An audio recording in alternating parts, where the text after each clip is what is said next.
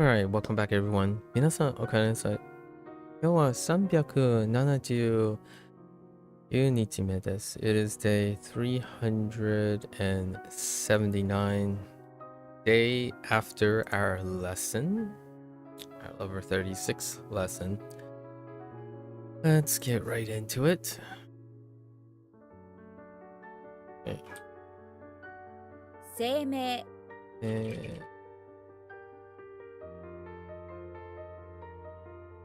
書く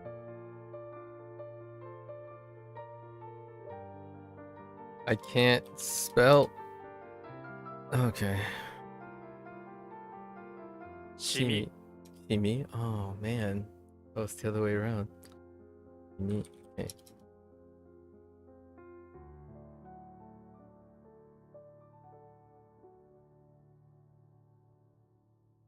Misa.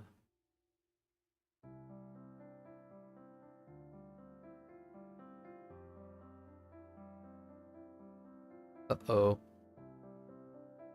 Cast. That's something.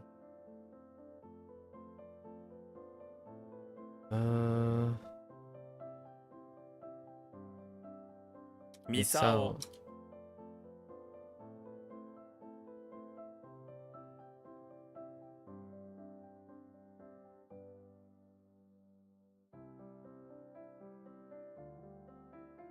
継ぐ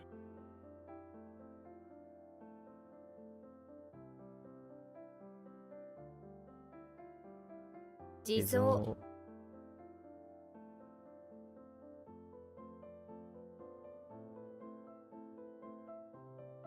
蔵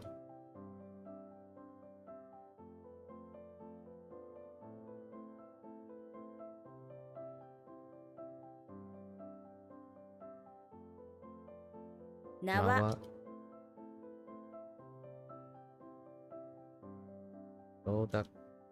What? 承諾 Okay. Must have been a typo there somewhere.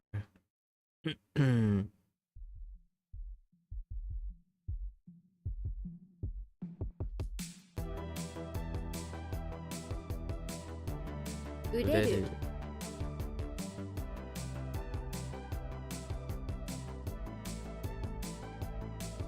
興味がない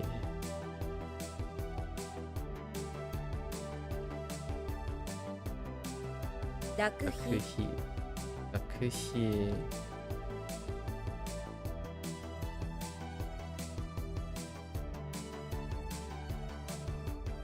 like consent or reject, yes or no. What is the word that they used? Consent or refusal. I mean, same difference. なら Not a 同盟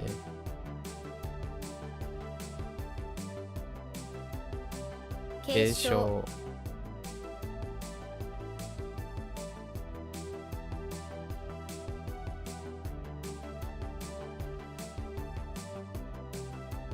信頼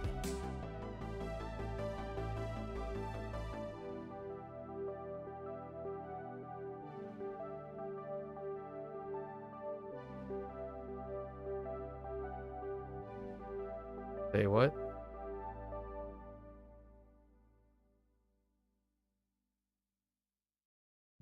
Maybe you want to type. Uh-oh.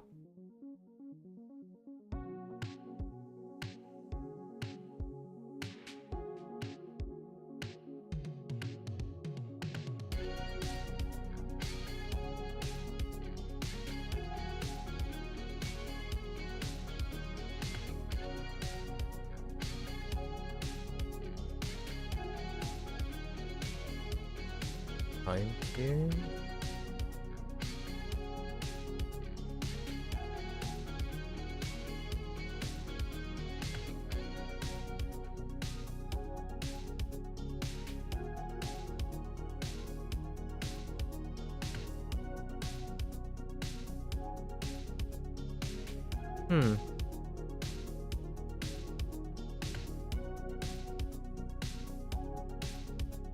No, that's not it.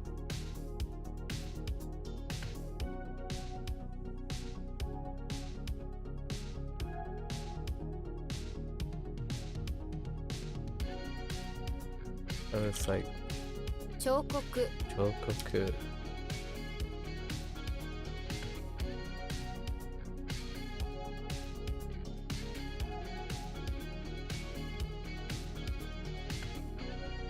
What's that?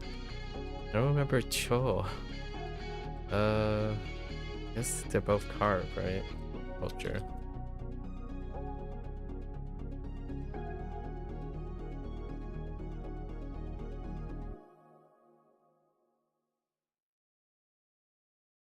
Got 測る it.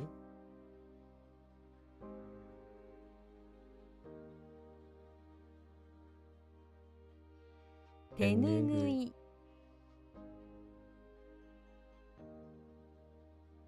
Uh,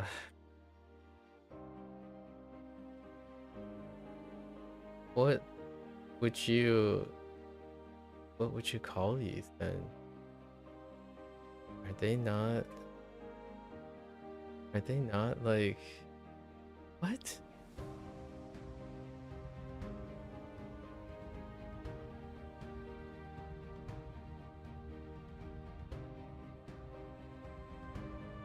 Guess not wipes, but hand towels, I suppose. Oh, okay.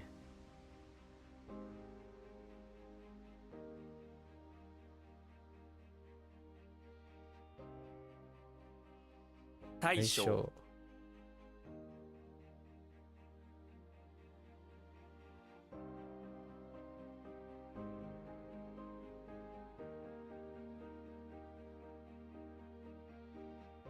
Mm, 医療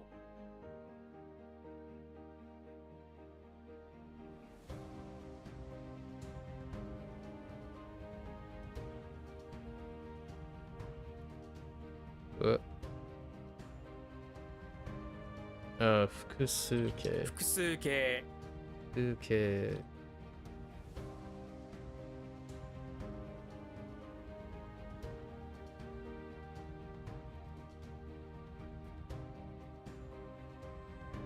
おじ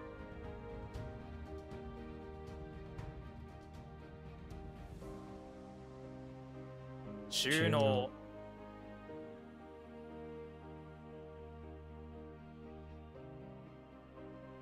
湧水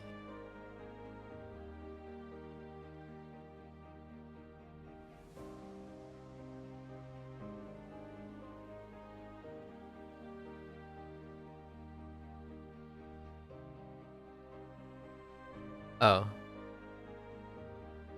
核実験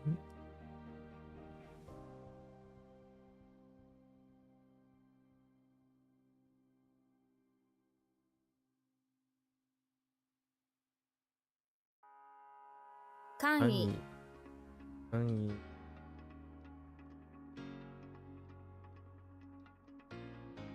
Oh, no. 貿易降参換気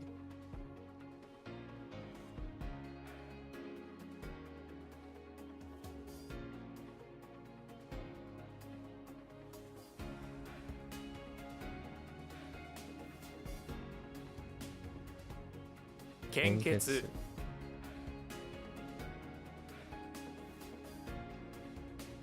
Oops. 群れる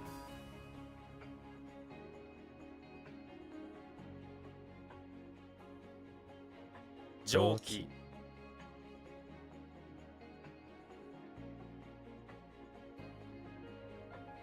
許諾許諾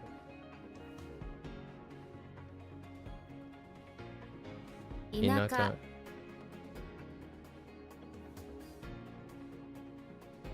未熟縄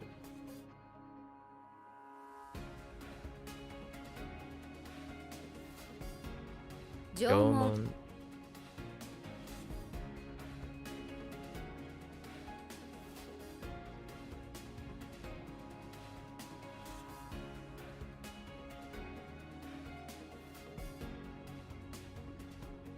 Uh,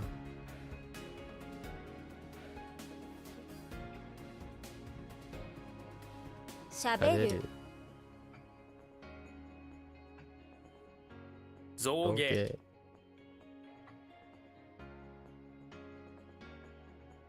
津波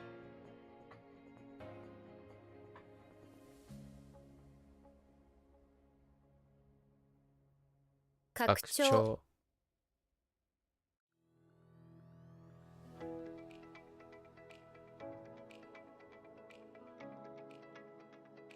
成成熟熟。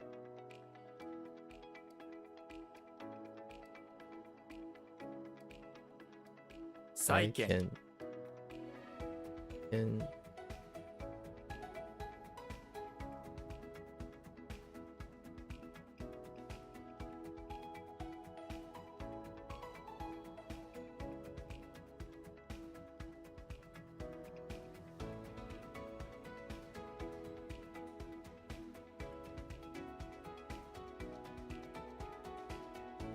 Oh boy. Uh.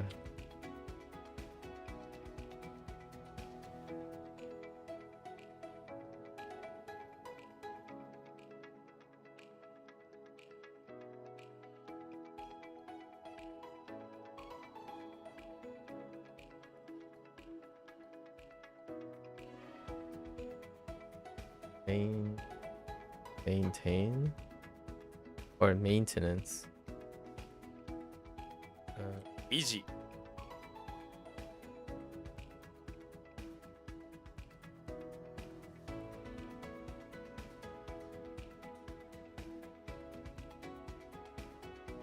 講義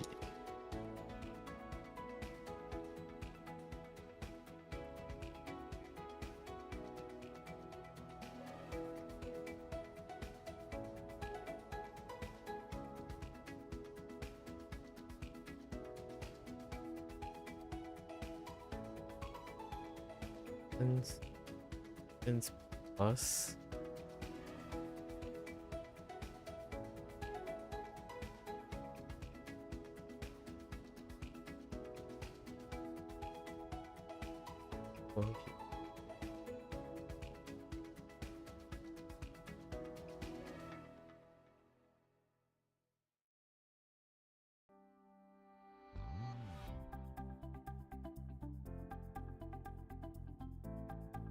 Construction.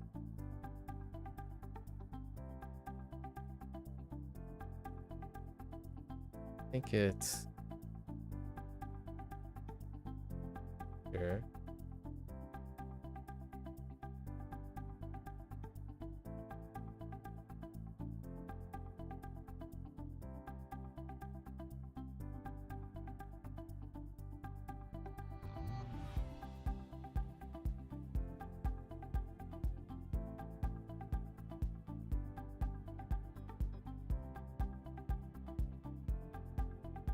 Gotta be back there. I don't see any of it. Okay. 変える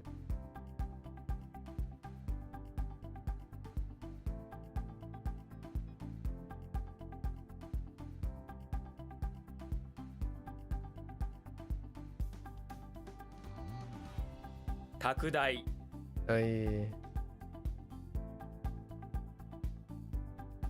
納入。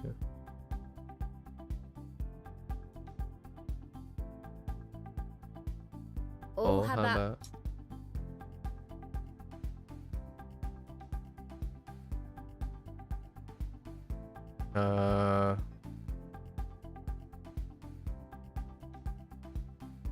Like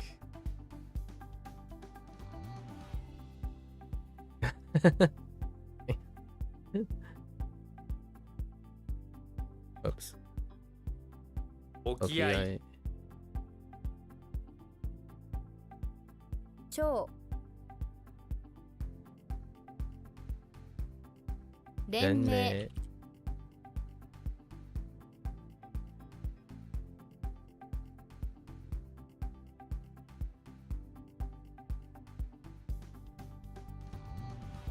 And not.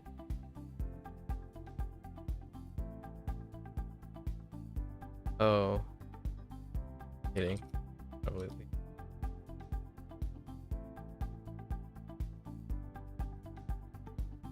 Oops. What? Oh. 操作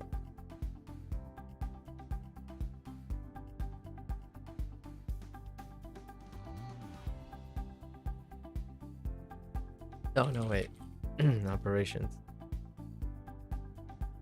バカ Baka.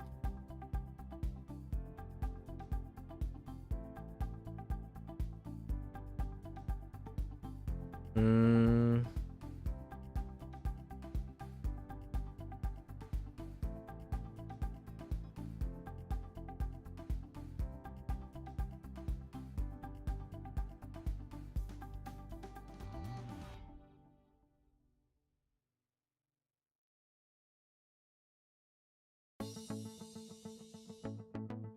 Kantan. 冷蔵庫。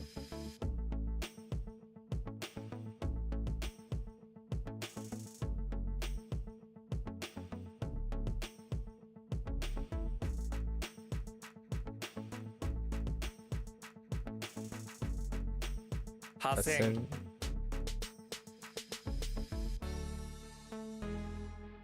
将軍。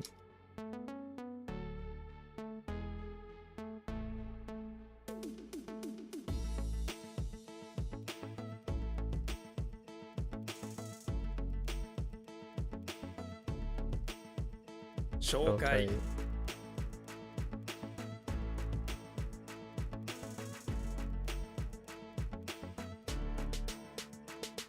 摘発する。摘発する。Oh, no.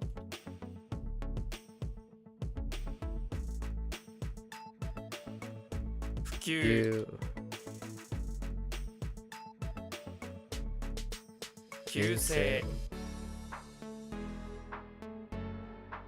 モノマネ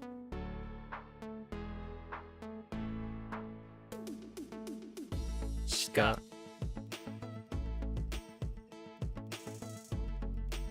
指摘。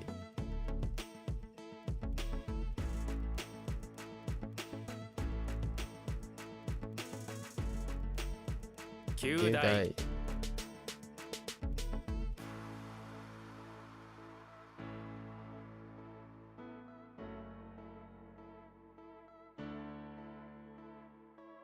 神奈川県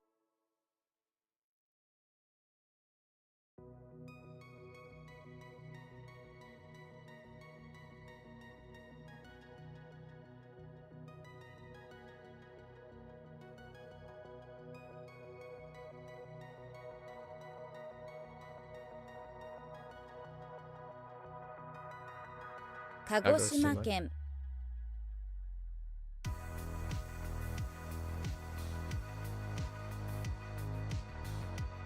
鮭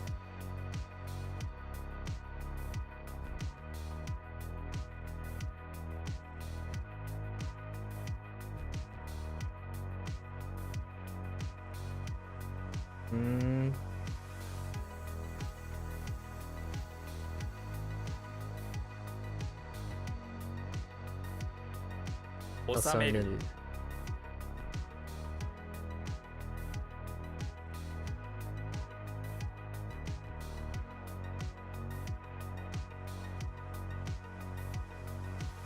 踏む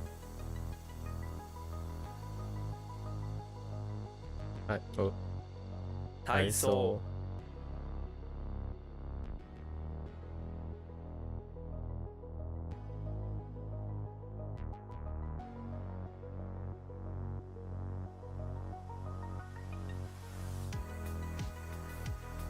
治治療。 療。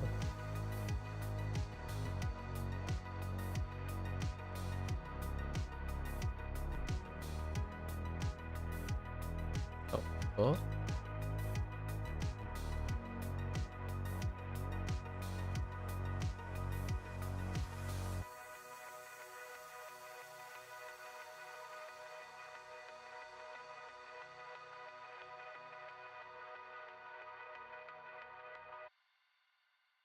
Hmm. Ultrasonic wave? What? Oh. なんか、超音波。超音波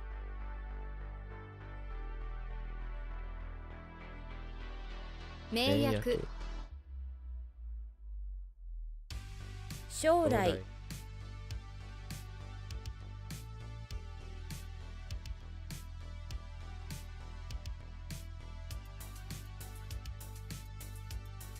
依頼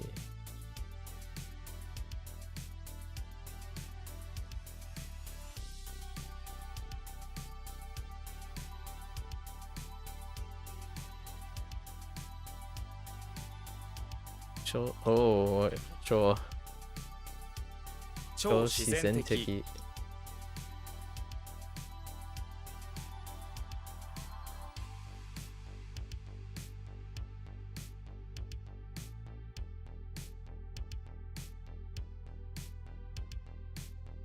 Oops. 献金。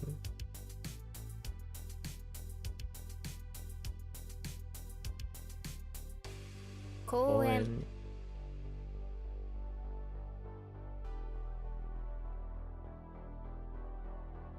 枠。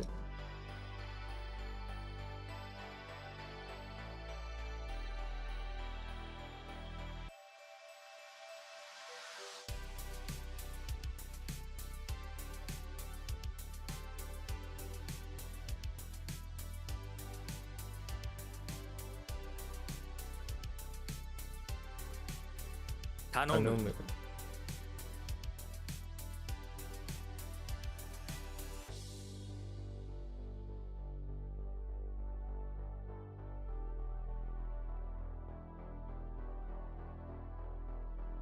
Oh, is that to be trusted?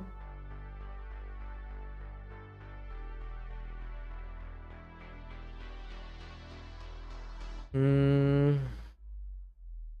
操る。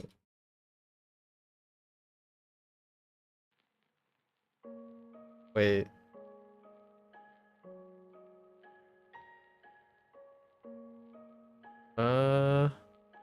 Doesn't seem right.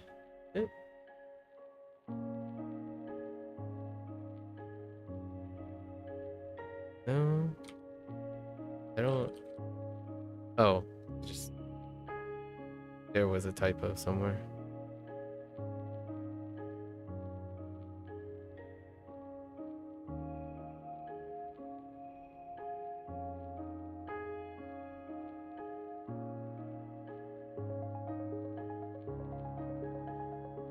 Oyobu.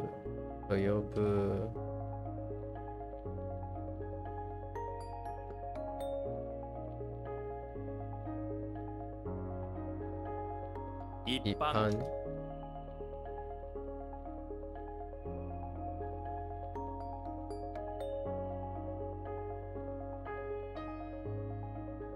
熟語。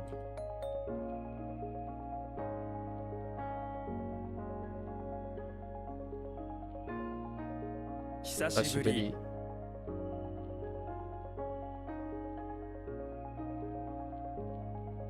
炒める。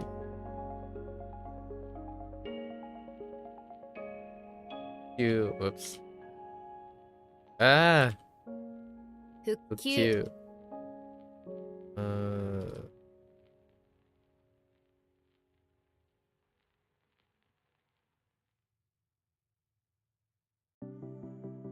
弊社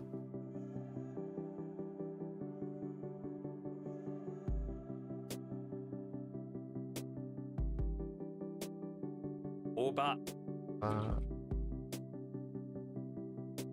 また幅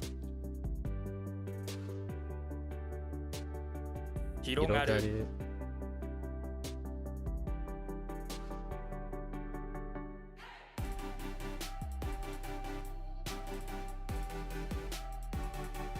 核兵器。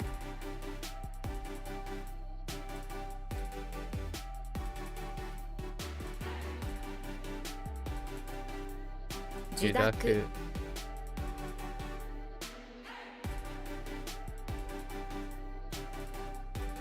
変換変換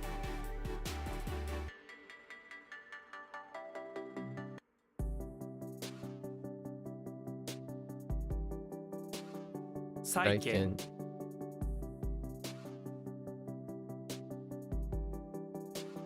依存依存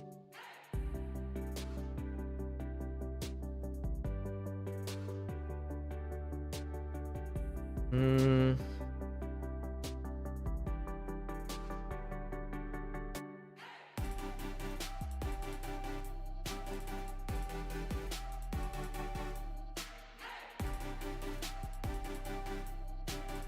sharing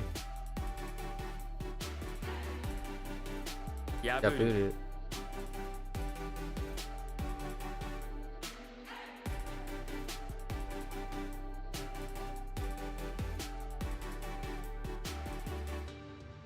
牙牙あ牙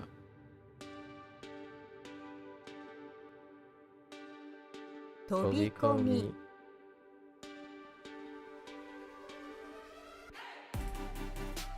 国国際際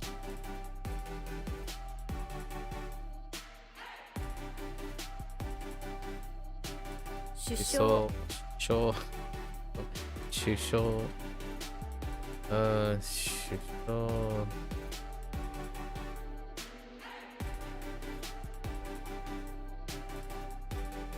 維維新新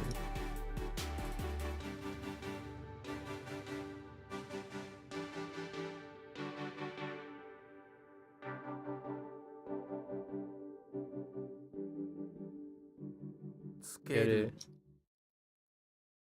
けるつける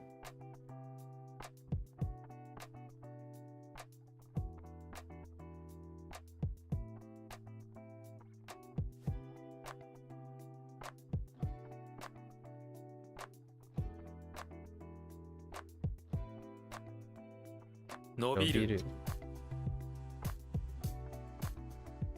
or I guess to grow longer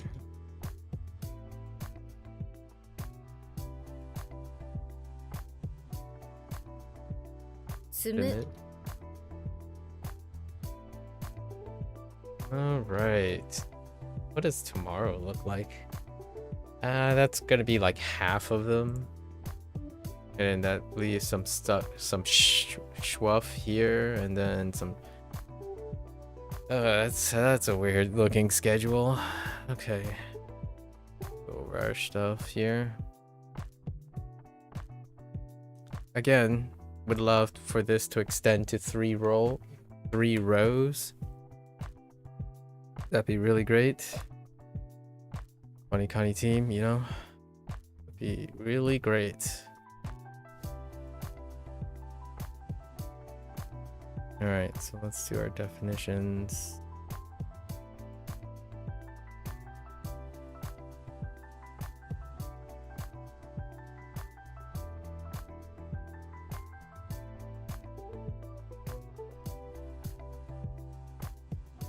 Leaves behind.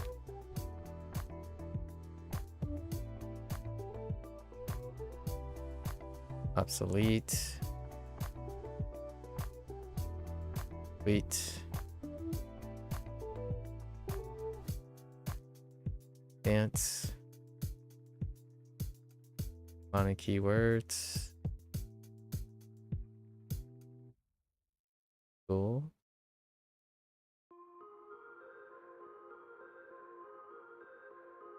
Haiku.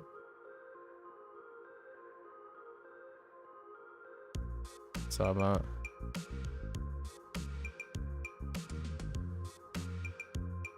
Cool. Alright. Meats and definition. Sake. Ita. Oh, sake, salmon, ita. Fry. Oh, uncle, aunt. You, formal. Former. Sorry, English mix up. Say surname. Oops. Tactical. Full. Trade. Shoal. Commander. May. Alliance. Eat. Leave behind. No. Stretch. Tie. Depth. You. Well up. You. Reach. Nada.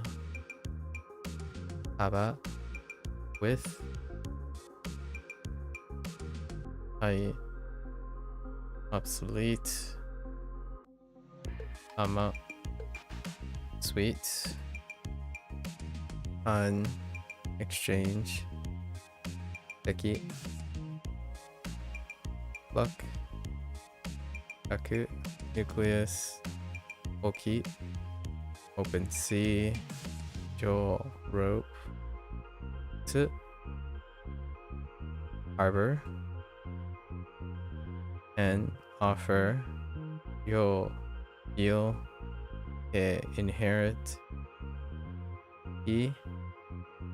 Maintain. Oop. Oh, no. Yes. No. Wait. Yes. Oh, no. Let's boot. Dance. E. Feed. Still don't remember what I used this for. Is there something missing for this? Huh. I just don't remember what this is for. Like a vocabulary word.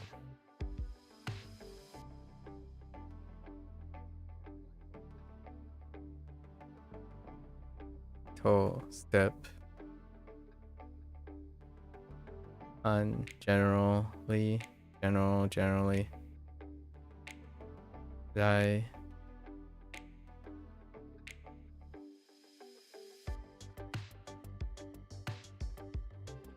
Trust.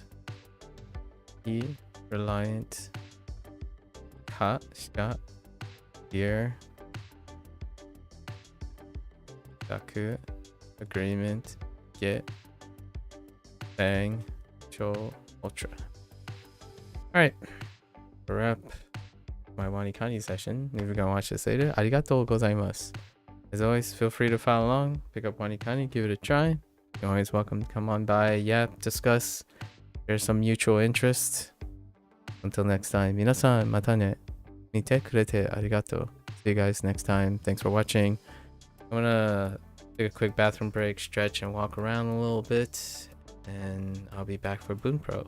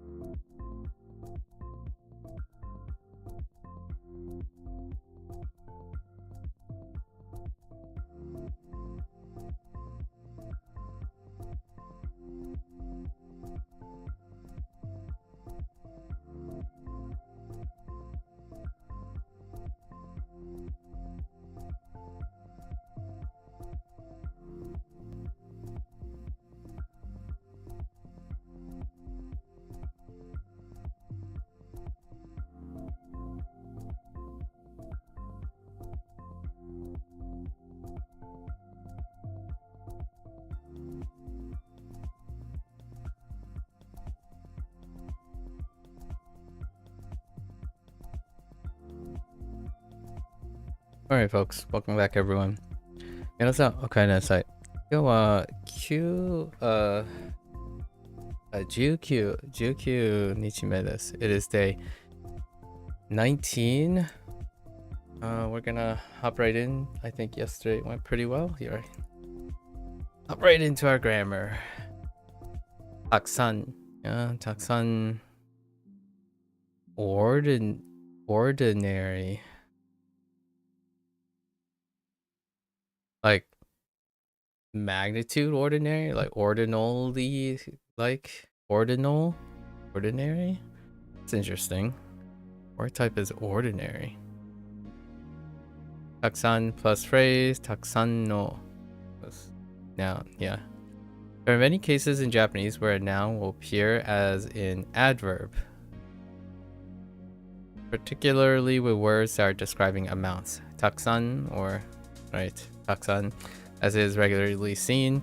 That's kind of funny. That is what's regularly seen, and yeah, associated with the kana is one of these words. Taksan means a lot or many in Japanese and can be used before a phrase or directly before a noun when separated via no. Right. たくさん食べてよ。 That's a verb, right? この島にはたくさんの猫がいます。 That's a noun, neko. Caution, taksan may be used before a noun without also using no. However, in this case, it will feel more like taksan is describing the whole phrase rather than just the noun it is in front of. If you strongly want to highlight the noun, using no would be best. 店の前にたくさん人が集まっている。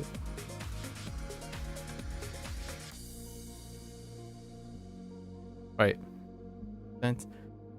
店の前にたくさんの人が、集まっている。And there's just a lot of people and gathering in front of in front of that store. So there's a lot of people versus a lot of people gathering in front of that store, right? In these examples, the only difference is that the sentence with no feels like the speaker is putting extra emphasis on, the people rather than the gathering that is happening. Yep.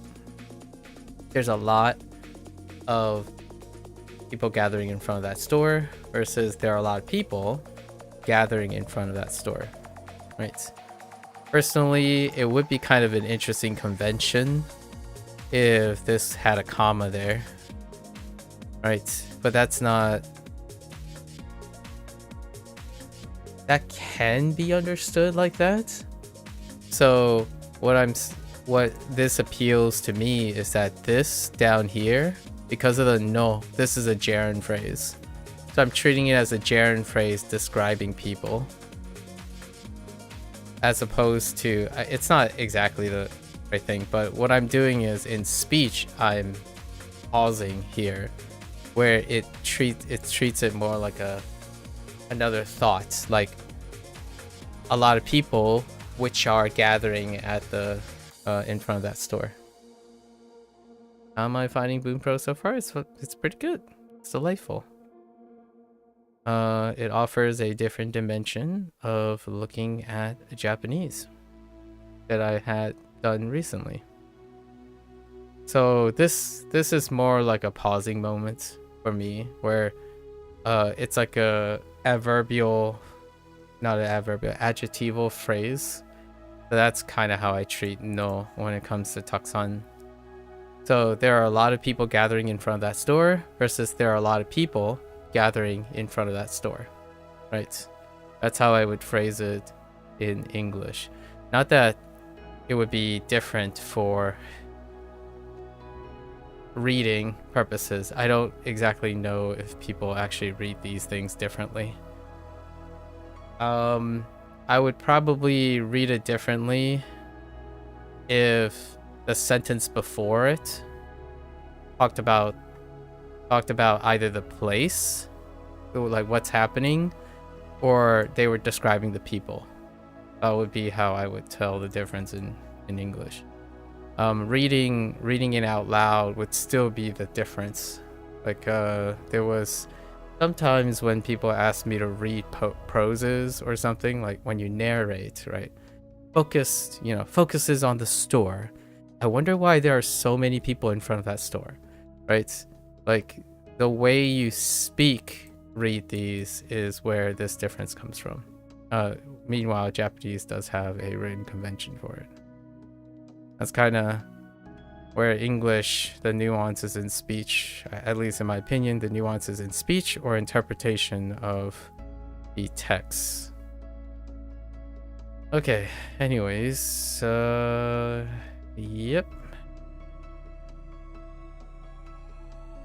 Do you use Bunpro, Jaco?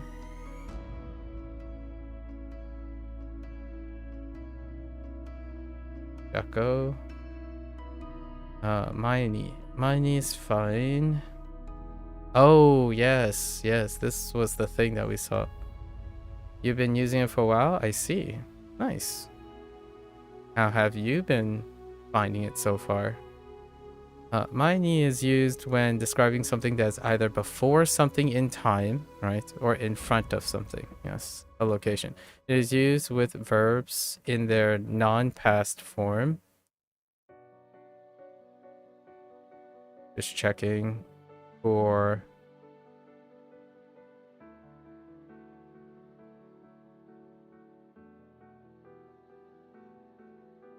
Okay. Alright. Or nouns. When used with nouns, no is required before mine. Now, they said non-past form. It doesn't necessarily mean... See, the examples that they give do not show outside of the dictionary form. So, there are more than one non-past form. And there isn't a note about it, so we'll just pick it for that. It's good. You're using it as your main grammar source, and you're about 50% through end grammar. Nice. Nice. Oh, there, Drama. Are you still in Japan, Drama? Are you in Tokyo right now? You returned back to Tokyo, right?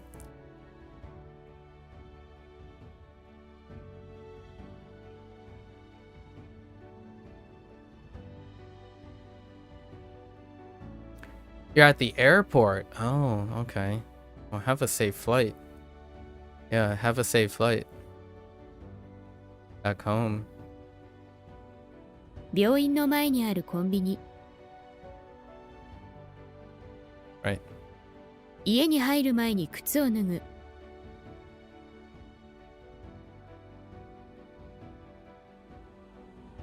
Departures in 1.5 hours. I see. Another similar construction to mine is temaini. Interesting. Mine can be used for something that is in front of any location. However, temaini may only be used when things in front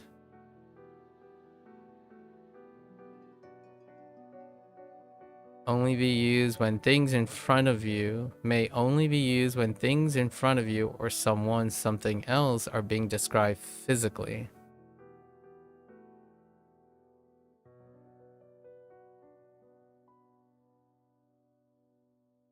I see.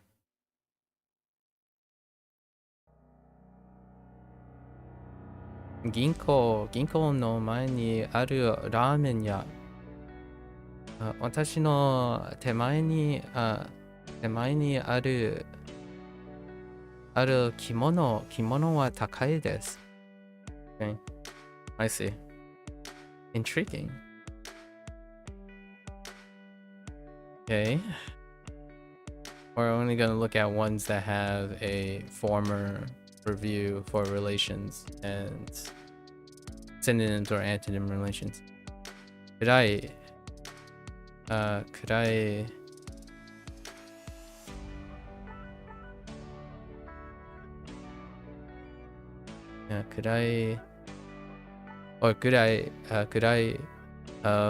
for counters, that's fine, or accounting an amount counter, more common in spoken language, has several different uses in Japanese, but it is often translated as about or approximately. It comes from the kanji. Oh, interesting.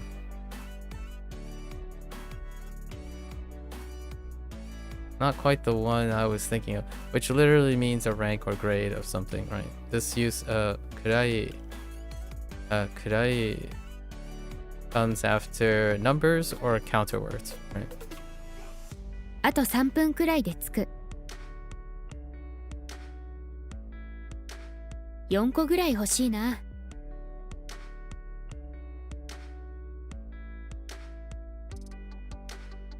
They're probably gonna say something about it. We'll see. どのくらいで着きますか？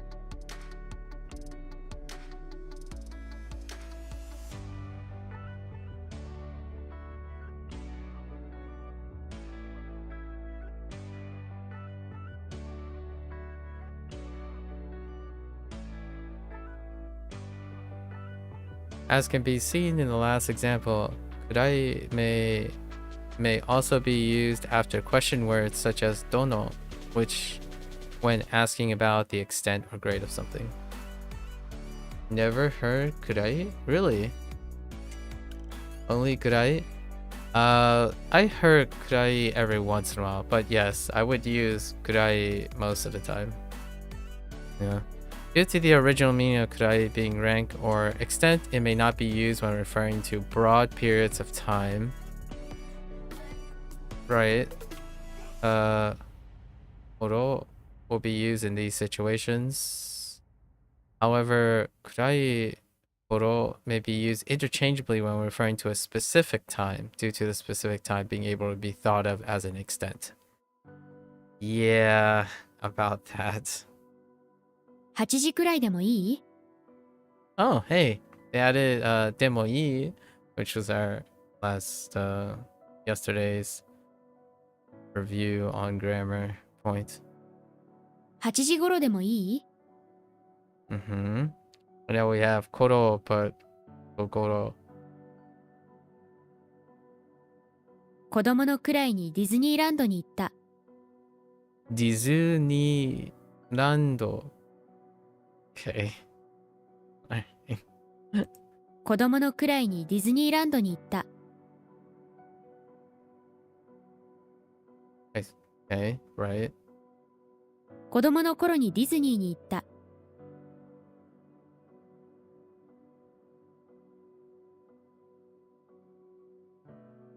Okay, I see.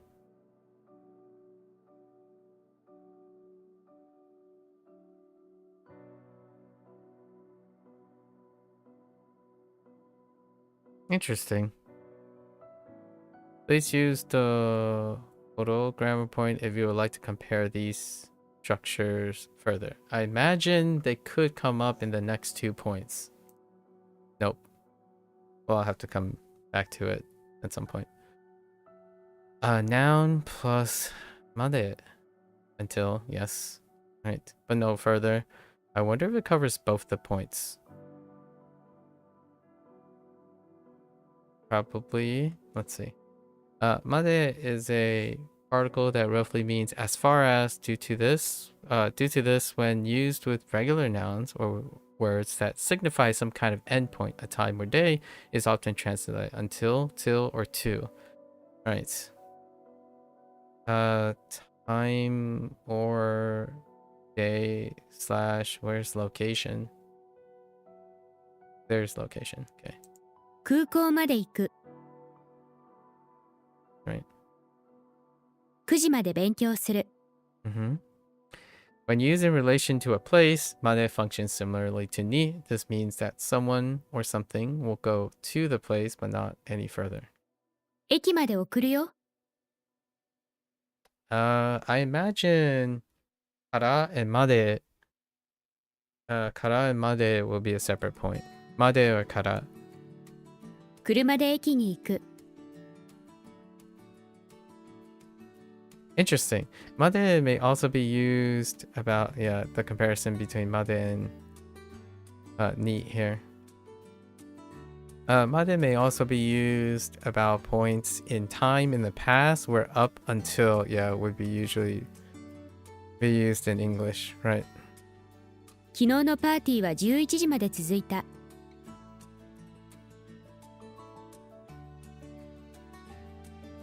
Interesting. Zuida. I haven't, since learning the vocabulary, right, haven't really used continued or advancing. Okay. I think we're okay with this one. Hang on. Let me make sure. Okay. Uh-huh. Uh-huh. Okay. I haven't been very diligent the last couple of days when keeping track of all my thoughts. Oh, until something happens? I see. Until the thing before it happens. Adverbial. Made is a particle that roughly means as far as a or until the point of a. When used with verbs, it is often translated as until a happens. Right? So, because made means as far as until the point of, it cannot be used with verbs in past tense. Makes sense? As would usually be the case in English. As would usually be the, yes. Due to this, past tense will be made clear by the context of the story or verbs that come later in the sentence.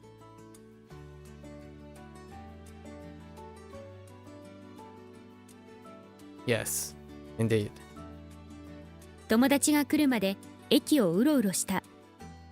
うろうろ。Oh. Wonder. うろうろした。or うろうろする。うろうろする。Okay. Until my... Right. した gives the whole sentence the meaning of past tense. Yeah. 携帯は壊れるまで使います。Present. When used with the place... When used with the place... Made functions similar to ni, right? This means that someone or something will go to the place but not go any further. Caution. To get a better idea of made is used in relation to the past, let's have a look at another example and how it would translate in English. Okay. 授業が始まるまで先生が来なくた。来なくた。Wait, 来なかった。来なかった。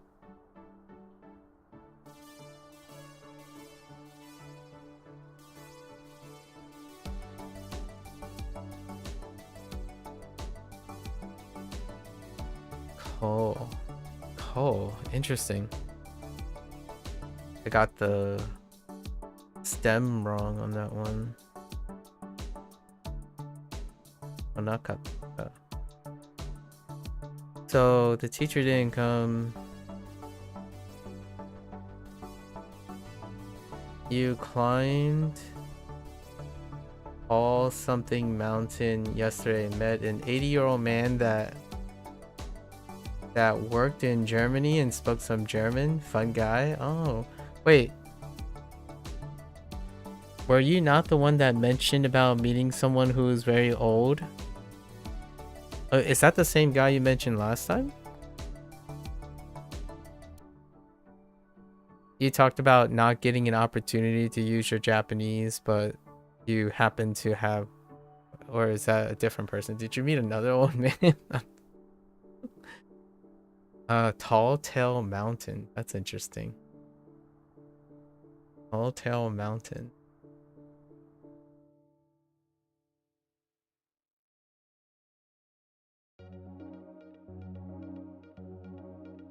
You met another...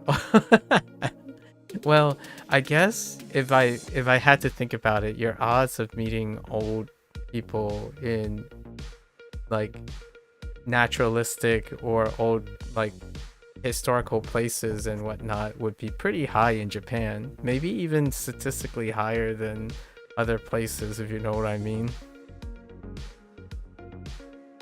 Given the age profile. It's kind of funny. Here we can see that the English sentence will say, you actually used your Japanese quite a lot. Very nice, very nice. Sugoi ne. Or Sugoi daro. I'm kidding. I'll calm down now. Here we can see that the English sentence will say started, but hajimaru, start, non-past tense is required in Japanese. However, later in the sentence, konakatta is used. In this way, the overall meaning stays the same while being slightly different to what an English native would expect. Let me see if I would expect it differently. I'm trying to see what they're illustrating here.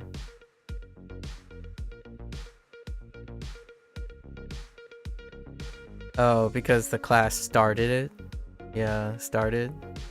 Until the class started.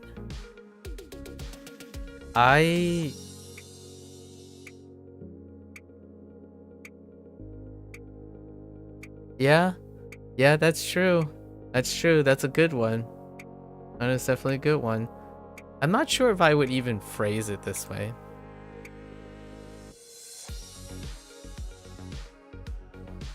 Like, I'm not even sure if I would say this.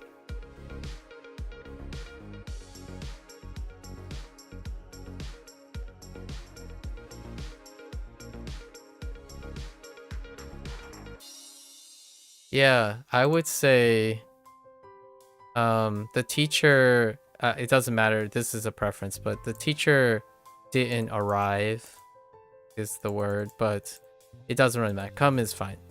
The teacher didn't arrive before the class starts. I guess you could write started as well, before the class started. But until it's fair enough. I after reading this, I'm like, oh yeah, that's a good point. Until the class started, as opposed to until the class starts. It's a fairly interesting point. Haven't thought of it that way. Intriguing. Alright, that's our last grammar point for the day. I see. Okay. たくさんありますから食べてください。食べてください。食べてください。Stent. How can the class start without the teacher? I know, right? It makes, like, after reading that grammar, it makes the English sound weird.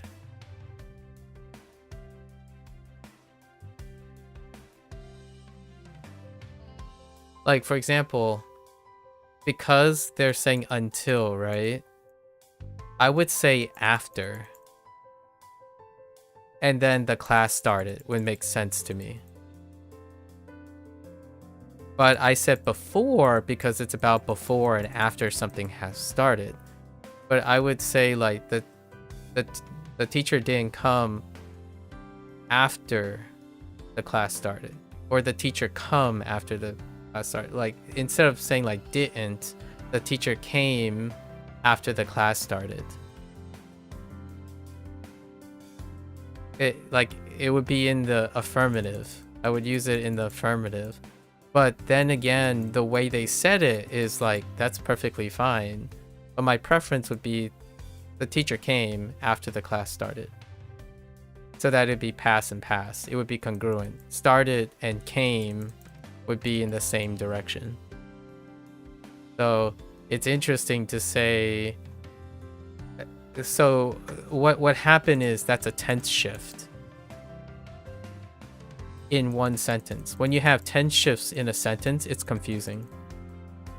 Like, it's one of the old usage rules.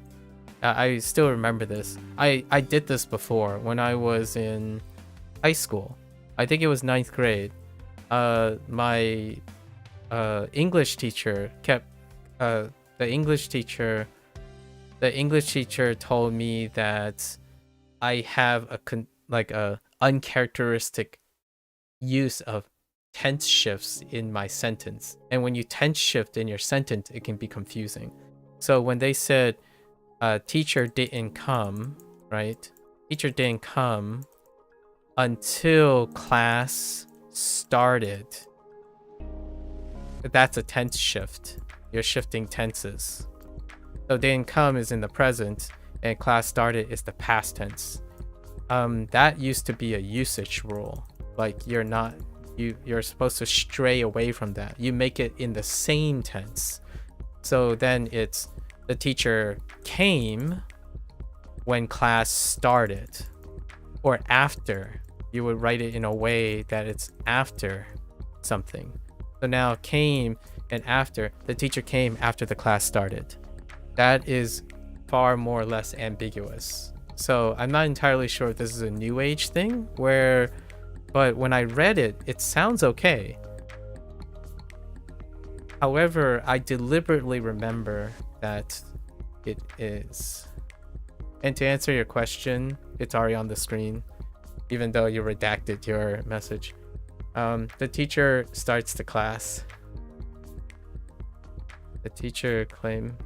Wait, what do you mean by the starts the class? I mean, of course the teacher starts class, right? And anyways, I think tense shifts are weird still in English, so I don't know how often I don't actually know how often people, the YouTube emojis are whack. No, you're whack. 食べる前にいただきますという Indeed. So.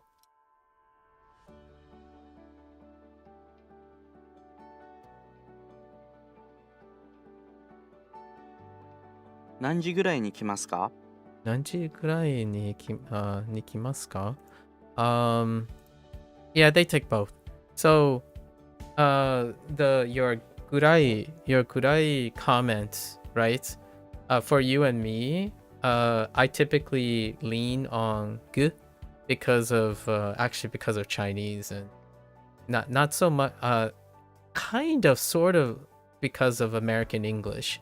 Something that has a ng like a gu is more nicer than something that's sharper. Like kurai are very close, but often it's a softer sound that the English. It's kind of like saying little versus little. Like you usually prefer the d over the t, like t versus d, right? So in happenstance, when this was way back in Duolingo, right? Like whenever you get more commentary from people thinking that they know quite a lot when you see someone using Duolingo. And one of the first comments someone said about kurai was the kurai being rare moment, but it's both. And then there was another comment about pitch accent where someone said like kurai, and the reason one of the kurai is that kurai can also mean dark, right? And then they made an argument that kurai versus kurai, right, is the distinction. I still remember who said it, I think. Is that person around anymore? I'm not sure if that person's around anymore. That happened.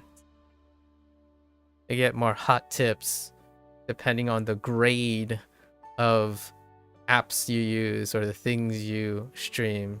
It's pretty yesterday I made this comment about how people assume nowadays in English when they talk about how they feel and what they're going to feel, they always talk in indicative. The distinction is context anyways. Yeah, the distinction is context anyway. Yeah. most of the, you can make an argument that the distinction for most pitch accent things are also context anyways. In fact, in English, nearly all the funny things about syllables and vowels is still context dependent as well, because you can't get vowels mixed up with vowels if it's set in context. Despite it sounding incredibly weird. Imagine going around saying vowels to everyone. Like, while you're learning a language, you keep pronouncing vowels over vowels. And you can make it as subtle. I was being exaggerated so that it can be appreciated as a joke. But vowels versus vowels. So vowels, right? It's not as exaggerated as you can think, right? English, the fun syllable thing is because since it's stressed and higher volume and the cadence changes, it sounds very distinct. But when you're speaking and you make subtle syllabic like stress differences, it can be picked up by like a native speaker, for example, but it wouldn't be necessarily heard without being next to the person. Like for example, distinction versus distinction, right? Distinction versus distinction. You can't really hear it as well unless you're accustomed to hearing it, right? And doing it. Distinction versus distinction, right? It still sounds like distinction, but which is it? Distinction, right? That's Japanese pitch accent applied to English. So context versus context, context versus context. You still get away with it, right? Anyway versus anyway. Still anyway. If you can't hear the difference, then welcome to Japanese pitch accent, I suppose. I simply remove the volume. I remove the volume change from the English, and then it gets closer together. So anyway versus anyway, right? Alright, どのまで行く？どこまで行く？どこまで行く？ Every way versus every way, right? Every way versus every way. Every way. Whoa, I'm starting to say way like ray, every ray. Then you have things like sophistication, right? Sophistication. Or sophistication versus sophistication. Like when like the syllables get longer, you might actually end up doing like 2 ups and 2 downs. So like every we need like 4 syllables. Like for example, what's a good one? Particle is 3. I was gonna say maybe like in. No, that's 3. What's a 4-syllable word? Usually English picks the... So when you have a 4-syllable word, English only picks 1 stress. So it's usually in the 2 in between. So it's either here or here. But if you end up choosing the first one, like atamadaka, for example, atamadaka would be on 1.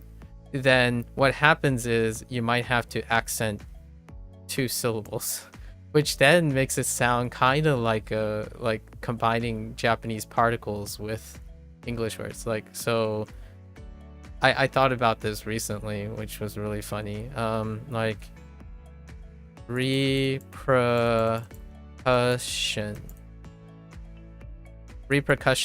So repercussion. So right, repercussion.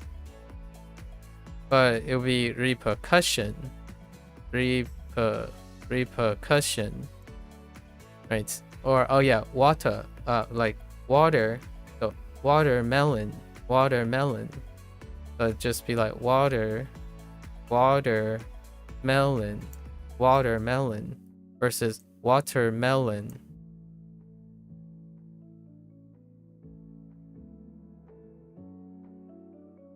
So only one stress. But then you kind of get into the whole pitch accent thing where, like, for example, sega takai, right? Sega takai. Oops. Wait. Right. Sega takai, which is tall.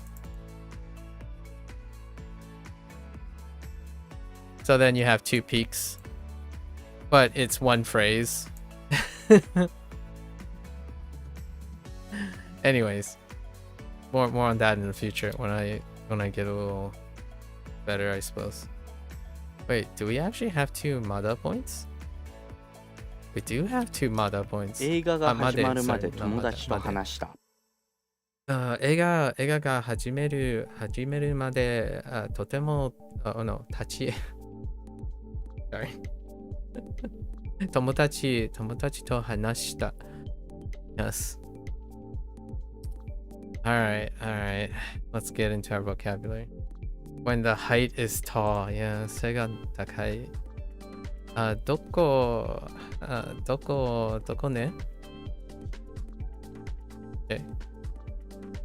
どの Yeah, we got all the grammar points for these, so that's kind of on top of each other as well. Kuni. Kuni? Actually, Kuni. Kuni. Otaka. Kuni.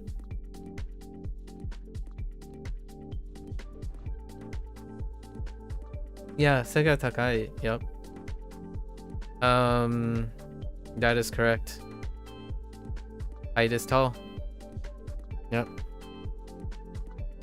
How would you say why in Japanese? Naze. Casually? I don't know. I just say naze. Is naze casually when you just say naze?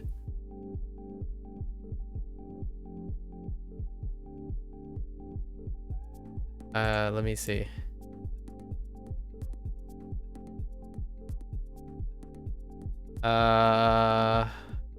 Adverbial.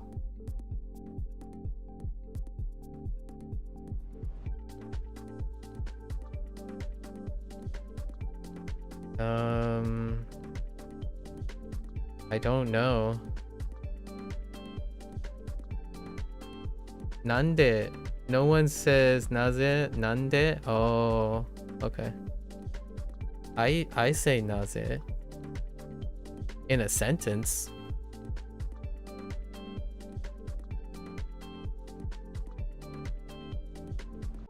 Like, for example, like naze nara, like because the reason is どうして because when you're explaining something.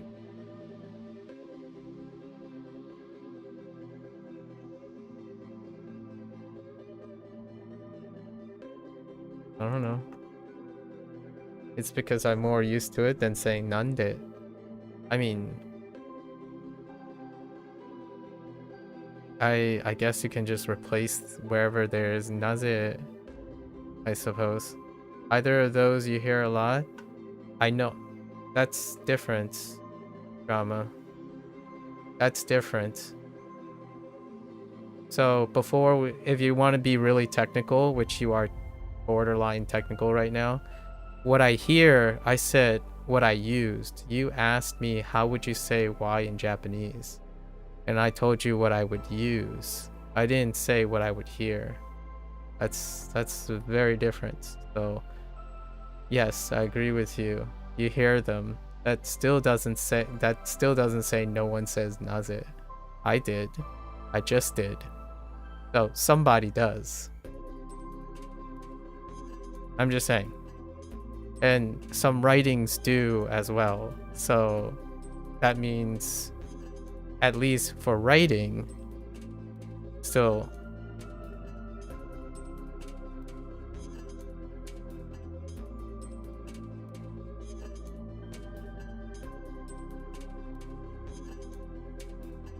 Let's see.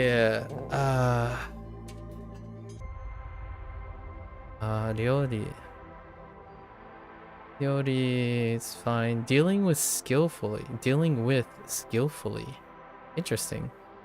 Handling well, managing. Huh.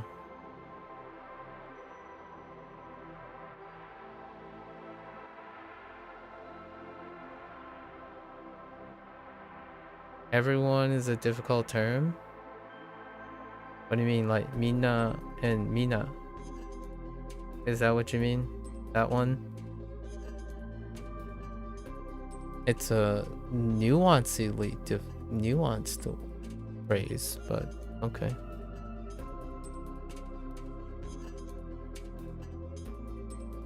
Unless you mean something else. Oh, there's more.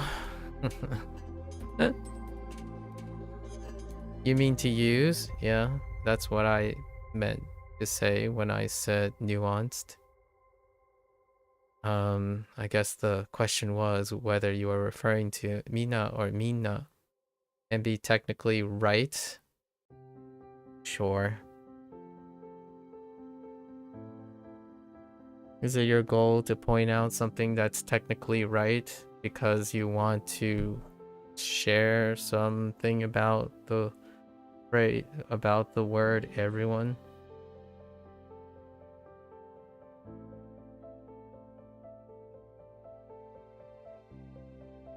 More. Let's see. Already yet by now, right? Furthermore, again, another.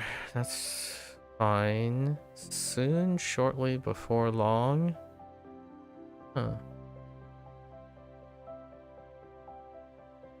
And then we have the negative, right? Because context, either negative or positive. Jeez. Yes, more.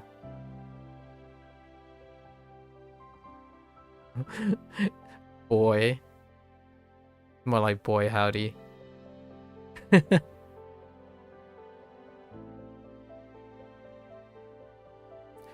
I'm gonna get ahead of you. I'm gonna get ahead of you drama on the whole thing.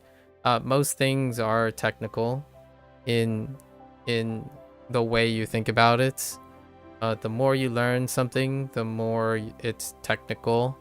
And saying that things are difficult, I don't empathize with you. But you can continue to say things that are technical or right. And when you say those things, I will probably technically correct you at every corner because they are technical and most things are technical. So like if you're thinking like English is not technical, for example, we could get as technical as we want in English. The more things you learn about something, the farther and farther and the more technical it becomes. So whether everyone is a difficult term, it's a difficult term when the technicalities are unknown to you or unused, right? So I would agree with you that everyone is a difficult term, provided that you believe it is technical and difficult. I'm not agreeing with you or empathizing with you on your statements on whether it is a technical term, which in English would suggest that is generally a difficult term. I disagree with you because now you're using English technically as a generalization. Like that everyone may be a difficult term would be what I would technically use in English, just as technical as you are with Japanese, right? If I had to sound like you, like I'm trying to meet your energy here. Is a very technical helping verb in English, and it's often used indicatively to generalize something. And generally, it's technically not correct either.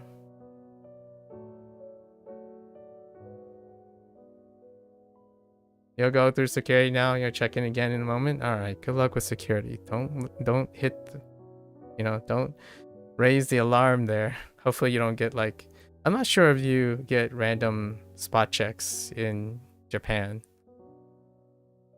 I'm thinking more like the US TSA, but anyways, good luck. And doshite. Oh, there's doshite. Speaking of coincidences.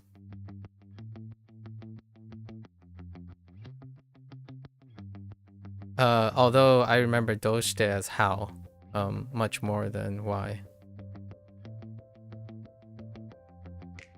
Oh, in what way, by what means, why, for what reason, for what purpose, what for, cannot, possibly. Huh. True. True. No way. Yes. That's... So these three are exactly what Mr. Anime Brain is thinking of, and my major use for doshite is how to do something in what way in writing. Anyways.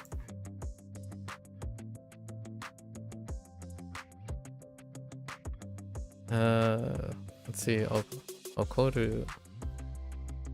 Oh man, I don't okoru too often. The skull, to tell someone off, usually in the passive. Okay.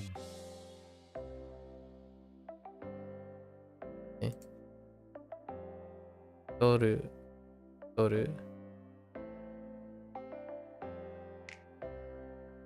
Stout. That's quite a euphemism. Stout.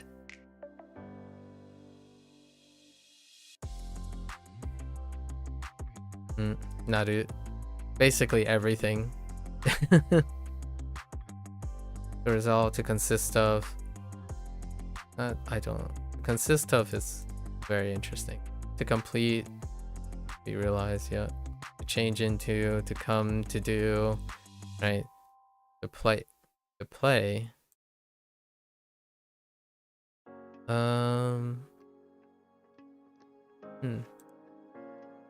To be used for. Oh, this was only used in shogi? I thought it might have been used to in some way in occupation as well. Huh. Alright.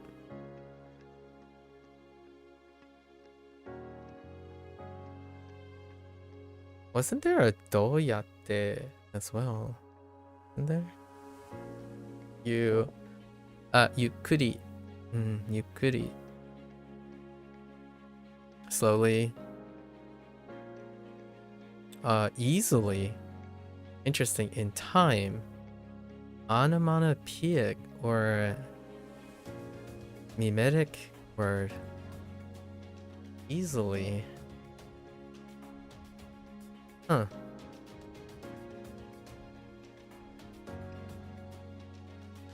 Also suru. Okay. These two are interesting. I'm not entirely sure if I remember instances. Yuki. Fair enough. Ski. Ski. Not ski, right? Ski. Right? Ofuro, why is this crossed over?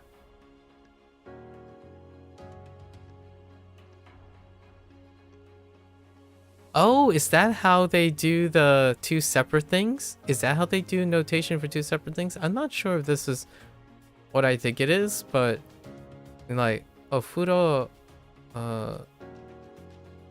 ni hairu. If that's really intentional, that's interesting. Because now it's showing the 3 levels, but this is used to. I don't think so. I think this is meant to be like underneath here, and then this is supposed to be up here. So ofuro ni hairu, right? But that would be clever. I mean, doing 3 levels. Usually I imagine them as 3 levels. So like, oh, right, this way. and then it would go up, but it could just stay at the same level and then drop down. You only have to get it to drop down. Interesting. I'm not sure if this is a typographical error because it kind of obstructs the kana thing. Ofuro ni hairu.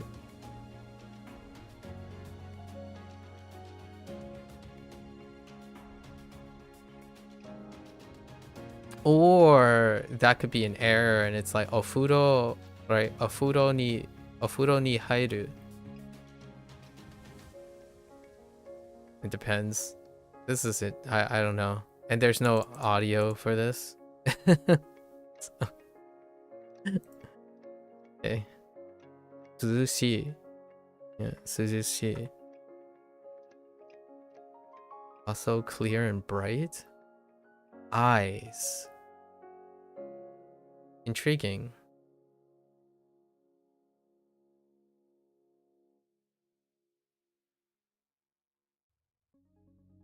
Composed is cool. Like being cool-headed or level-headed. Unruffled by concern. Like unruffled, unconcerned. Kaiki. Kaiki. Aki. Kaiki.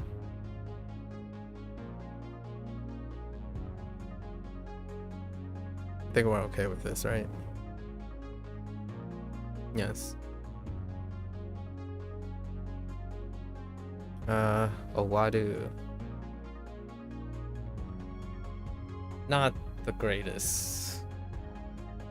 Owadu.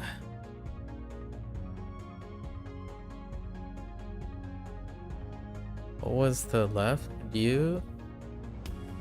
Onyomi do? Or is it shu?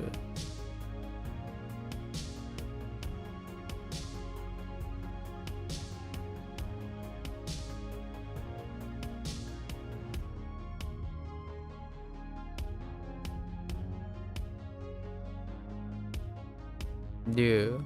Yeah, do. Okay. Now we're kind of doing the opposite since most like they combine based on N, like the curriculum, so N5. So now we get to do the reverse and ask ourselves what the onyomi is sometimes. This one would be a do.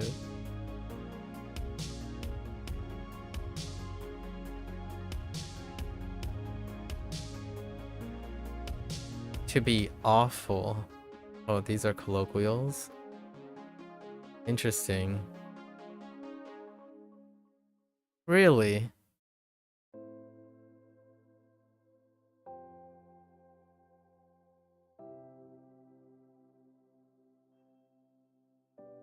Bangohan.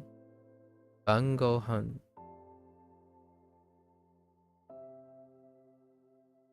Okay. Ha! Ha! Ha! Sorry. Alright. Support of a what? Of a get... What? Hang on. Get a mean. Japanese... Oh, those... Oh. Oh, those things. Oh. I didn't realize that was added to the dictionary already. Huh. I'm referring to the English dictionary.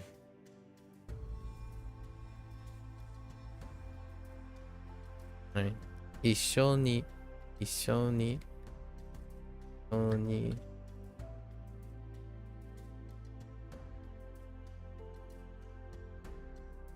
散歩 and good. Alrighty. Do we actually have どこ Doko に行きたい？ in this lesson group? あなたはどの色が好き？この国は小さい。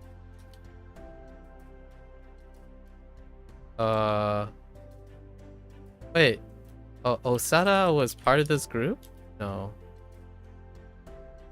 Wait, this dish is... Oh, この料理は美味しいです。 that's right. Thank you, English. もう仕事が終わったの？もう仕事が終わったの? Okay. They put in the other vocabulary where どうしてそれを知っているの？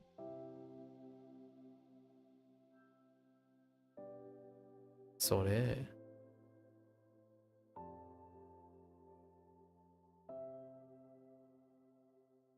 Oh, I'm thinking of どうやって actually. Pretty sure.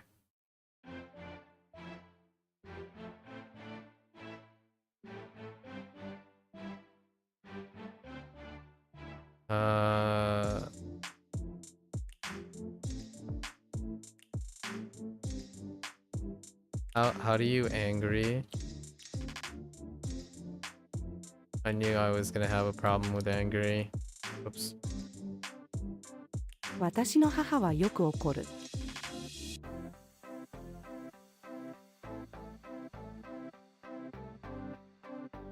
What was the onyomi for this? Do?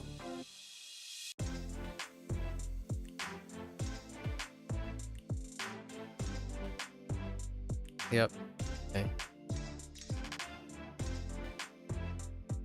私の犬は太っている。 That's kind of neat.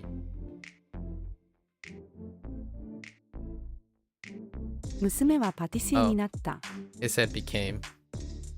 And it can only really be became. Well, yeah, in this case, yeah. But, yeah. Yeah.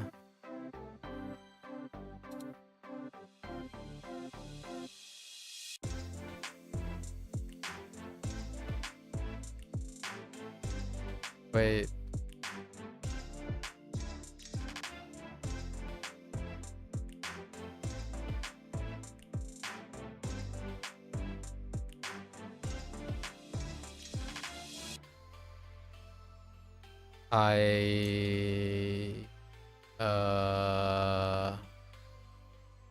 Uh-oh.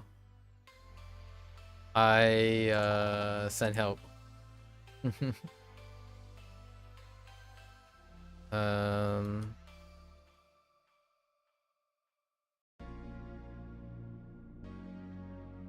Oops. ゆっくり歩く。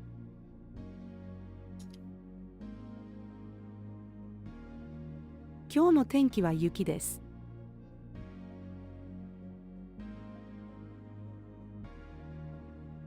冬休みにスキーをする。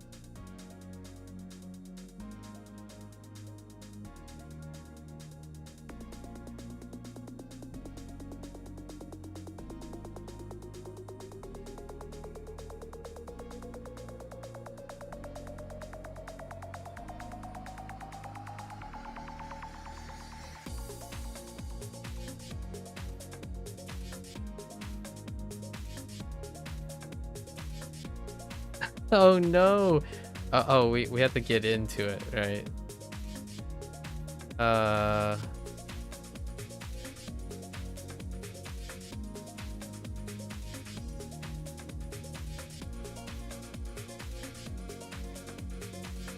Oh, have to get into it. 弟とお風呂に入る。 Gotta get in the bath. 今日は涼しいです。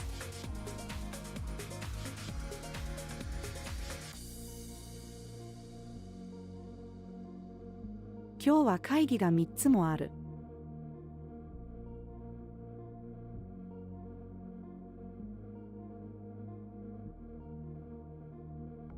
仕事が終わる。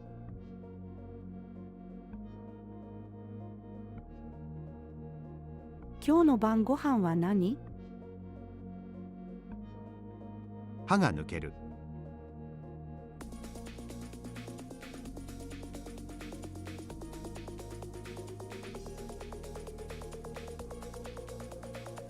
Oops. "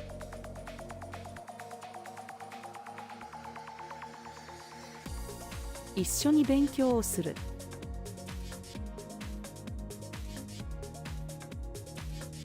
近所を散歩する。Okay. What are we looking at today? 169?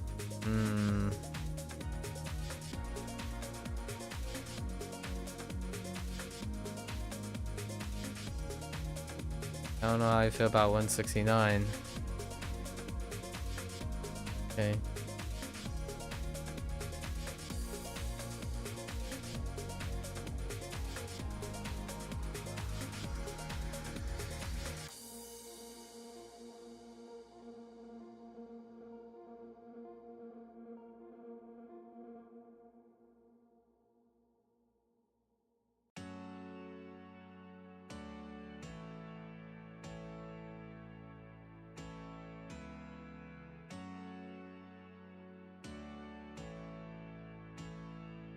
どのパソコンが好きですか?"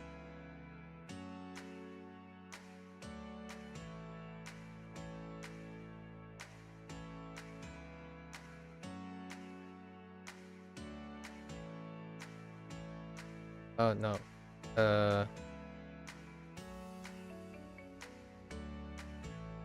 私だけ行きます。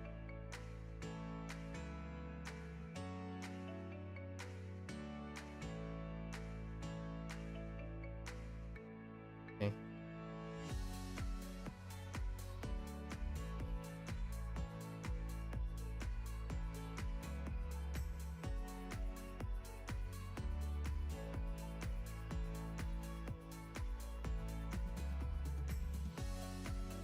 ひらがなとカタカナを覚えた」。ひらがなとカタカナを覚えました。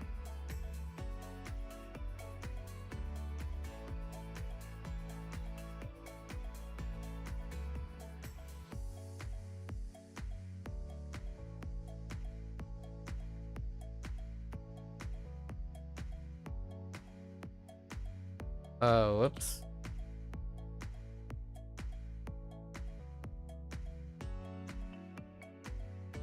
Once I finish is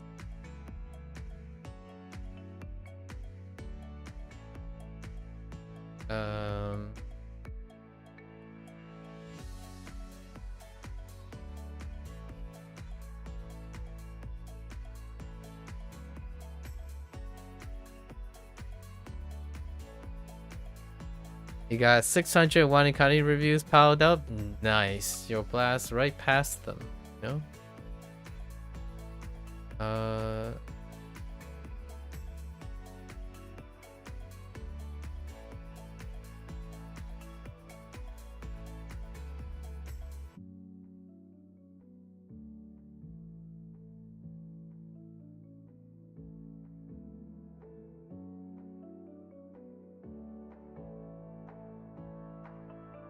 It's you take the Tay form, and then oh no, and then we have the Goldan. How do we go down this? Oh, I missed the de. So ite. Wait, emphatic? That not the emphatic? Wait. No. That's not right. Nde. Yonde. Hara. この本を読んでから返す。You got a whole 13 flight to do them? Oh, yeah. Yeah, true. Man, 13 hours? You'd be crushing out like thousands. Might as well go through everything. Obviously, enjoy yourself and do other things on a plane. I don't know what else you would be doing on a plane. Watching some movies, maybe.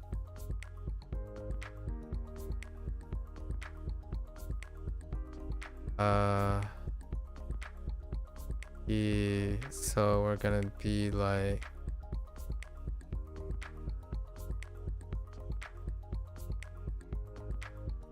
oh, 明日は9時に起きて朝ごはんを食べて買い物に行きます。 that's insisting that there's an order. Yeah. You downloaded the first season of JoJo? Look at this kid. What an edgelord.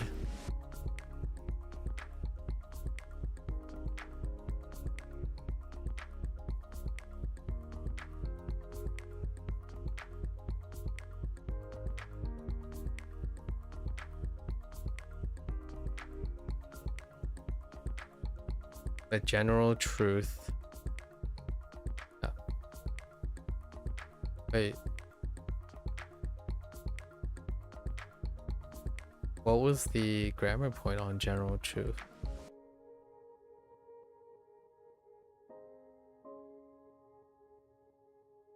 Vampire は血を飲む。Vampire は血を飲みます。 I don't actually know the note on general truth.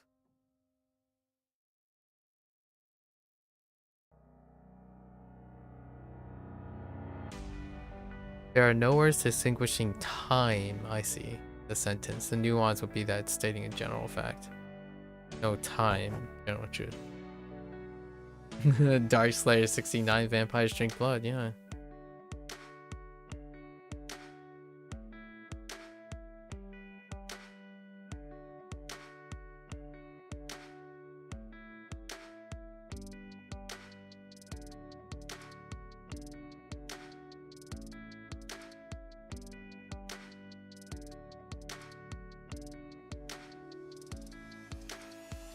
I'm curious when that comes into play. The general truth nuance. Hmm.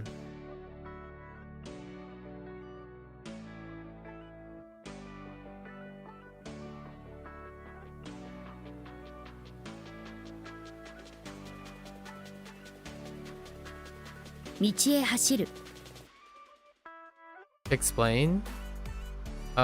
It's like when you said everyone, the term everyone is a difficult term. That's general truth. You didn't specify when it's a difficult term. You just generally said that, which is what I mean by technically in English it also has a nuance, and you can be counter-argued when you constantly use general truths. So someone could agree with you like everyone is a difficult term, and then some people can disagree with you that everyone is a difficult term because you're saying it as a general truth.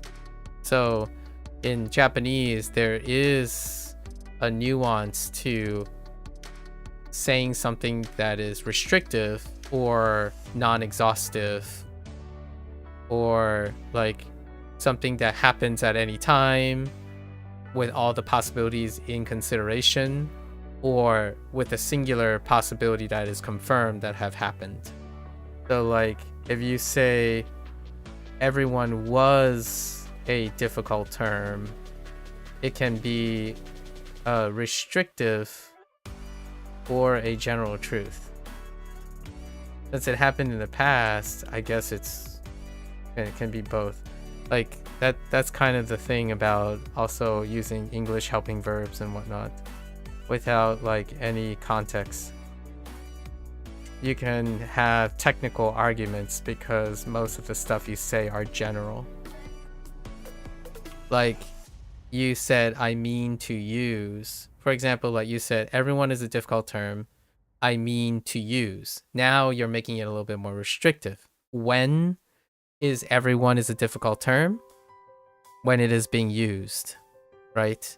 So now it's less general. It's a less general truth because you qualified it by saying, oh, during the times of when it's being used. But since you say to use, that's a general truth too, because you didn't explain how it is used. So the inference is everyone, you know, mina or minasan is a difficult term to use in Japanese for an English speaker who is learning Japanese. Then you're qualifying it so it's no longer a general truth. It becomes more specialized, conditional. So English requires conditionals too. In Japanese, there's like, it's inferred that it's always general before it's specific. In English, when you're using the indicative form in common chat, in colloquial, it's actually kind of, to me, most people infer it as a conditional truth. So they don't consider all the possibilities before saying it. And then when they defend it, they assume all those specific conditions already exist. It's kind of like saying desho, ne versus ka.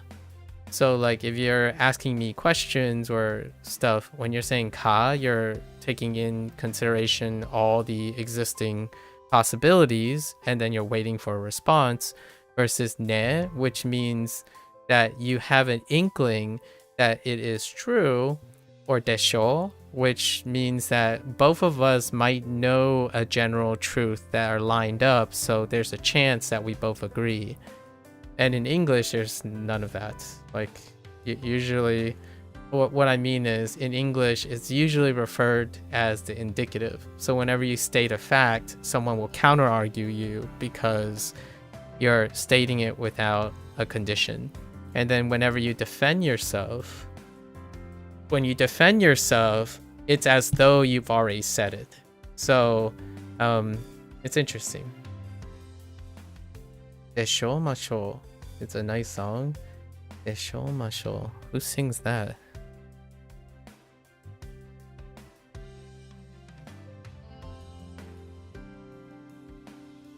I don't recognize that song off that topic. It's a good point. It's a super interesting point that has a cultural relevance. I talked about this at length the other day when they talked about possibilities.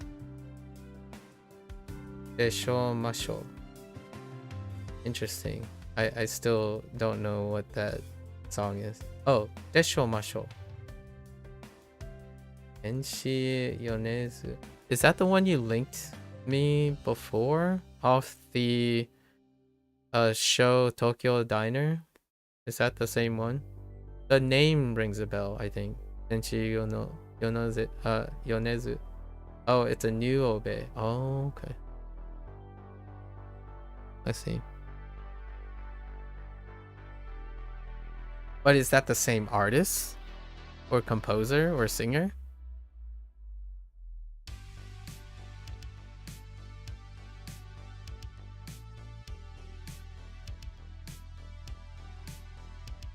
Or do you mean it's a new artist entirely and not a new song?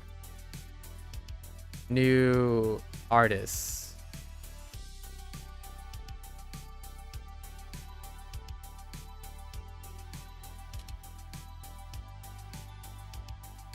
Energetic girl. Wait, why is that saying? Oh. レンゲは元気な女の子です。 Say that name again? レンゲは元気な女の子です。 Okay, okay. I thought I heard something different. Wait, look, can I get the guy back? レンゲは元気な女の子です。 Dang, that's a soft name. レンゲは元気な女の子です。 An artist first time introduced by you here in the stream. You did introduce an artist before though, right? That was you? I wasn't sure if it was you either. Okay. 私の部屋は Okay. 部屋は nearby. Oh.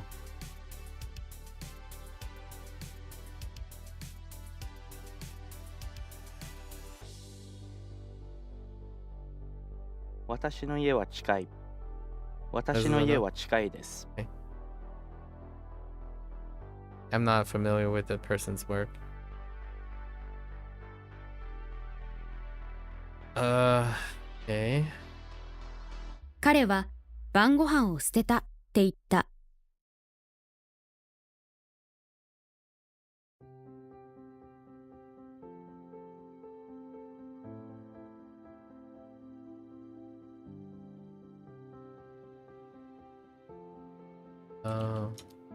この本は誰の？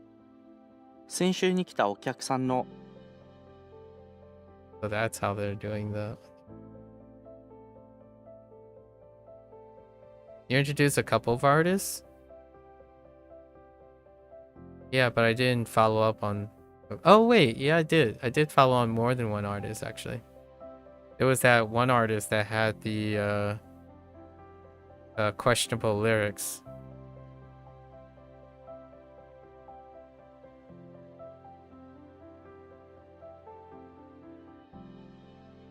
彼は図書館で日本語を勉強して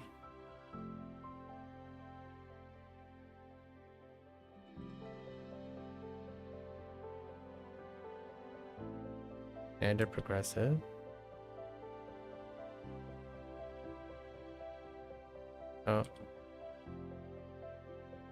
彼は図書館で日本語を勉強しているだろう。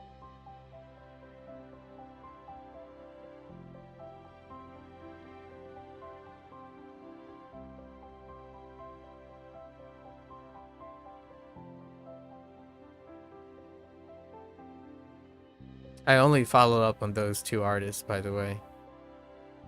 So, 2 does count for a couple.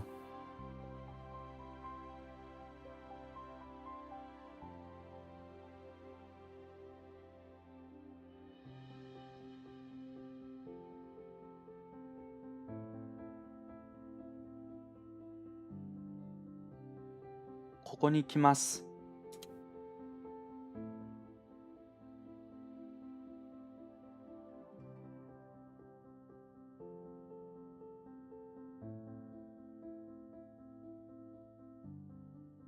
Permissive.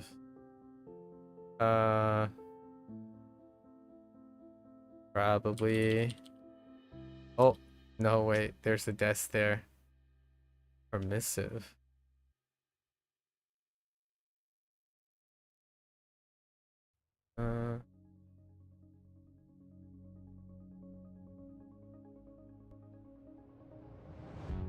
Oh, wait. Don't I need... 何でもいいです。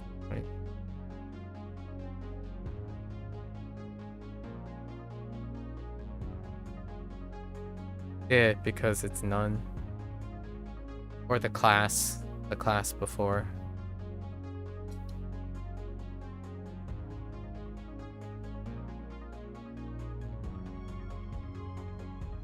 O前には unexpected ongoing? 早いよ。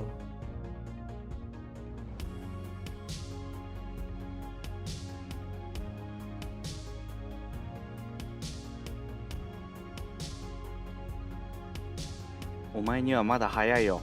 早いよ。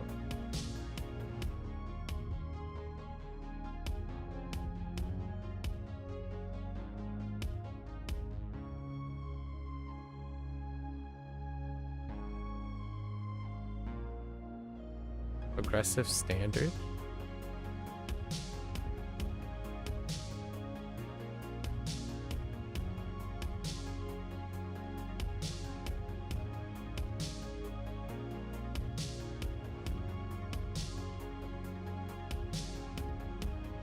Progressive standard.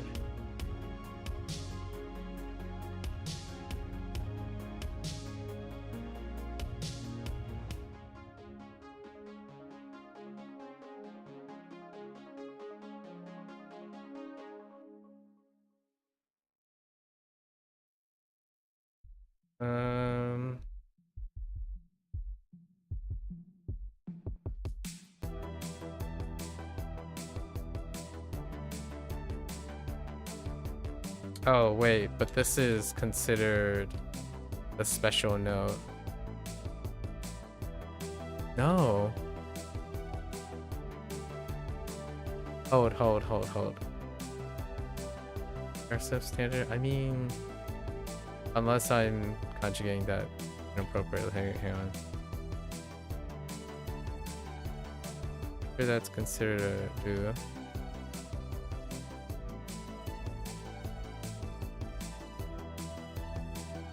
Understanding IRL people without subs is difficult. You either have something with your ears or a lot of people talk really quiet here. Understandable. Again, with the word is difficult, or the phrasing is difficult.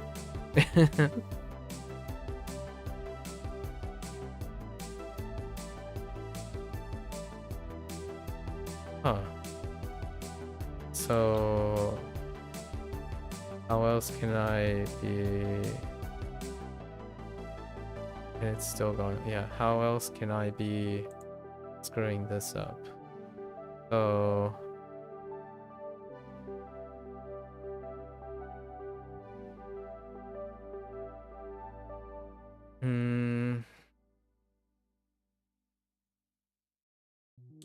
Then that means it has to be a Godan.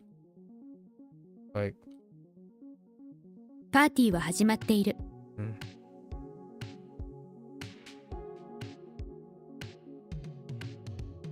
You did specify for whom? Understanding IRL people without subs is difficult. I either have something with your ears or a lot of people talk really quietly here. You didn't specify for whom. Yeah, you didn't specify for whom.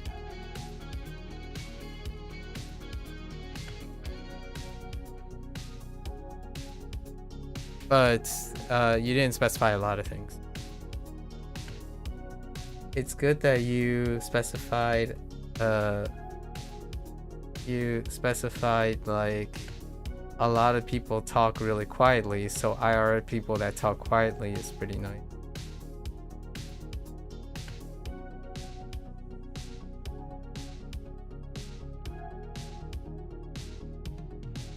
And then you only confirm that it involves two options. And then you did specify it's your feelings. Like you either have something with your ears or a lot of people talk really quietly here. That's interesting that those are the two things.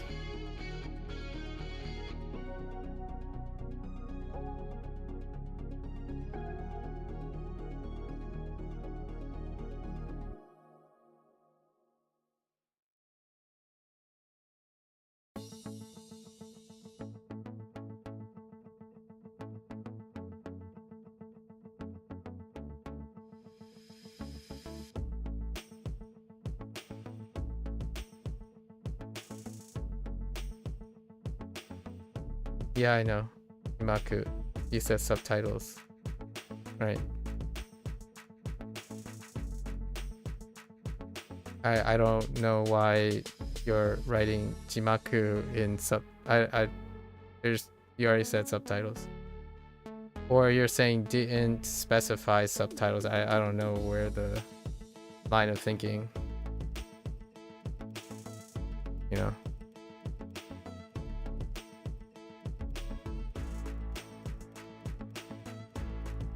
Oh, are you talking about my example? Was that in the example sentence? I don't know.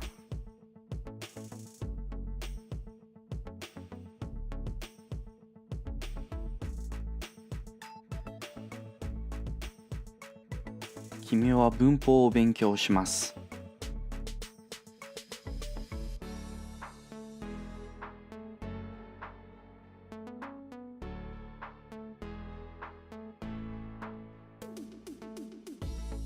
Wait, which extent are we talking about? Is quite could be, I don't know. Yeah, I see what they are doing here.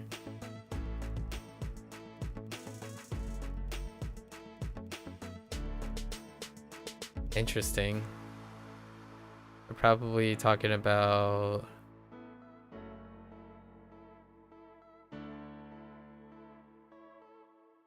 Wait.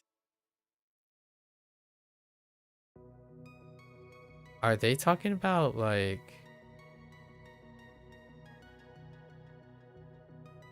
No, okay. Wait. Are they talking about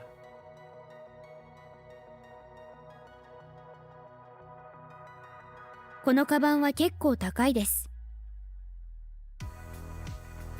Oh, I can see a problem here. We are able to remember the reading of you. Maku. Oh, the Jimaku. Yeah. It's the... Actually, it's my only Maku. Like, it's the only Onyomi Maku that I have. Actually, I'm kind of curious how many Maku Onyomis there are.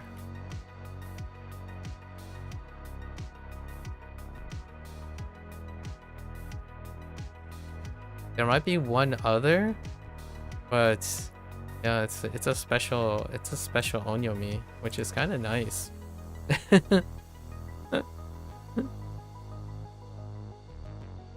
Oh, are you writing because you're doing your WaniKani reviews? Oh no. You might have said sub and then you're like, oh yeah, that's right, Jimaku. I'm trying to like understand why you typed Jimaku.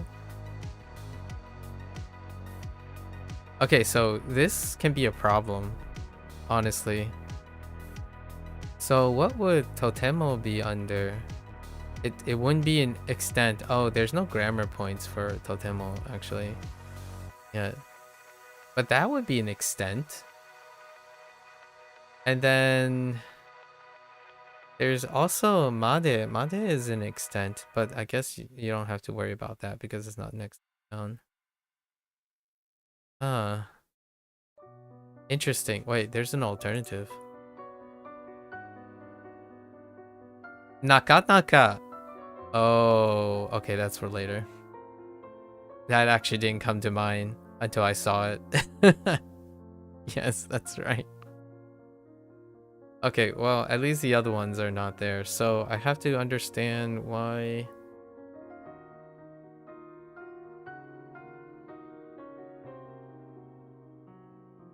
I have to understand why it would not take very then.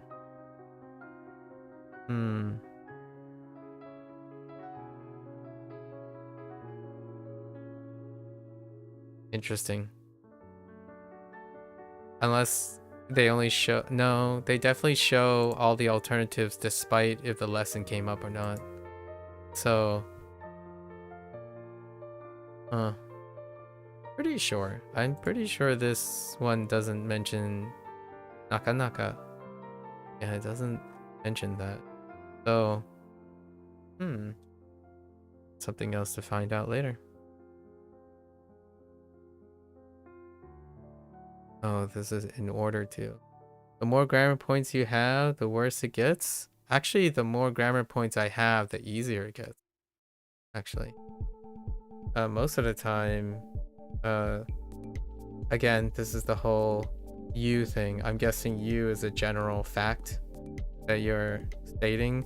The more information I have, the perceived ease it gets for myself. People get better, not worse, with more information. Because they want you to do a specific grammar point, even though multiple works, they're supposed to include all the things that work. And then they give you all the triggers for the things that could work, but they just ask you to choose another thing. So it gets easier as more grammar points you have. I disagree with you. This I definitely do not empathize with you. The perceived ease comes with more knowledge, not less. When it comes to looking for a particularly preferred answer. The reason why I'm sitting here and thinking why Totemo is not accepted there is because I'm lacking information. Not because I have more information. Later you go through 5 or 6 of the same points but different versions. That's good. That makes it less difficult. because then you would be responsible for 5 or 6 of those same points, and they reinforce each other. Guessing the one they want, that's fair enough. You reinforce all 5 to 6 different versions. Again, you can double down on your logic, but my logic is like, right, this is where the hoshi comes in. You're assuming people perceive the same way. I disagree with you. But if you feel that way, I understand. I respect that you think it's more difficult because you get more things. I rarely ever find it more difficult with more information. The feeling of not knowing more things, that's a different story. But I rarely ever agree with you with more information means that there is a higher perceived difficulty. Getting the right answer, okay, maybe I can concede getting the right answer.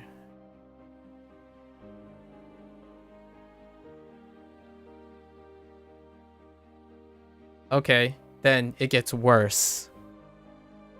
All right, so you're saying now that when you say you have the more grammars you have, the worse it gets. So worse is not the same as difficult. I'll give you that, Mr. Technicality. That's being argumentative. I guess it doesn't get more difficult. So you're agreeing with me. Are you saying you're accommodating my feelings? Because the more grammar points you have, the worse it gets. I disagree with that, even if you didn't mean difficult or didn't say it was difficult. That's BS. You're backtracking. I can also assert what you're feeling right now as well.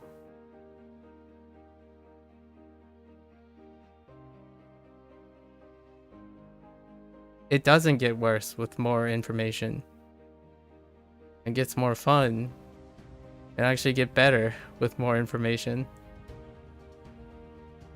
Especially when you're looking for a specific answer. So I will disagree with you, I guess.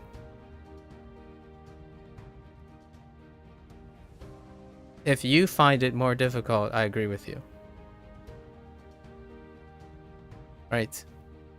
If by you mean I and not me, different story. Technically you said you. Alright, well, the internet is getting kind of bad. I'm gonna say one last thing to you before the internet like cuts in and out. When you say you, probably say I instead, I suppose. But if you were referring to you in general, I disagree with you. Because it's too general.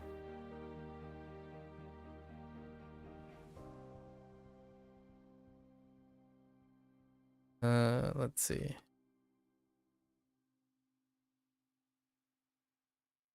Non-pass polite. Okay.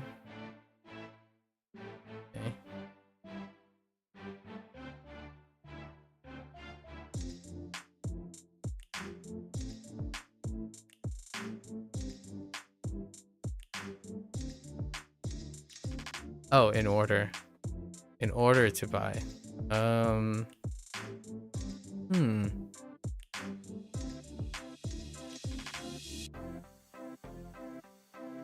So we would need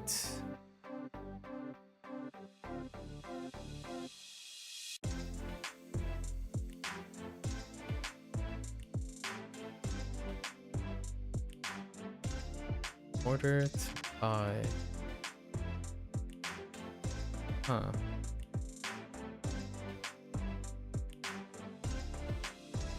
Do I need? Probably not. Oops.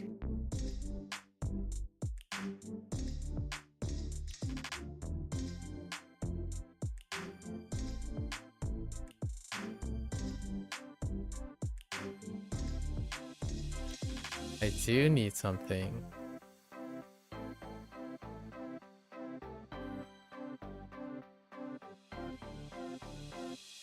Oh no, wait. Did I screw up?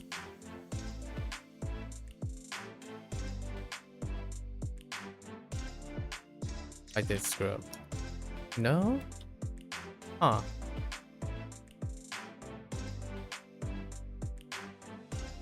Probably.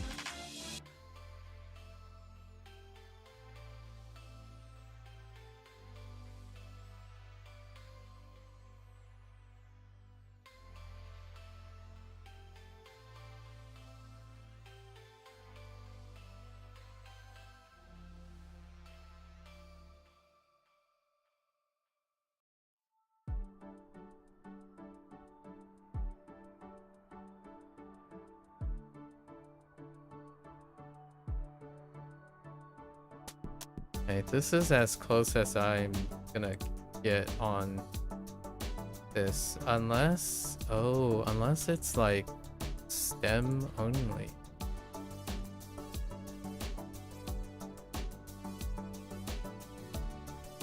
Um,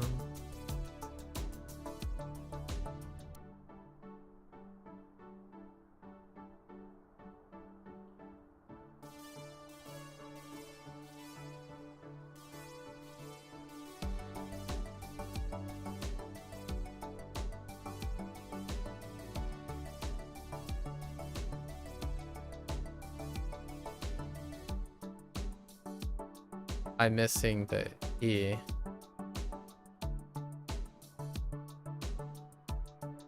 本を買いに行きます」 Okay.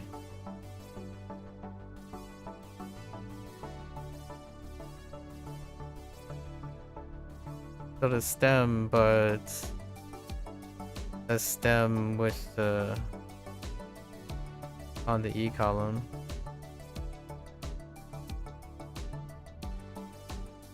Starting to feel like Wordle here.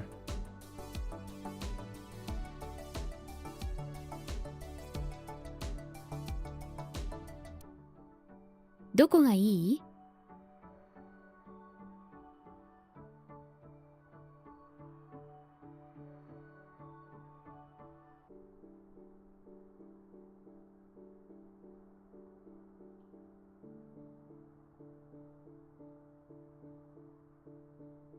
？Oops, I missed the syllable. Let's try a different particle. Oh, for the go-to. 学校へ行きます Hmm.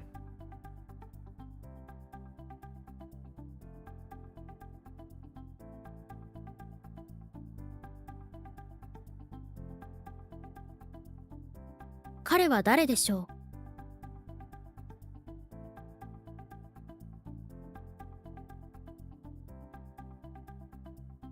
来年日本に desire?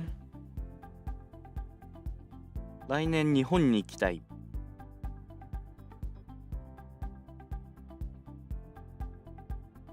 友達から ask standard 10.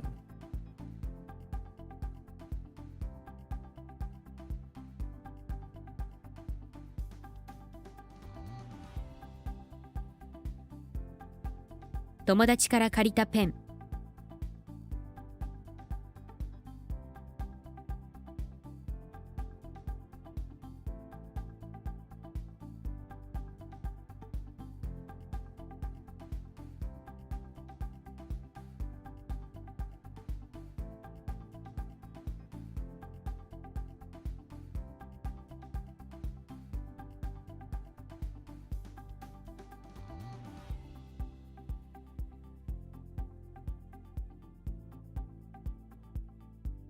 What?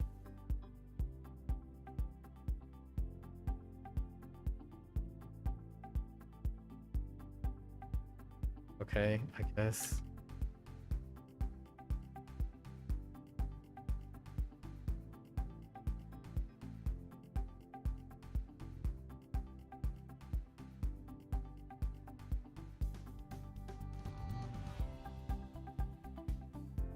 重いですか?」と聞きました Was this really combined into a single point? Oh. Oh, okay. Combining. Oh, because they were talking about, right, You're talking about the different examples of the trigger words for the quoting.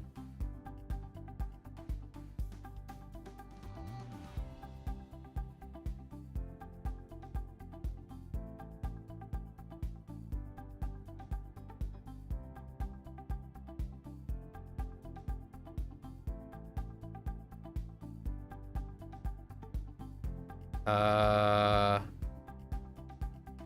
一人でするな。音楽を聞いたり、聞いたり、読む as polite.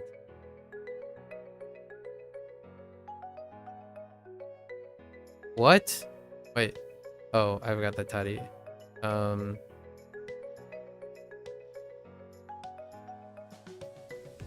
Wait. I feel like there was a...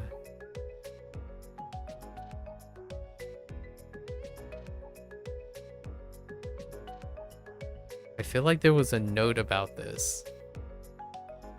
There was a note about... No. I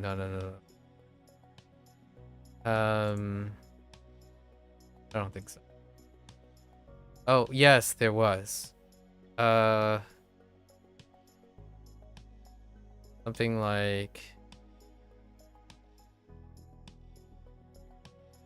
足りました?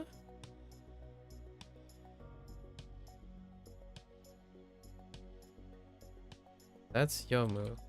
That's fine. Right, to read a book. And then... Hari.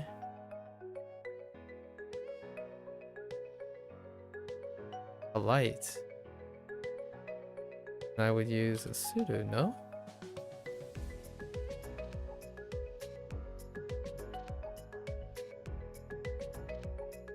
I did things like... Oh, whoops. Wait, no, that's... Or do... Oh, is it the special thing about you don't have to... Oh, right. No? Uh-oh. Oh no. Wait.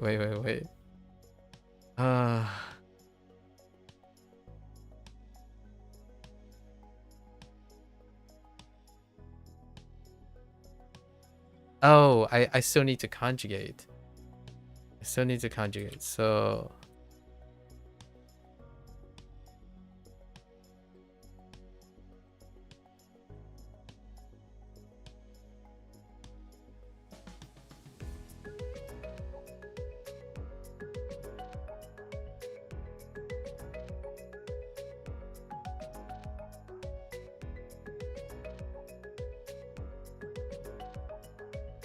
There's no way it's...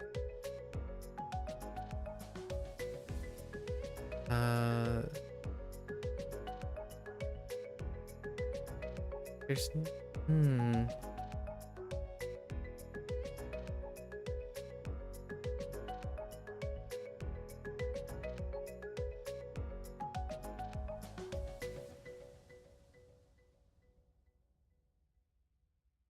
Oh, I got it.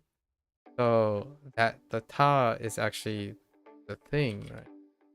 Like yondari. I'm going crazy now. Let's say yondari mashita. 音楽を聴いたり本を読んだりしました。 All right. And then what have I learned? Because the da and the ta hari is okay. Right. That was from 2 days. That was from yesterday, right?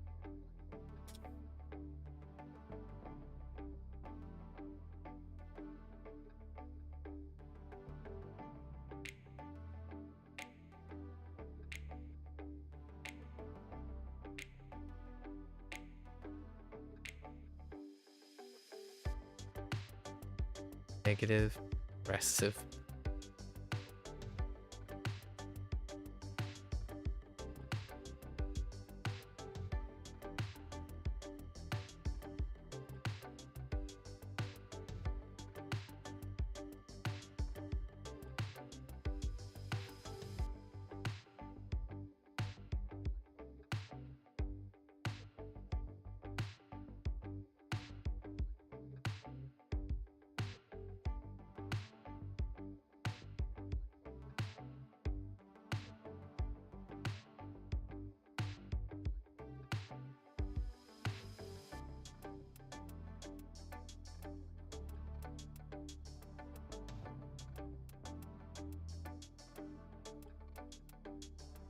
Is the negative progressive part of the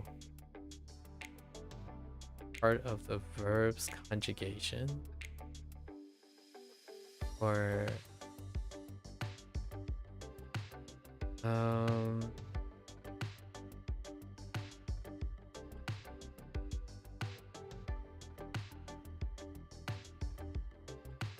no, I'm using the negative progressive, so it would have to be something like mada yonte imasen.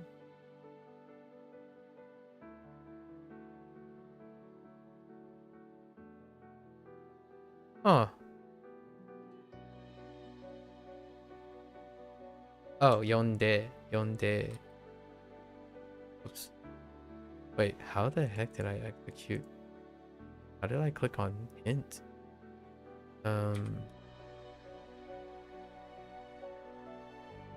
Maybe other. Oh, when you hit space. Oh, when you hit space while entering a space bar or something. That's interesting. Mada yonde imasen. その本をまだ読んでいません。 Right. So conjugating and it's combined with A form. What are my other choices? The different forms of polite, I see. Or semi-polite stuff. Or yeah, omit the E. What? Wait.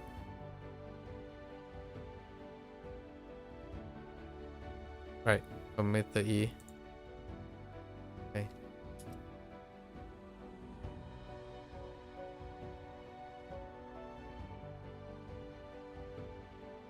もうコーヒーを作りました。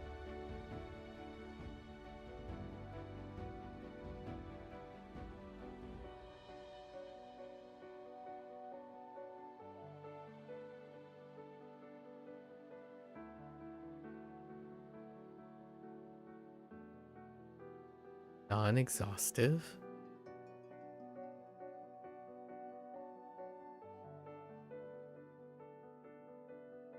Let's try a different grammar structure. Let's see. We have... Oh, wait. Which as in it's standing alone. So we need something like down. Probably ど don't. れが好きですか？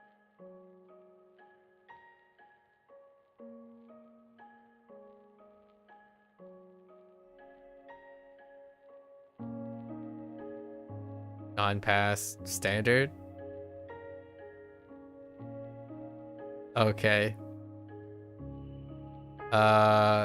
Non-pass standard. Could you try a grammar tone that's more casual here? Oh, standard. 映画だ。 Not polite, sorry. Okay. Right.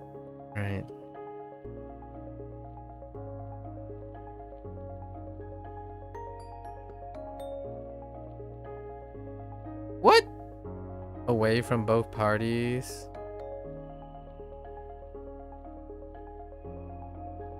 Wait.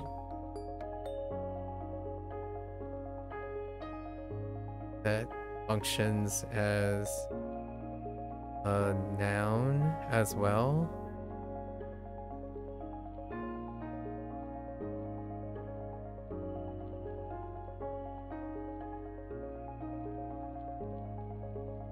あれは手紙」。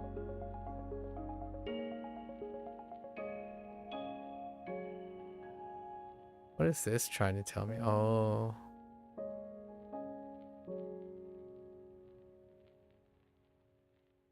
海がきれいだ。海がきれいです。No adjective.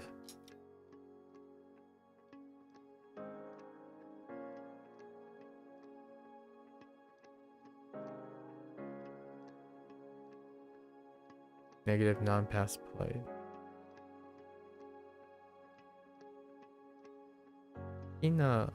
好きなスポーツは赤 negative non-past polite of what is not? Oh. Polite. Like じゃない。好きなスポーツはサッカーではありません。Dang it. You're really defaulting ではありません。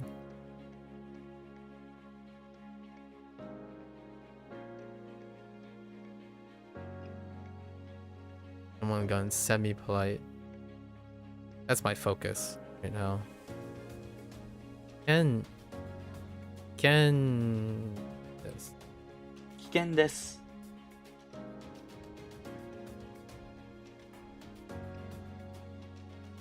漫画を読むのはね Negative past standard.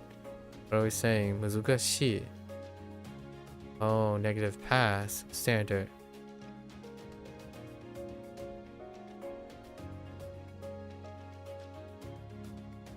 Got the. Oh, whoops. That's an adjective. しくなかった。あ、しく Oh, wait. むず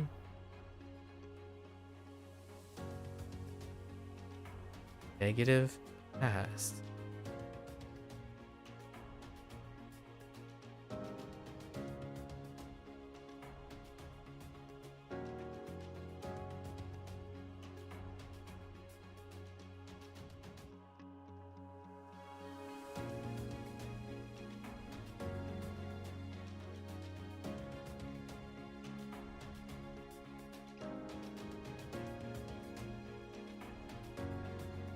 I typoed somewhere. I don't know where I typoed, but that's right. 難しくなかった。I don't know where I typoed last time.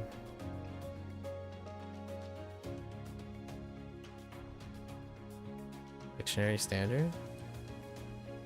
かわいい女の子。これは negative non-past standard of what? Oh, not good.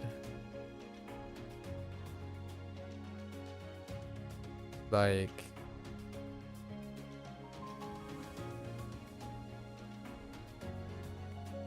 oh wait, not good.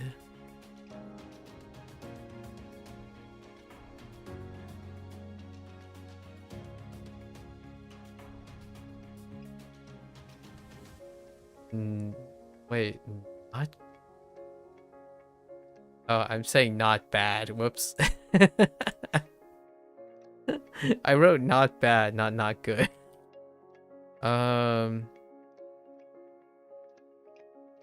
We do like. How about we do?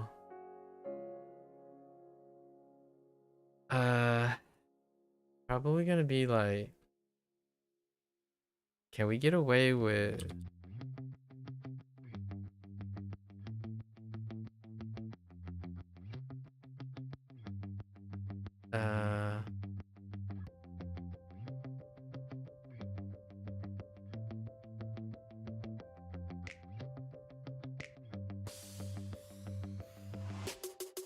良くない。これは良くない。I had an entirely different idea at first. Taihen past standard. Past. 大変だった。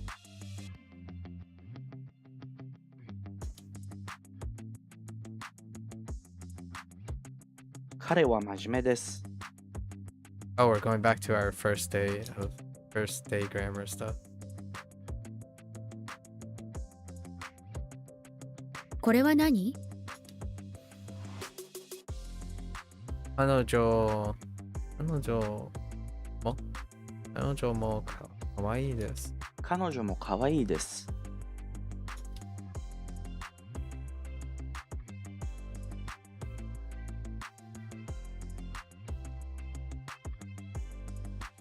それはペンです。これは生徒のノートです。これは生徒のノートです。 宿題は大変 negative past polite terrible.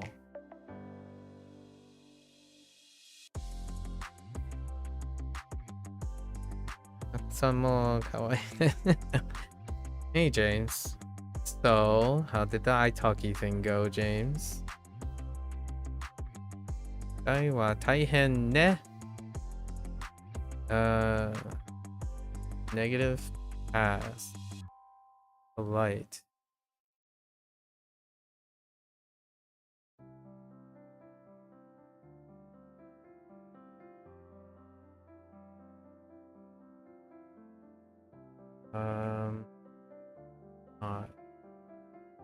So that's a adjective.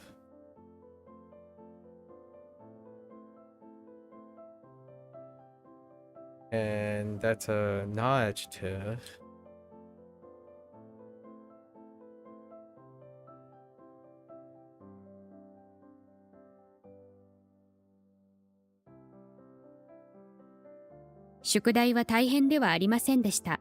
I do have a hyper focus on the semi-polite, but we really should also work on ではありませんでした or ではある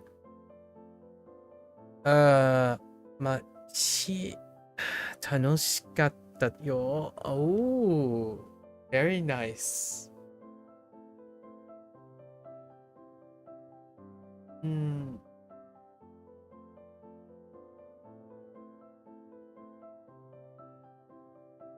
何が話しましたか？話しましたか？ or 話す花だったか？ No, that's not right.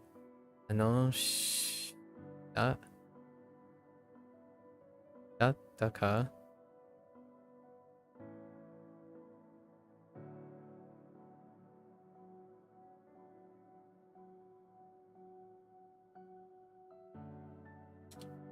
All right.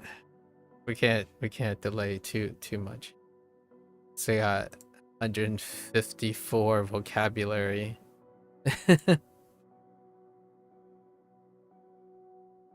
Have already been sidetracked by Mr. Technicality. I feel like eventually Drama and I will end up posturing all day long about technicalities.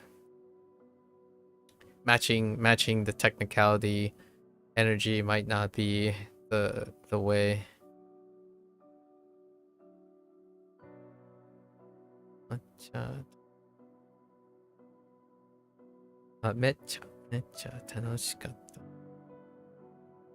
We talked a bit about music. You had plenty of mental blank moments. How did those mental blank moments come about? Are you talking about mental blank moments in the sense of responding or even coming up with ideas? Now you have like all the reason to start prepping for your next conversation. Come up with like bullet points to yourself. What kind of music did you talk about? Alright, let's see. Kokote, get off one station.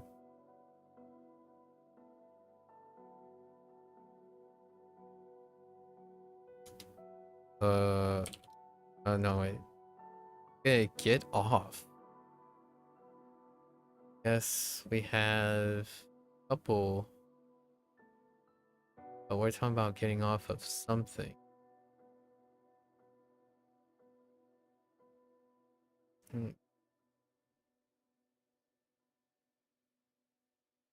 Probably gonna use like ここで降りるより一駅先で降りた方が家に近いです。 yeah, trying to express what you want to say and not finding the words. Your teacher is in a band, so we talked about that a bit. Oh, he's a band person. Oh, what type of band? What type of band?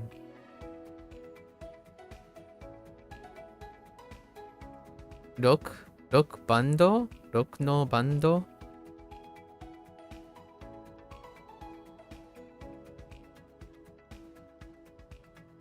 Indie rock?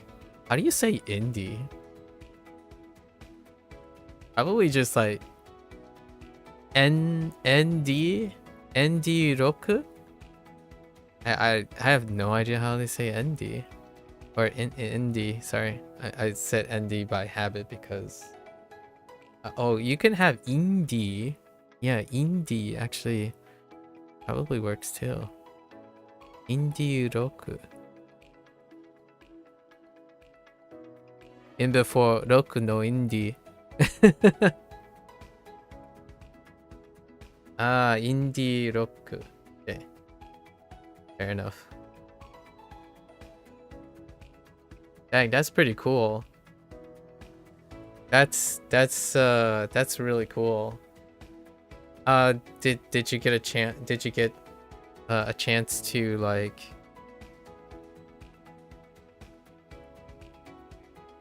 sample or like know if does the person run a channel? That's interesting.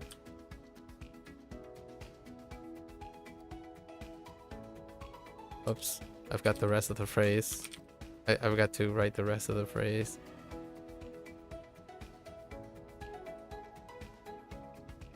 父、シャワーを浴びた後は外で遊ぶな。 I think the cool thing about this, I don't know if this is what you do, but now that if I learned a bunch of things, right? If I learned a bunch of things about the other person, my first focus would now be to write up everything I want to say to that person the next time we talk. And I do this every single time, actually. Like, for example, today, I already came up with all of my questions to ask you about the italki guy.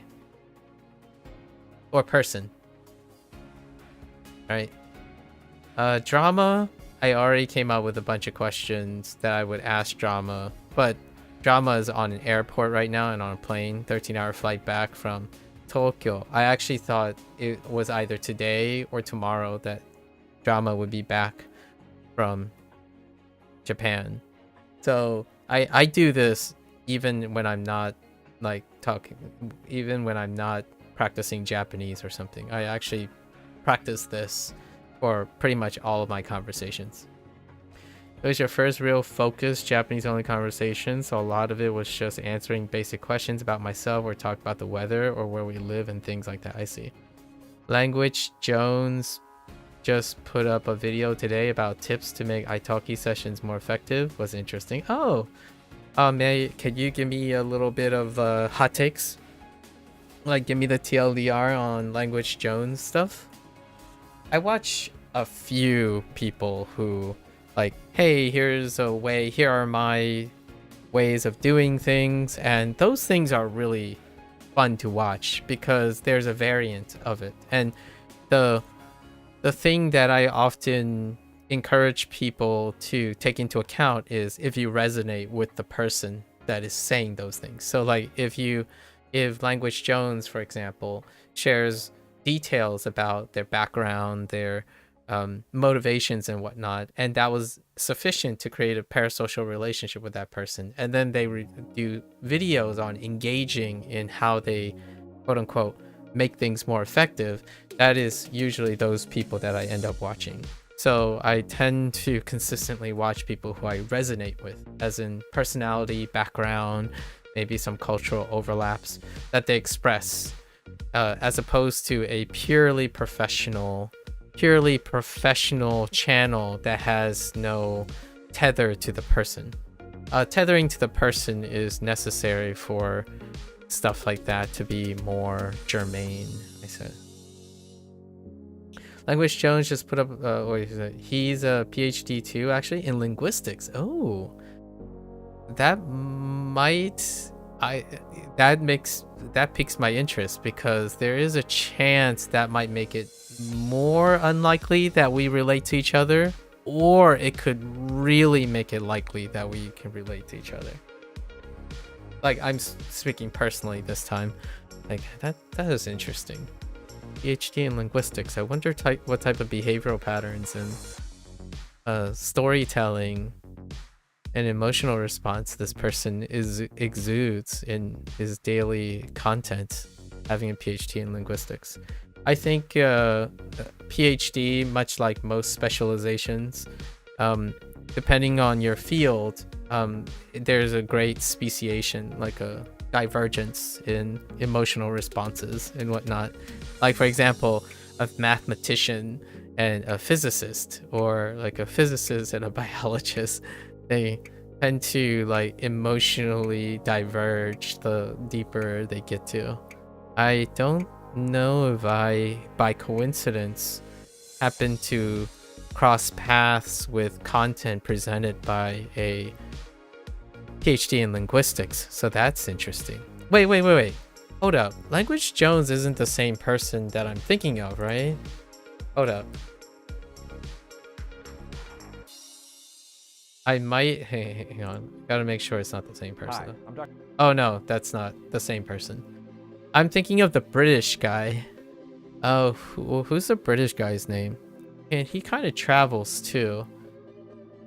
The Jones part thought I might have thought that person might have an overlapping name.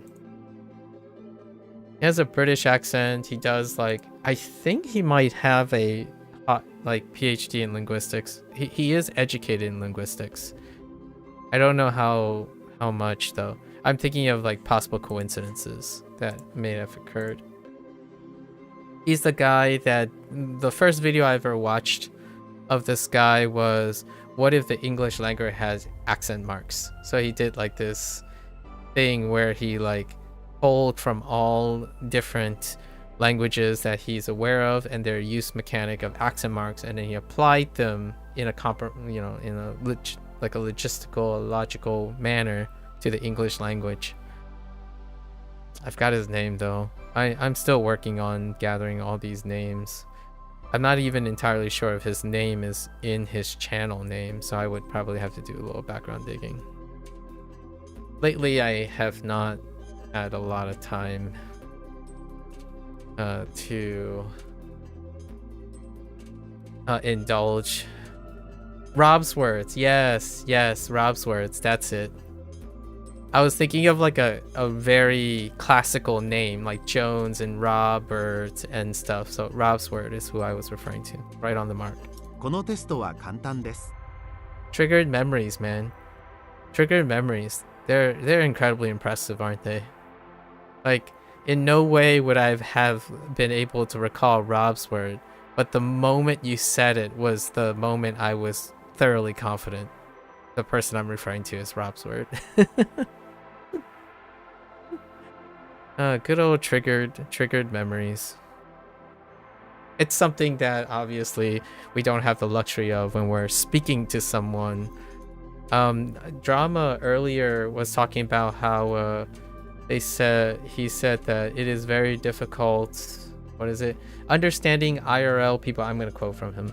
Understanding IRL people without subs is difficult. I either have something with my ears or a lot of people talk really quiet here. So I was responding to that in a bit as well. Drama has phrases things in very hot manner, and we go back and forth about scrutinizing each other's specificities and technicalities. It's interesting that drama has a propensity to be technical and scrutinizing about other people's remarks, but do not exercise the same scrutiny and diligence on their own remarks. So we kind of go back and forth, tit for tat, just go back like, oh, well, so now are we going to get to the point where I've gone down this road a couple times in my life, and I'm not entirely sure if it was mutually unscathed, when like people came out of it mutually unscathed, where you're beating around the bush about technicality, and then that technicality becomes the bit that you build your relationship on. And over time, depending on the emotional expression of the person, it can either break this camel's, the last straw that breaks the camel's back situation, or someone gets exhausted. And historically, I'm not entirely the person who would back down. I tend to double down because this is what I mean by I have my apprehensions with drama at the moment, which he's on, like the person's on the plane. They said the more grammar points you have, the worse it gets. And for myself, honestly, I put my foot down on them. I actually think the opposite. I think it feels great and even better the more things you have to juggle. So we'll see how the technicality scaling is going to happen. I enjoy consistently correcting and overcorrecting and juggling stuff. If someone expressed that as a general truth, then I guess I have an inclination of what type of company drama keeps compared to what type of company I keep. Generally, the people around me tend to favor being incredibly meticulous and going back and forth. It's not the act of getting something right, but the act of having a lot of things to discuss. Spectrum is what leads to discussion. Nuance leads to discussion. It only gets better with more details for me personally. It is not about getting it right. That becomes more restrictive and less, it becomes more pedantic and less interesting to talk about. Yeah, people talking too quietly is a pet peeve of yours too, because you got pretty bad tinnitus. I see. Or yeah, tinnitus.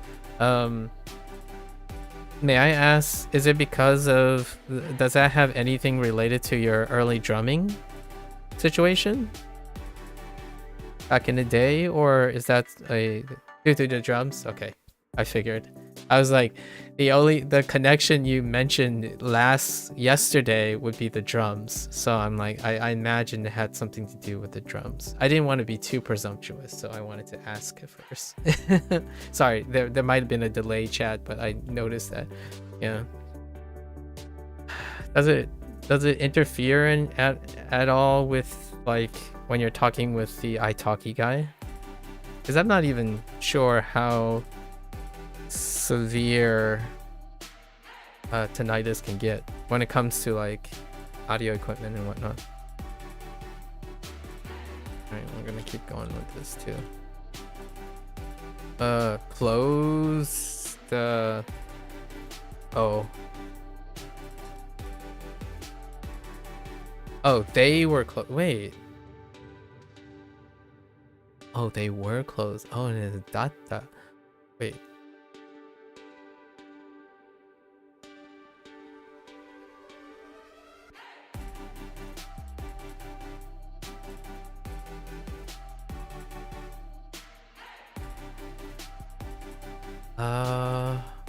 It's not. It's a verb. right? That's a verb ending. Yeah. So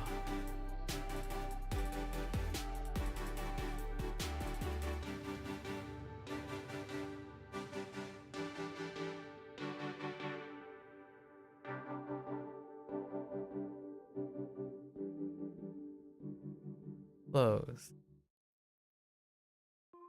Another way to express today. No, it doesn't interfere that much, but you feel like it's more in person or noisy environments. Oh, okay, okay. I imagine this was not an issue. Hmm.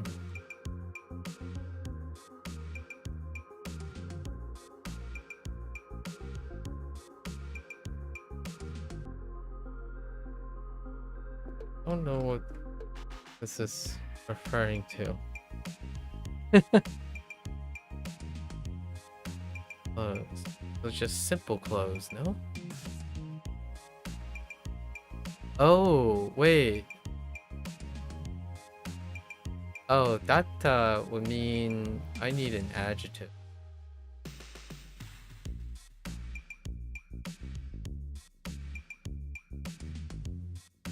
Right?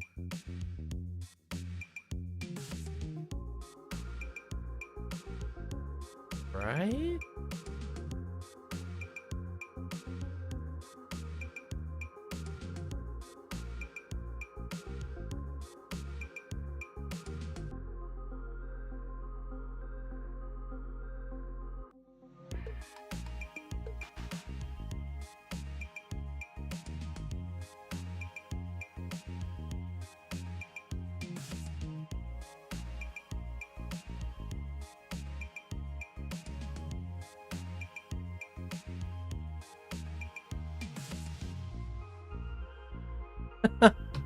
Wait, hold up.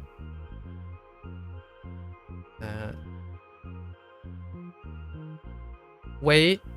No. No? Like, closed? No. Wait. That doesn't make sense.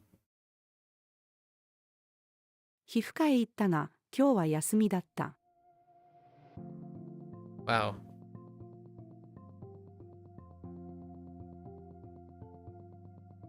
That one's kind of hard. That's really hard.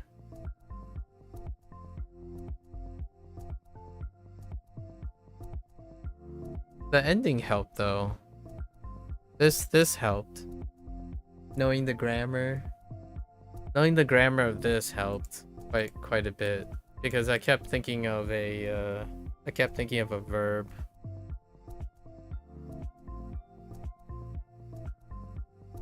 Interesting. They were close.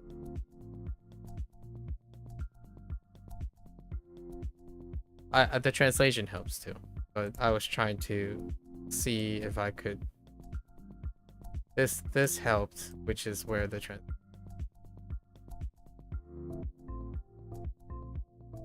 Could have said it. All right. I'm excited, both fearful and excited about the future. Like, I went through like aku, you know, like aku, or maybe like close suru, like something like a combination of a sulu verb or something. Maybe like shime, like I was going all over the place. I'm like, wait. It's kind of like close as in a day off, close-ish. Intriguing. あなたは来週何をするの？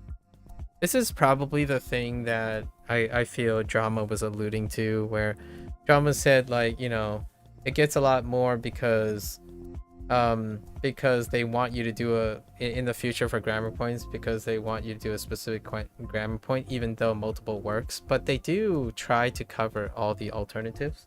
And at the same time, the drama doubled down and said later you go through like 5 or 6 of the same points but different versions, guessing the one they want.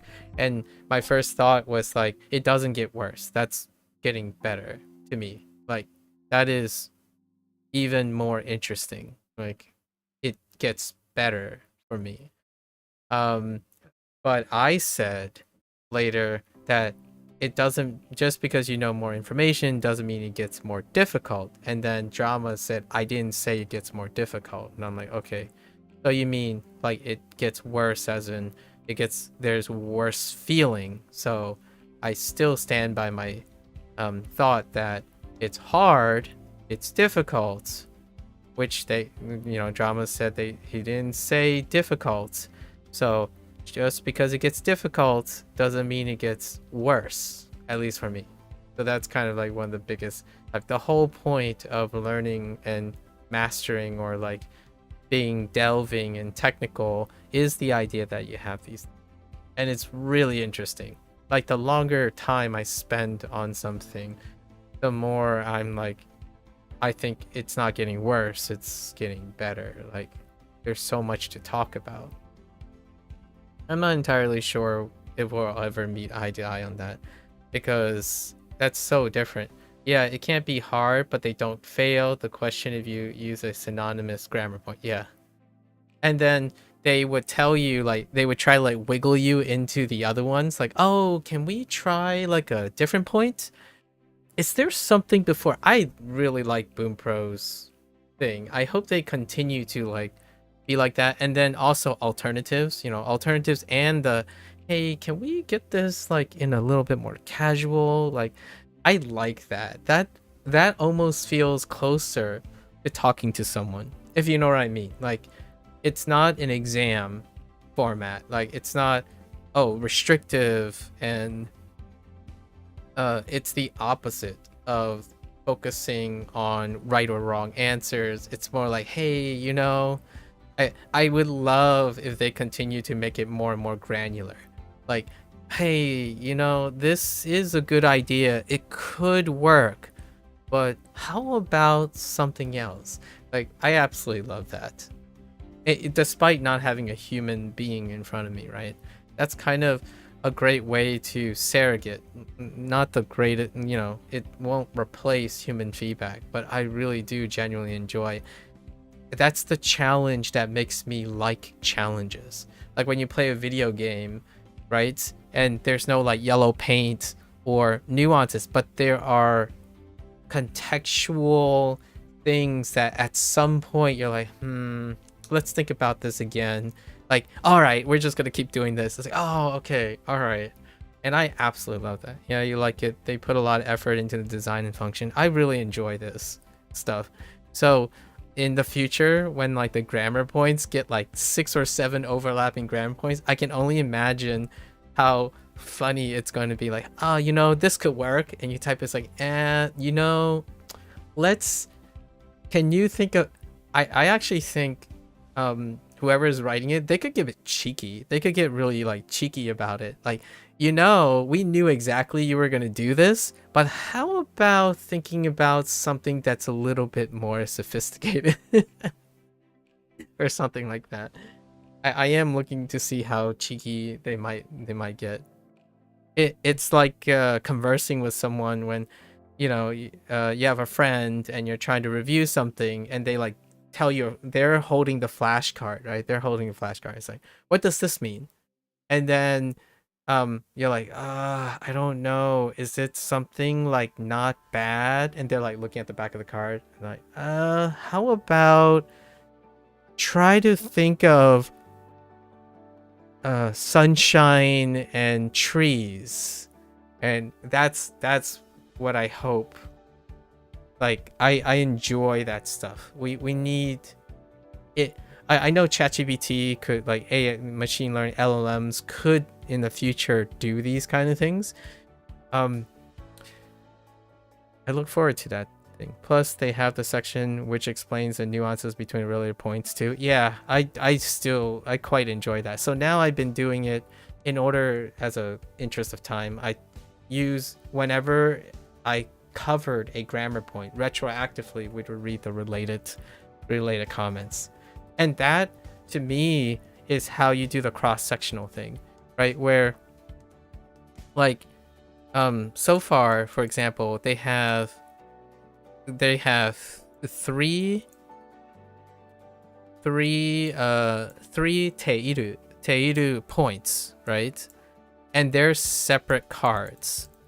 But that doesn't mean when you click on one of the cards, it doesn't show it, it will show you, regardless if you learned it or not, all the related points together. So what happens is you can learn vertically and cross-sectionally at the same time. There are certain things that don't have cross-sectional, like you would have to like you have to get all the windows together, but I still like that they have vertical and horizontal things, where like this would be horizontal, right? Teiru would be horizontal despite it being presented as vertical. Vertical meaning there are 3 different points, but then they're related together by the relations. So then you would start grouping these together. So naturally, yes, you're going to get to a point where you're looking at this and there's going to be like 5 different points. And that's cool because that means the 5 different points are related. And then vertically, you're going to try to disseminate, like find the nuances between them. So you're doing both vertical and horizontal exploration. And that to me is a breath of fresh air compared to right and wrong. That's just vertical. So like A is bad, you have to get B. B is always better. Like it's always the case. And what happens over time is you continuously ignore A and go for B. But the idea of horizontal is that you can learn also the relationship between A and B. Like, sure, A is not the right answer, but what is the relationship between A and B? And that's where I would definitely agree with you, that when they show related points, even antonyms and synonyms, that's what I kind of miss in my last year, which is WaniKani year. Most of the WaniKani, you can kind of sort of get it. Sometimes they show like similar sounds in the details. There are similar sounds, similar like characters and whatnot, and they try to do it. It's not part of the design a lot of times though. Meanwhile, Bunpro has some of that. Like my favorite one so far is when they ask you for something that's polite or standard that has a conjugation, right? They will show all 3, if not sometimes 4. So they show you all the alternatives, like, but they're not part of the answer. They're showing you the relationship, so you can at least form the relationship between the different polite, semi-polite, and standard. I'm actually far more aggressively welcoming that. I imagine some people would say, maybe not to overdo it. Personally, when I said this before, when there are alternative answers, I wouldn't mind seeing them all on the screen at the same time, and they just automatically read it. So there's like 5 alternatives, just put it all on my screen and I will negotiate it, and they can just start automatically reading it. I'm okay with that. If that's a setting, if there's a setting for that, which by the way, there isn't a setting for that. I looked for it. I'm okay with it. Just read out all the alternatives to me as well, because it's so enriching to see the connections between all those things. That reinforces, that's association, right? It's boosting the chances that you can immerse in all the relationships. Like if you can't express it this way, you can certainly express it a different way, right? So having like 6 ways to express the same, or quote unquote a similar thing, or 6 somewhat slightly different things, that's good, in my opinion. That's useful. It's not like negative. It doesn't necessarily slow you down in a way that is useful for language. And it's very evident in when they explain grammar, like, oh, fun fact, caution this. It's like you can see the difference, but there's not that much of a difference, but there still is a difference. I like those things. Despite me still needing to learn them, right? I still need to figure out how to remember them and stuff. That's the joy of knowing the details. And yes, I'm most definitely willing to sacrifice time as I'm getting truckloads of nuances as we're going.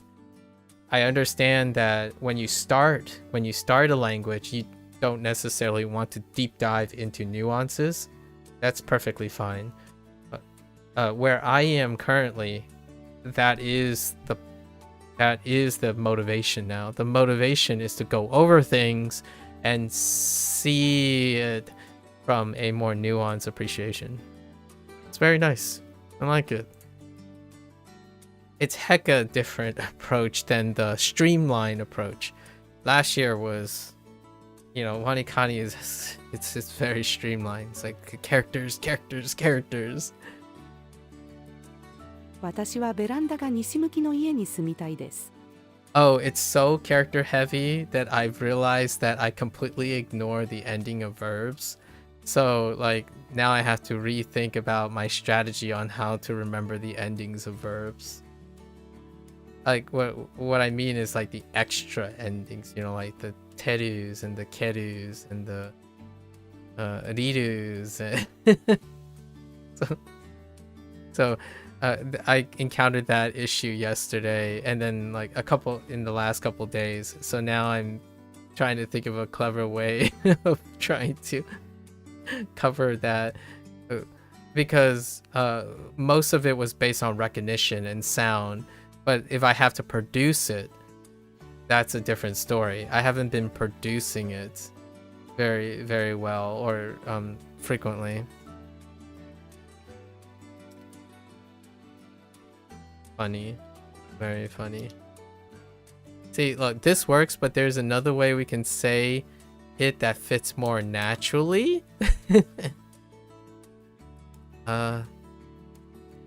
Like conjugations? No, like the plain form of thing. Yeah, it's related to conjugations, but it's more like I drop the middle one. So outside of u and do, sometimes the middle thing gets lost, like t,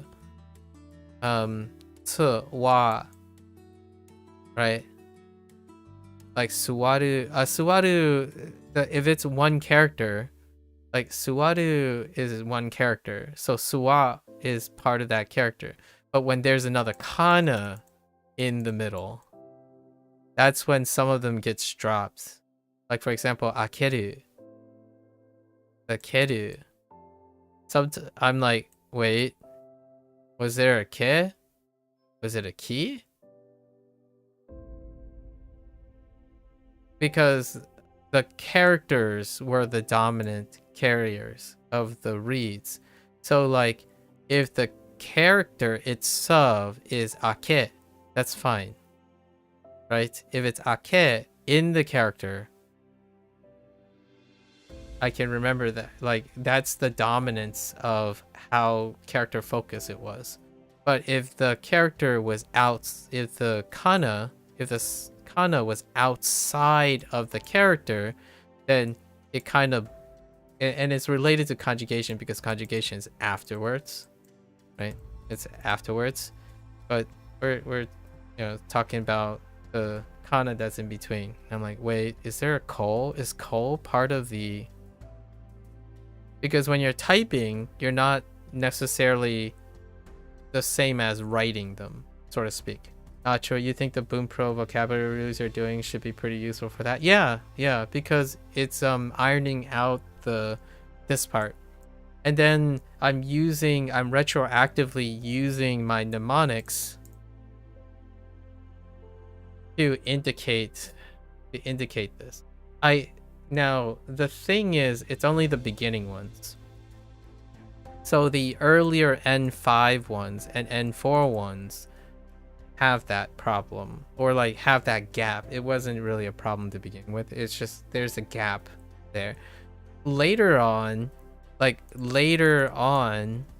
usually the N5 ones because we're in the N5 ones. Later on, though, my mnemonics and the way I remembered things was in the context of the rest of the endings. So the endings were incorporated into the character mnemonics. So then I was actually outputting those things. And in the end of the day, I'm still using typing as the major form when you type. So technically, without writing, writing is when I get exposed to the full experience of the verbs. When you type, you're not actually experiencing the differentiation between the kana ending and the character, because you're technically simply typing the kana the entire time. So it's really interesting. It's a fun little gap that I get to solve now. Yeah. So how are we? Your N1 might be stronger than your N5 vocabulary at the moment. That's pretty much it. That's what's I feel like that's hilarious actually. Oh, which by the way, there's another reason that I would agree with you right away. Most of the N1, N2 are the HSK 1 through 6 because of formal Japanese. Most of the formal Japanese is the beginning to intermediate Chinese. So there is another reason why that's true. Legitimately, as we're getting into N1s and N2s, they reflect Chinese vocabulary. So it's one of those things that you hear demonstrated before, where like a Chinese person could read formal, like high, quote unquote, high level Japanese, but have trouble with all the like basics, like the foundational stuff. So that does play into all of this too.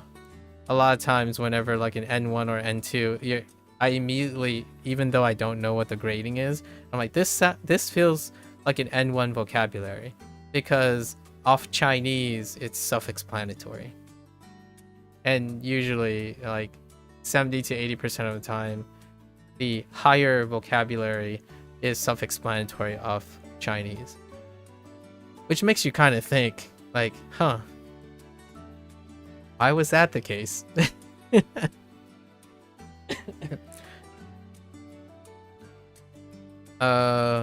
It's kind of similar in the sense that, for example, we could make an argument for American English and British English, where like the origins, right, quote unquote, the origins, British English, many of the quote unquote advanced English is considered British, because the more common American English diction stuff formed a nuance of its own, right? Form a dialect of its own, which then epitomizes the Americanization. So you can kind of see the relationship between Japanese, and Chinese, where the origin ended up being sidelined by the Japanese nuance, and the Japanese nuance then becomes the new fundamentals, right? Despite, in my opinion, personally, I'm a little bit biased, so take it with a grain of salt. Despite thinking that the advanced stuff, because of Chinese, is quote unquote easier, right? This is where the whole idea of practice comes in. I talked about this with Procall before. I haven't actually presented this to drama. Whenever people talk about difficulty, they tend to discount practice and normalization. There was this game that I used to play. I played Osu, right? Osu is a rhythm game, and a rhythm game based on targets, like clicking on the target. And Procol wanted an example of what do you mean by the power of practice over the perceived objective difficulty.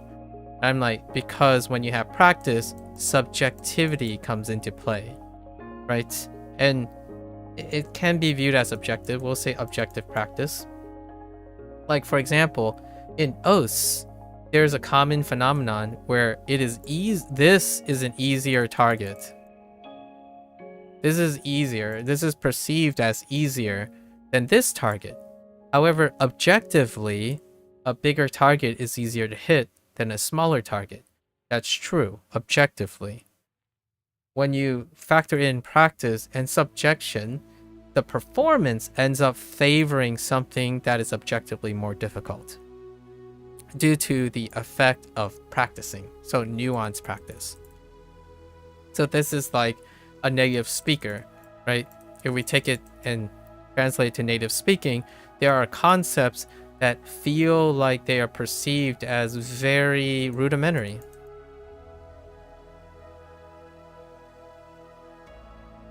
Right? Over time, due to the increased selectivity and specialization of the subjective nature of practice. Sorry, that was like really, that felt like a no chain happening there.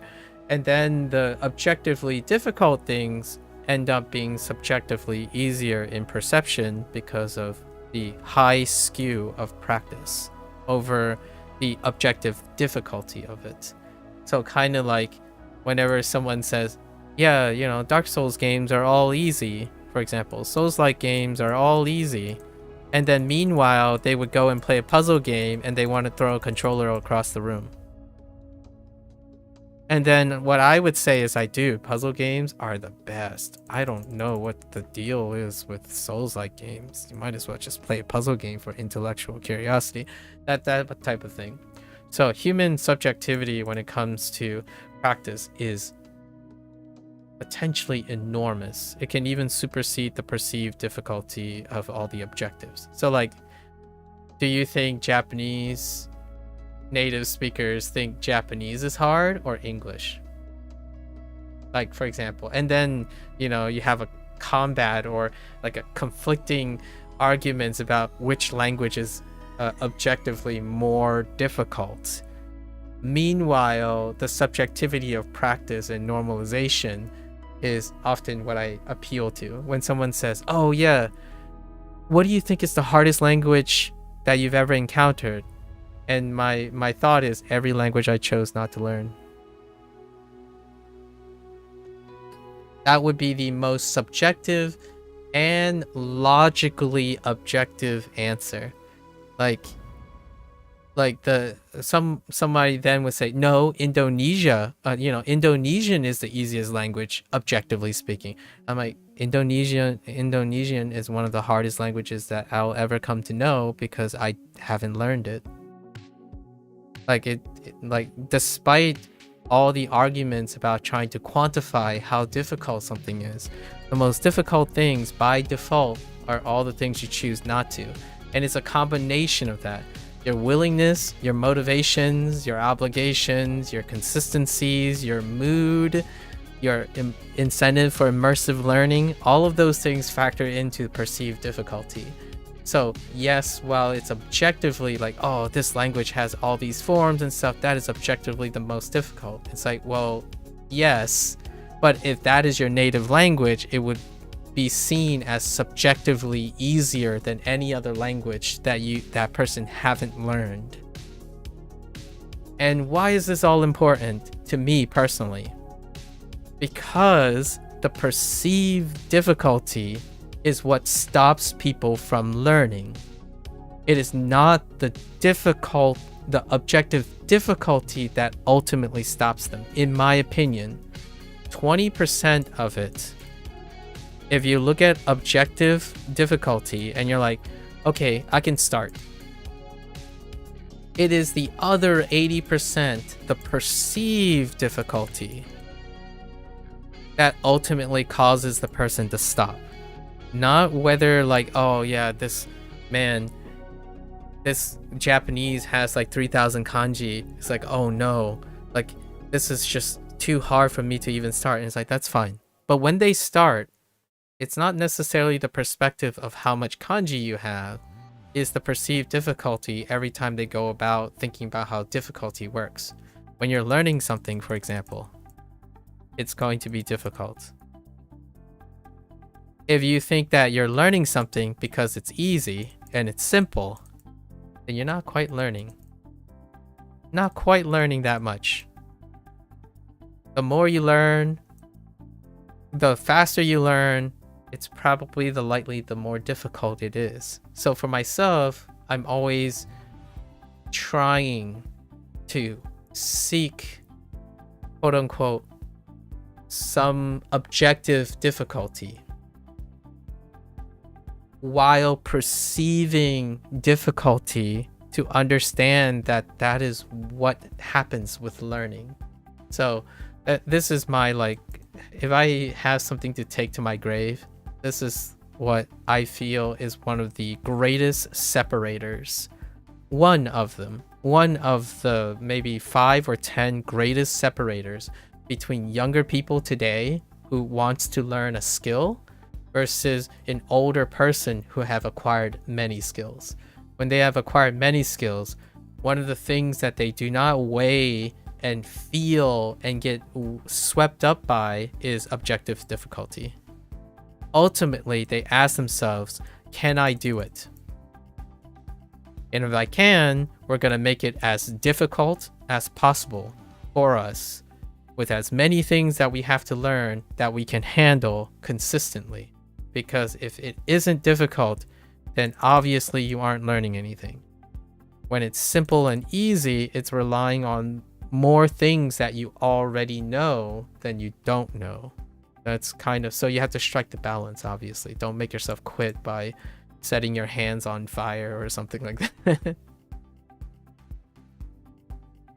The only logical next step is to learn every language. Yeah, if you want like objective truths and whatnot, you probably would have to do that, honestly, in my opinion. Like, if you constantly think that there's no language that is, like, if the language is easy and hard based on objectivity, honestly, I'm not sure if that, I'm gonna take your point, I'm gonna spin it even further. It's like the only logical next step is, if you learn the hardest language objectively, that means you can learn every other language objectively faster and easier because they're objectively easier and, you know, by that nature. So you should, or here's what's really scary about this type of objective logic, this objective difficulty. And this one is a big one.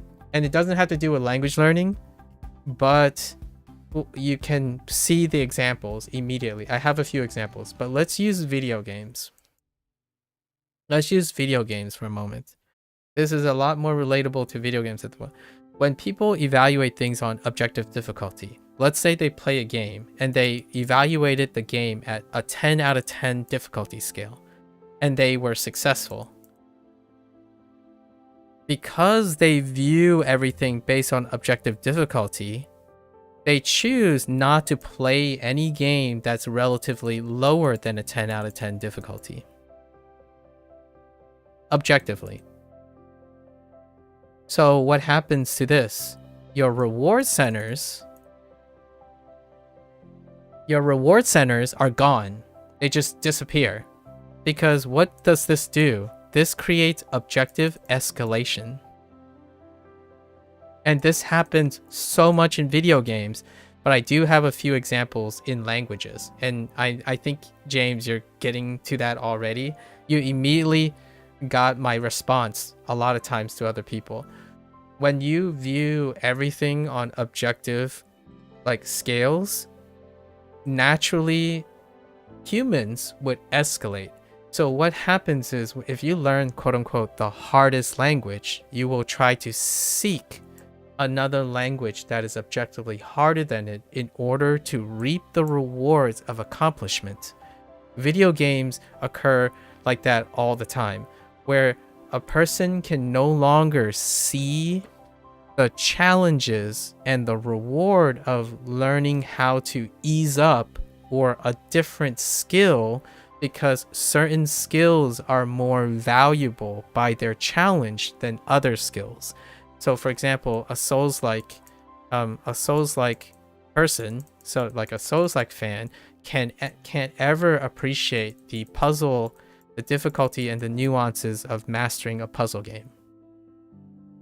That's what happens. And then when you go to language, what happens is when someone says, oh, you know, Japanese, I learned Japanese, so that means Spanish has got to be easier. Maybe it's not even worth my time because I already speak English, so Spanish has to be easier than Japanese. I'm like, if you're focusing on very specific things right now, thinking about objective things, that doesn't, like, it's apples and what about the apples and oranges situation? And then when someone says, so like, okay, how about all the languages that you have learned? Which one is the hardest? Well, it's the one that the fewest people speak and there's no material for it. So it would be extinct and endangered languages, or dialects, or languages that aren't even written, right? So that objectiveness that happens, it rarely takes into consideration like human perception.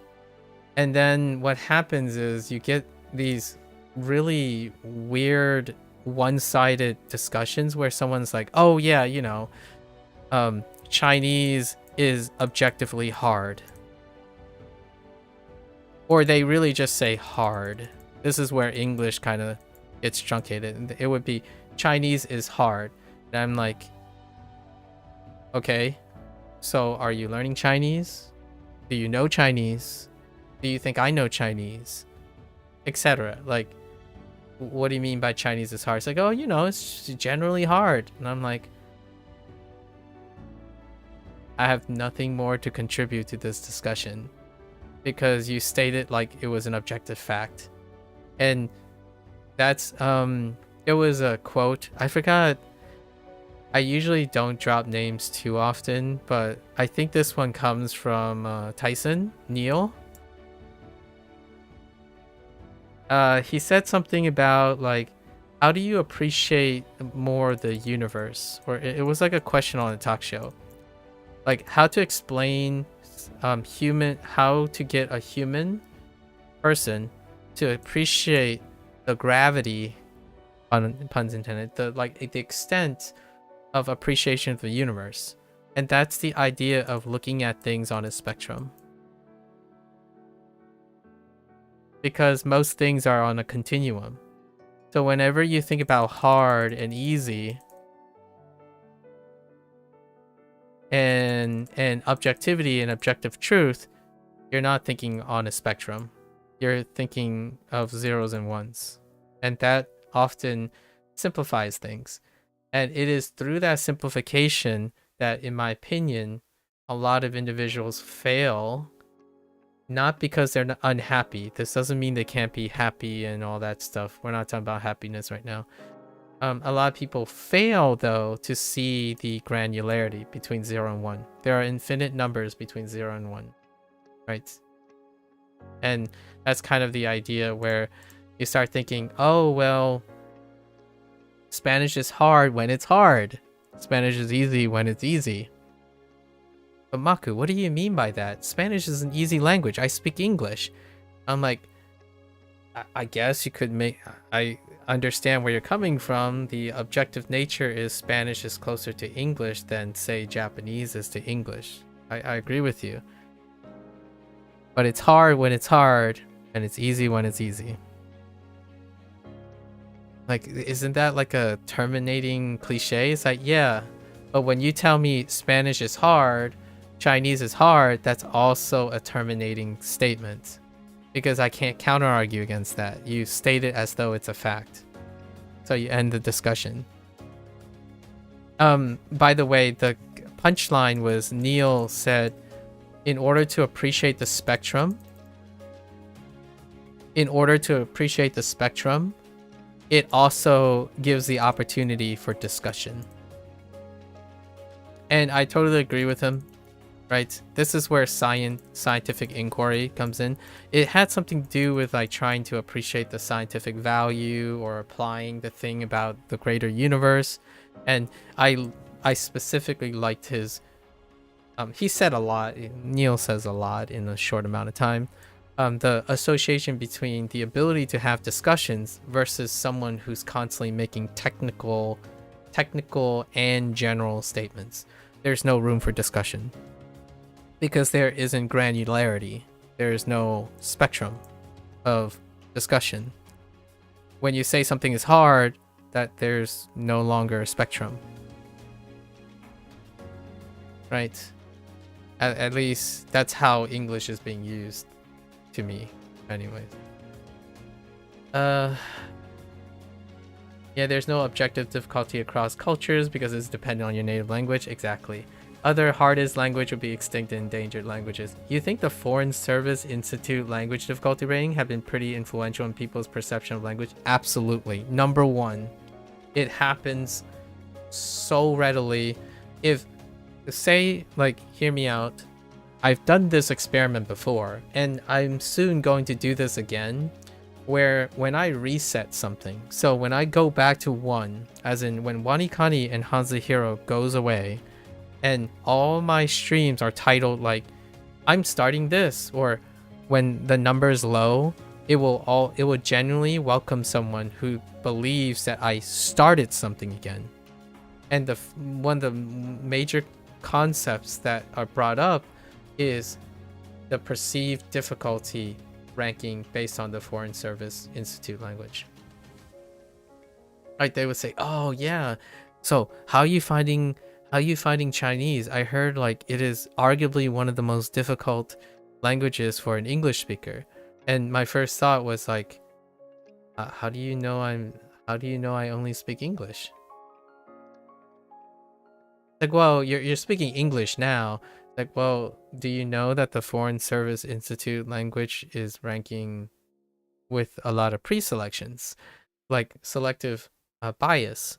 And like, well, yeah, so it would be generalized to you. And I'm like, okay, that's fair enough. Like I'm asking fair questions, and I'm curious because I wanted to know, well, what does a person who doesn't speak English, doesn't only speak English sound like?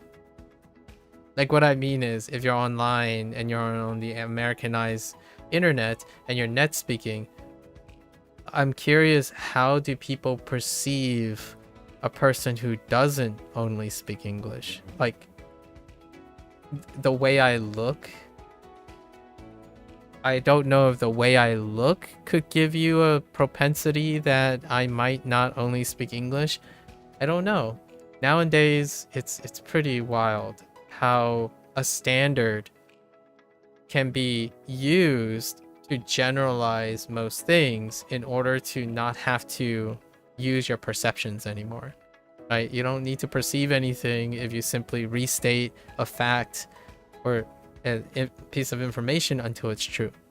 Yeah, probably because it's the first source when Googled. Exactly. And that perpetuates itself. In fact, you might be arguing, oh, but now we have LLMs, and LLMs won't do that. LLMs perpetuate their own citations. It's the problem that people are worried about. Like, it might also be the source of hallucinations, where when an LLM states something, and despite it possibly being erroneous, it then generates exposure for that topic and that information to generate the data that it will then build its perception on again. So for example, error propagation is what I talk about. Error propagation is not the phenomenon for what's happening on AI. Error propagation is the thing that back in chemistry, in high school, this thing existed before, where when you do a miscalculation of say 0.1%, right, and it happens early in your experiment, it can be like as high as 10% within like 10 steps later. Because what happens is the error can get propagated to a significant extent. Now, you might be thinking, wow, how do you get from 0.1% to 10%? Like, think about how fast LLMs propagate. I mean, well, I don't even think we can conceive that. Like, I don't think humanly one can conceive how fast an error propagates. So, there is like a kind of a zero-sum game when it comes to LLMs. You either be 0%, like 0% error so that it doesn't propagate, or there's got to be some checkpoints to propagate, to stop the propagation of the error. So whenever I think about hallucinations, one of the natural inclinations for humans to do is error propagation. And when error propagation happens now on the internet, error propagation is even more seeable because now we have millions of people simultaneously connected. So when one article, for example, makes like a slight mistake, we'll just say they posted 2% or something when it was supposed to be like 1.5%. And then this difference of 0.5% can be propagated very quickly thanks to Google and all the other things. Now, if we think about this, how fast that propagates, it's very significant. And significant meaning like in days, you could have variation. You could have a big range in claim variation. Like literally 25% could sometimes become over 50%. Like the difference between saying, oh, 25% of the time this is going to happen, to another article say, oh, it's been said that over half of the people are affected by this. And meanwhile, the source material might say it's 10%. Now we have one layer even higher. Now it's LLMs communicating with LLMs. But really, we have to put this in quotes. Databases, automated databases, right? So now you have an LLM, and when an LLM, quote unquote, cites an erroneous source,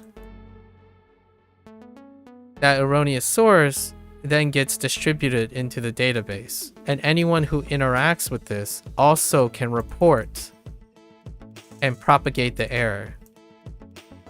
So now you have two sources of propagation: human error propagation and LLM propagation. And you can argue that LLM is probably going to far exceed human propagation, but in any way, this is demonstrating two cycles of error propagation.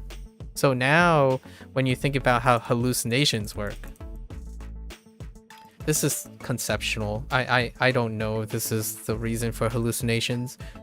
For myself, conceptually, from like chemistry and science, you know, like science in general, the scientific method, and how the scientific method was designed and peer review was designed to hold back human error propagation and human errors in general, like through citation and bootstrapping and confidence intervals. I would say they're at least involved in this phenomenon known as hallucinations in LLMs, error propagation. It's pretty scary. Like, think about this. There is less than 1% genetic difference, right, between things, between very phenotypically different species. So the question is, even despite this type of fidelity, if you get something wrong, the error propagation could be like, it could astronomically invalidate, like it could exponentially invalidate whatever was said. So that's crazy. I'm a little, that's a bit fear mongering. My thought is they're going to be like Humans are going to respond, engineers are going to respond, and they're going to find alternative ways of like negotiating these. The Foreign Service Institute language difficulty rating and how it's being used in order to gauge people's abilities or perceptions of acquiring another language, that is a form of inappropriately using certain things to propagate like the probabilities. Like it can't predict how well you'll acquire a language. Like in my opinion, it's unlikely to predict your ability to acquire a language. That didn't stop the very vastly quickly exaggerated use of that data, like to the point where like people would say, oh, you know what, maybe I'll work up to Japanese by learning Spanish because I'm English speaking. That's a real world one that I get a lot, because I do like Spanish. Spanish is my first academically learned language, and the first thought is it was to me, the perceived difficulty was irrelevant. It was based on the most important, one of the highest determinants of perceived difficulty was my experience. And a lot of times when I said, oh yeah, English, oh yeah, Spanish is very easy, or I'm picking up Spanish very quickly because I'm reviewing it. And then someone took that as, oh, it's because you're an English speaker that Spanish is easier than Japanese. I'm like, no, that's not really what I meant. What I meant was I had prior experience in Spanish. And there are things related between Spanish and Japanese that actually made Japanese relatively easier to pick up. And then someone would say like, oh yeah, you know, but Chinese and Japanese are on the same tier. So that means that if I am an English speaker who learns Chinese, then Chinese and Japanese can't help each other because they're on the same difficulty tier. Like, where'd you get that idea from? So this concept of using like a lesser difficulty language as a bridge to a higher difficulty language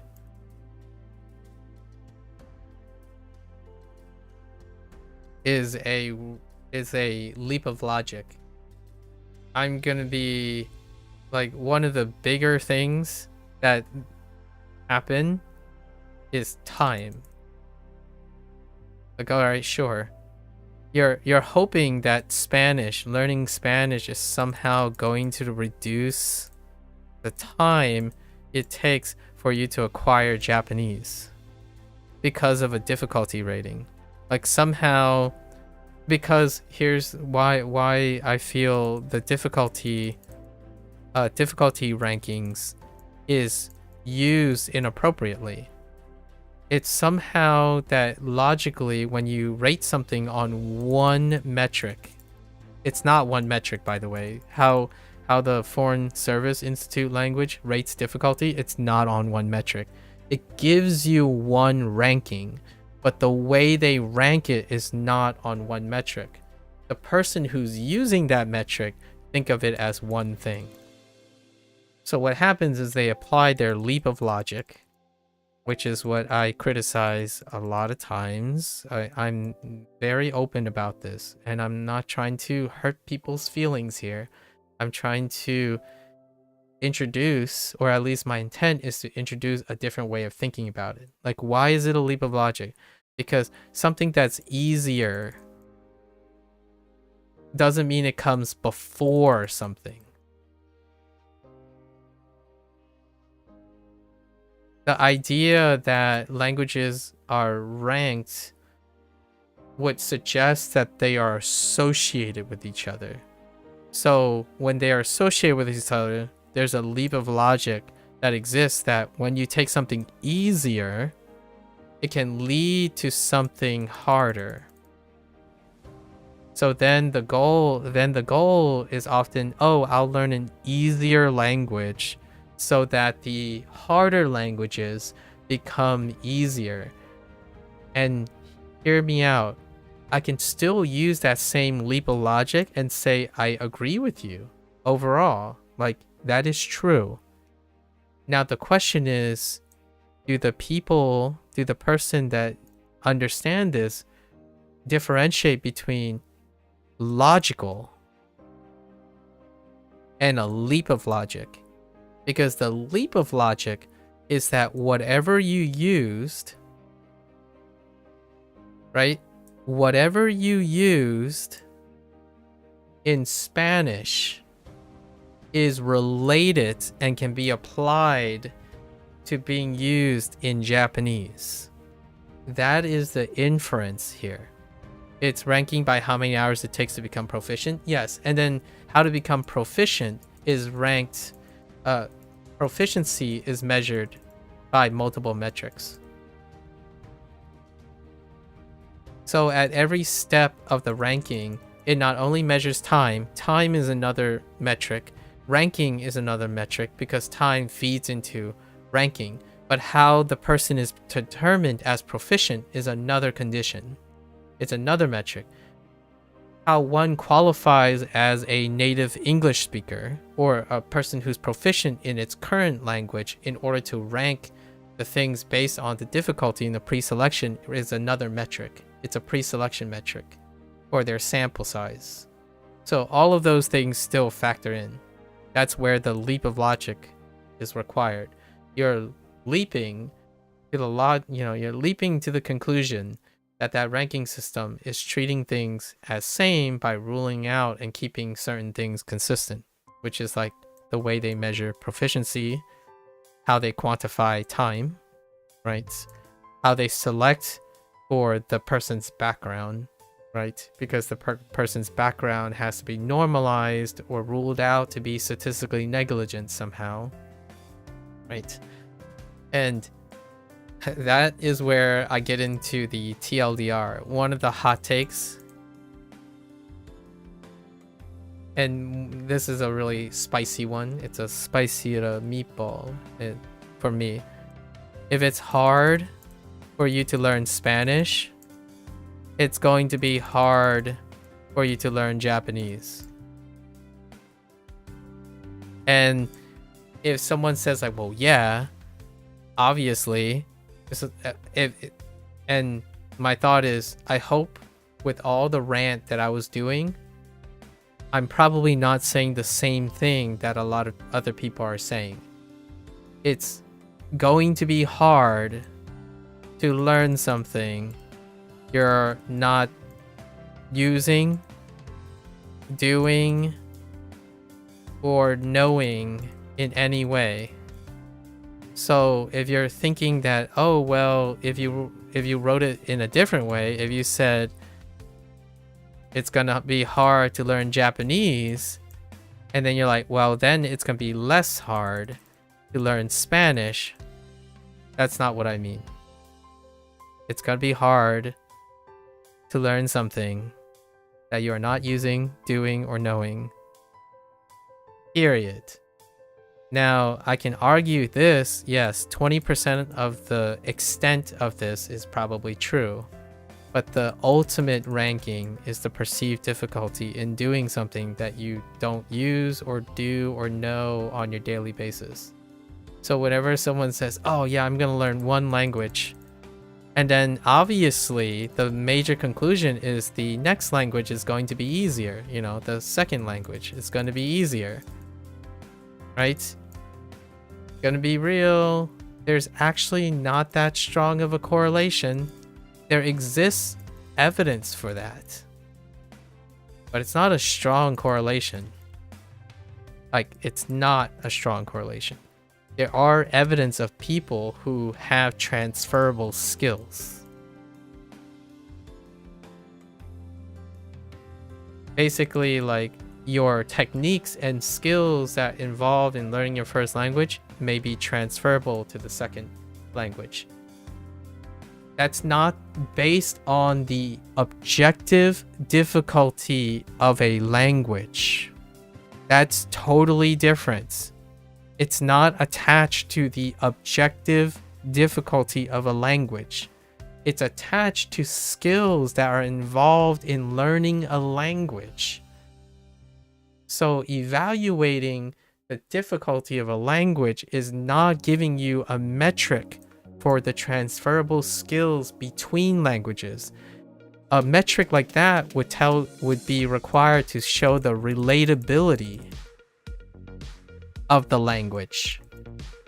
So they would have to rank based on relatability of the language. If the relatability of the language, it will look very different. Relatability of the language require some voodoo high output combinatorial meta, like a-novel meta-analyses. You would have to do like A compared to B, then B compared to A, which then B compared to C, which like you would have to go back and forth and create a separate ranking for every single relatability construct using the parental language in order to get a rating that deals on relatability.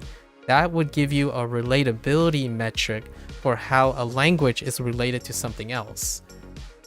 And that will give you something like this. When you learn something first, it can be less hard next, right? The thing that most people think would happen is, oh, I learned one language, so if I learn the second language, it's going to be easier. Not necessarily. There is not a strong correlation because the people who focus on those things don't actually develop more transferable skills. Like the techniques that they use, if it doesn't get better, in the transferable skill department, you show no appreciation. Sometimes you do have innate appreciations, but they are statistically negligible because of how underdeveloped your skills are. Oh there, Jazz. Oddly enough, this is pretty inspiring. It is. It should be, in my opinion. Or, sorry, I jumped the gun there. It should be. I'm trying to make it sound like, hey guys, when you do something hard, the next thing could be hard. The nice thing about this is it doesn't mean you can't do it. That's my pet peeve right there. My pet peeve is using a ranking system to judge something that you can't do based on its objective difficulty. And my first thought is, the only reason you can't do it is because you can't do it. And that is to remove all doubt. So when you're thinking about objective difficulty, if your basis of almost nearly all of your decision making is that it is too hard objectively, my first thought is, then you're right. I have no counter arguments to that. Like, what I mean is, if it's too hard, yeah, you'll never do it. It's fair enough. And if you're talking to me, I'm gonna try never. Like 99% of the time, I'm never going to try to tell you that. Because what I'm gonna say is, it's kind of a little bit inspiring, but also kind of morbid. You're learning something. Of course it's going to be hard. You kind of want it hard. You want it hard enough that it doesn't stop you from doing it. It's got to be hard enough because you're maximizing how much you're learning. Like, hard things are necessary for learning. If it's too hard that you can't, I have no disagreements with you. If you look at a ranking system online by a foreign service institute and say Chinese and Japanese is the hardest for English, for an English speaker, and you say, wow, that number is so big, I can't do that, then there's no argument. I have no qualms to try to gaslight you into thinking that it's impossible for you. And to me, if I had to be like kind of forward about this, stuff like that is unironically and unintentionally, no, not unironically, maybe ironically and unintentionally harmful to the whole reason that thing exists in the first place. Like the idea of raising awareness for foreign servers, like difficulty rating, is to create awareness that may help one be interested in foreign language learning, like language learning, but ultimately it's become the opposite. It has been wielded and weaponized, not against other people, sometimes against other people, but most of the time it's weaponized against the self. Like it's become a barrier. We're like, oh man, I guess I'm never touching Japanese until I learn Spanish because Spanish is easier. If I can't learn Spanish, then there's no way I can learn Japanese. And my first thought is, whoa, if you can't learn Spanish, yeah, I agree with you, you can't learn Japanese. But it's not because Spanish is different from Japanese. It's because if you don't have the skills to learn Spanish, like not Spanish skills, I'm talking about the skills to allow you to be successful in Spanish, you are likely not going to succeed in Japanese as well. If you have skills that you fail in Japanese, you're likely not going to succeed in Spanish either, because the skills you're referring to are not inherent to the difficulty of Japanese or Spanish. It accounts for it. Like I am conceding that some of it is due to the objective nature of Japanese and Spanish, for sure. Like the Japanese have things that Spanish don't, etc.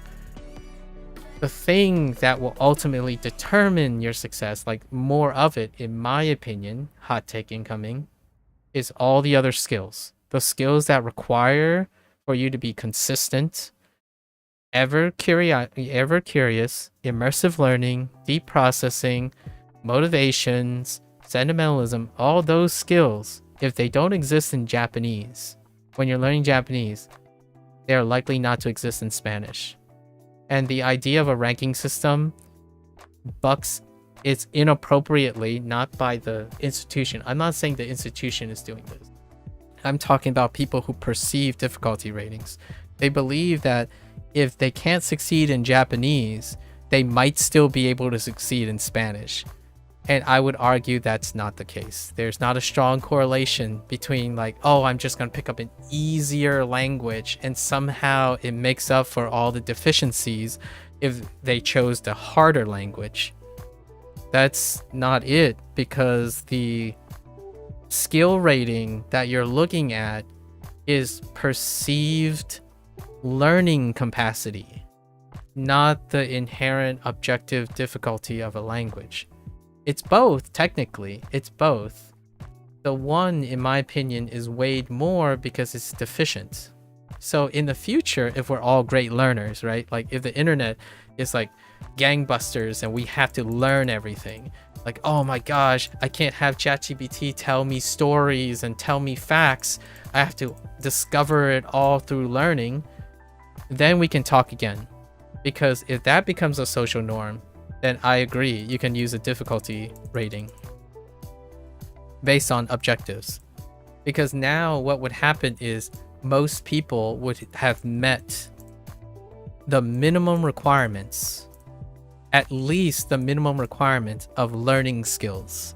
If you are a learner, rarely, and if you're talking to another learner, like for example, I genuinely believe when I talk to like James, especially James, now, whenever we talk about stuff, despite it being perceived as difficult, complicated, or something, we don't necessarily say, oh, it's just hard or it's just easy.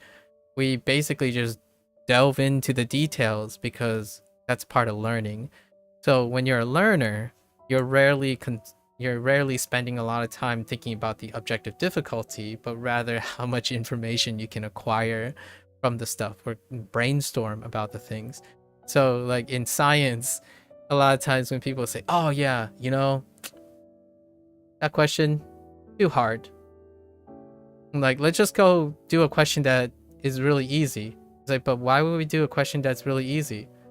It's like, well, yeah, then we spend less time learning about it, right? It's like, but if it's easy, then other people would have already gotten it. Right? It's an argumentative, it's cyclic. It's a cyclic argument. Like, oh, so whenever someone's in a educational role, like a professional role, or someone who's in lead, what happens is all the questions are hard. Like, all of the things are perceived as difficult, but it's irrelevant because they are difficult because you need to learn them. So whenever someone says, oh yeah, this is really hard, it's like, okay, tell me more, because the more you tell me, the more likely I'm going to engage in it. Because the moment it's hard, I want to know how much I can learn from it. Like, if you do easy things, you're not gaining very much. At least in my opinion. Like, I won't gain very much from something that's easy. So anytime someone says like, oh yeah, this is gonna be hard, I'm like, oh, tell me. And you know what's the more fun thing that I would do? I know I said more fun. Fair enough. My English is not the best. When someone says, oh, I think all of these things are hard, my first thought is, let's try to investigate that. Tell me more.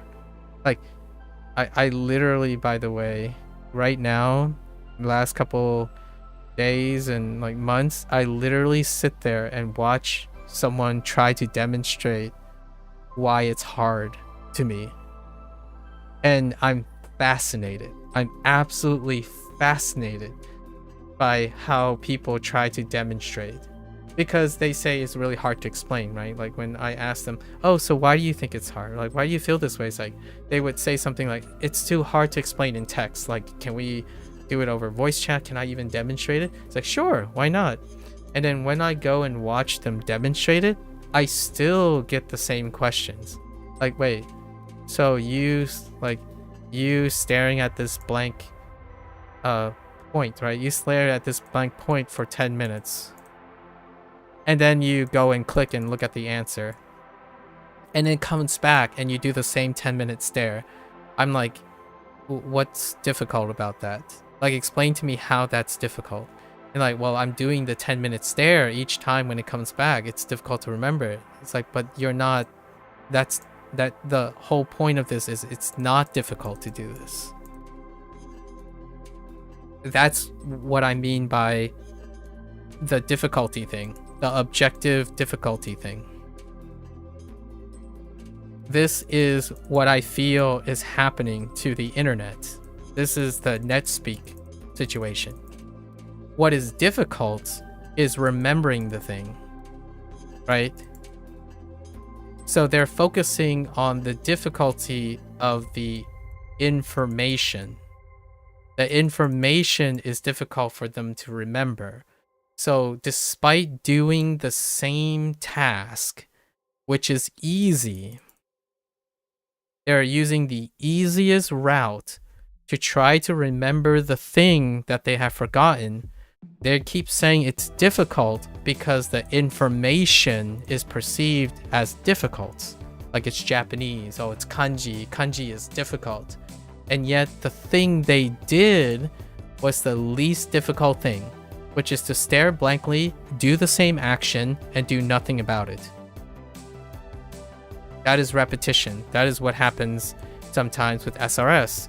You repeat, and you do the same thing, expecting a different result.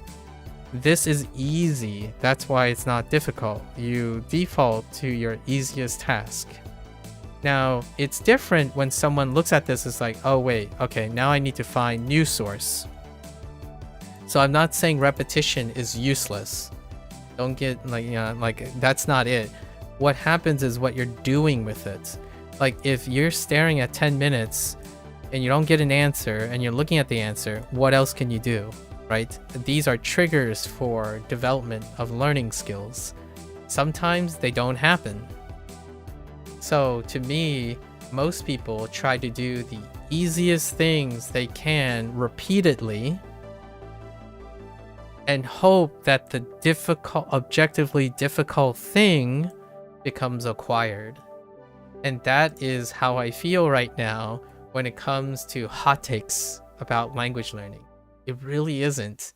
Like when James talked about italki, and like the first thing I'm thinking about is it's not the objective difficulty of talking to someone. So like here's an italki hot take that someone says, like objectively it's more dynamic and demanding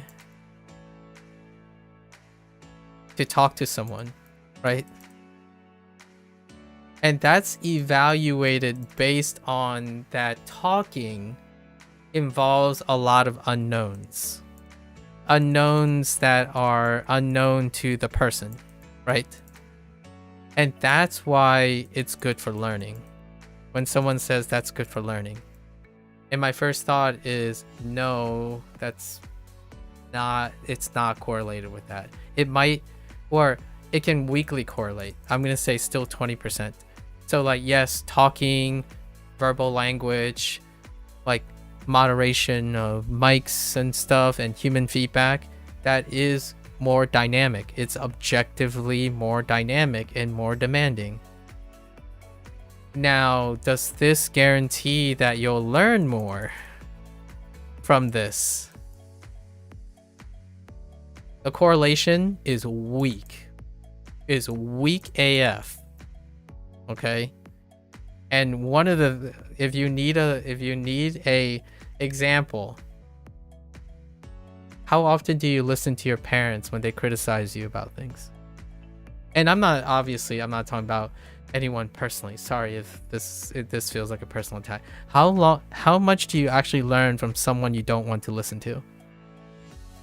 How much do you learn from someone who says things that disagree with you and you can't possibly agree with them?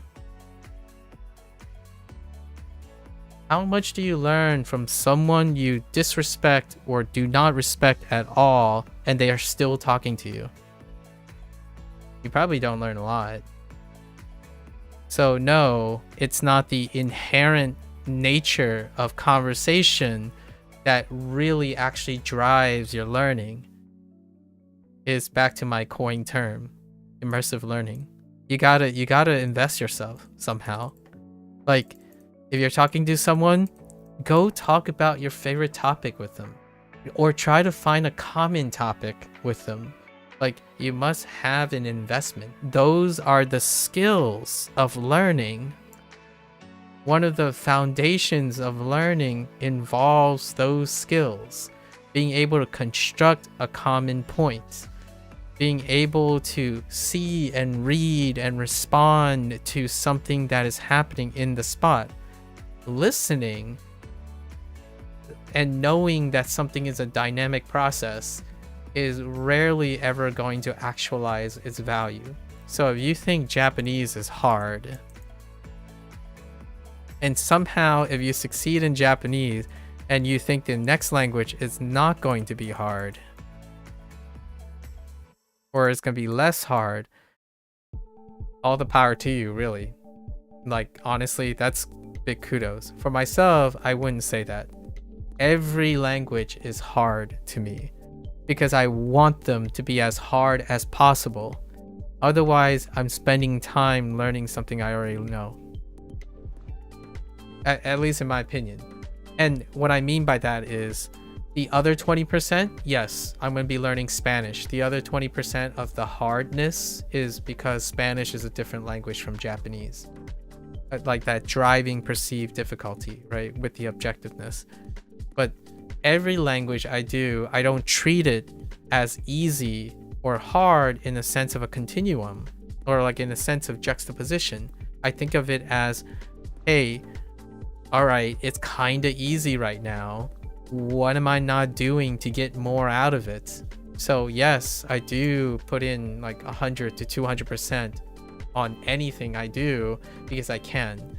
Otherwise, I'm not gaining anything. Like if this is gonna be like, oh, I'm just gonna close my eyes and speed run through it, it's like, yeah, you're probably not doing anything very difficult. And if you're not doing anything difficult, it's not sufficient to spark learning. And I know I'm not the most negative person, but here's a little ounce of negativity, I suppose. It can also make someone complacent. The moment you stop thinking things are hard or can't possibly be hard is the moment that you have a stunted growth. The very first moment that a gifted person, quote unquote, a gifted kid hits this roadblock is when they reach a point in which they get a wake-up call that things are just too hard. And to me, I want to tell that person, anyone out there, right? Anyone out there, when you see something and you're like, it's too hard. And my first thought is, no, it's not too hard. Your goal is to take the thing and make it hard enough, and you're good to go. Like, something that's too hard can be reduced to something that's easier, right? But we're not talking about to make it easy. We're talking about coming from these lofty expectations that something is too hard to something you can do. Because at some point, that easier can still be hard, relatively speaking. So relatively, not like on a scalar thing. Hell, their genes. All right, anyways, I love this thing. I don't know how I'm gonna order it or like organize it yet. I'm like working on writing it in some way. You're doing German too, and at the moment your German's way lower level than your Japanese, but honestly just the ability to read is much more intuitive, and there's so many cognates. I know, right? I agree with the whole like overlapping thing. I agree. So I'm not saying it doesn't exist. Plus you can use the techniques you learn from language learning better. Exactly. So you have translational stuff, and what I mean by that is that if you have more of those, it changes the perspective of rankings. Like, I get how quickly you get to proficiency is a great benchmark for like the objective language things. I feel like there's such a missed opportunity to remember that you also have transferable skills. Things understanding cognates is not inherent necessarily to the objective language itself. It's a relation between two different languages. So whenever you're objectively measuring one language, yes, that Foreign Service Institute, I believe, is all English speakers, right? They're related in reference to English speakers. However, there can be other languages, like there are other language pairings. So all of those need to be taken into consideration, which is a monumental task. I wouldn't want to be the person collecting that data, but it's interesting. One important thing is that FSI time estimates are actually half what they should be. They represent class time hours. Oh, okay. As opposed to examination or something like that. With an equal amount of self-study also required. Oh, okay. I haven't looked into FSI like rigorously. I know that I have so many questions about the metrics simply from an experimental design point. Oh, you were sitting on Twitch and not understanding with who you're talking about. Oh, sorry, Mega Steve. Yes. We multiple people are here. So anyways, and hear me out before Mega Steve I don't want to break any fourth wall problems. Sometimes I do talk to myself. So you're perfectly all right. If you are on Twitch or you're on YouTube, I do spend like 70% of the time talking to myself on stream. So don't be weirded out about that. Self-dialogue is how I practice speech. So whenever I'm practicing my ideas and whatnot, I spend a lot of my time speaking because I'm actually recording this too. So recording gives me a way to evaluate myself over time. All right. Anyways, good talk. Really important topic. And the answer, if you want a cop-out answer, is all of the above, my friends.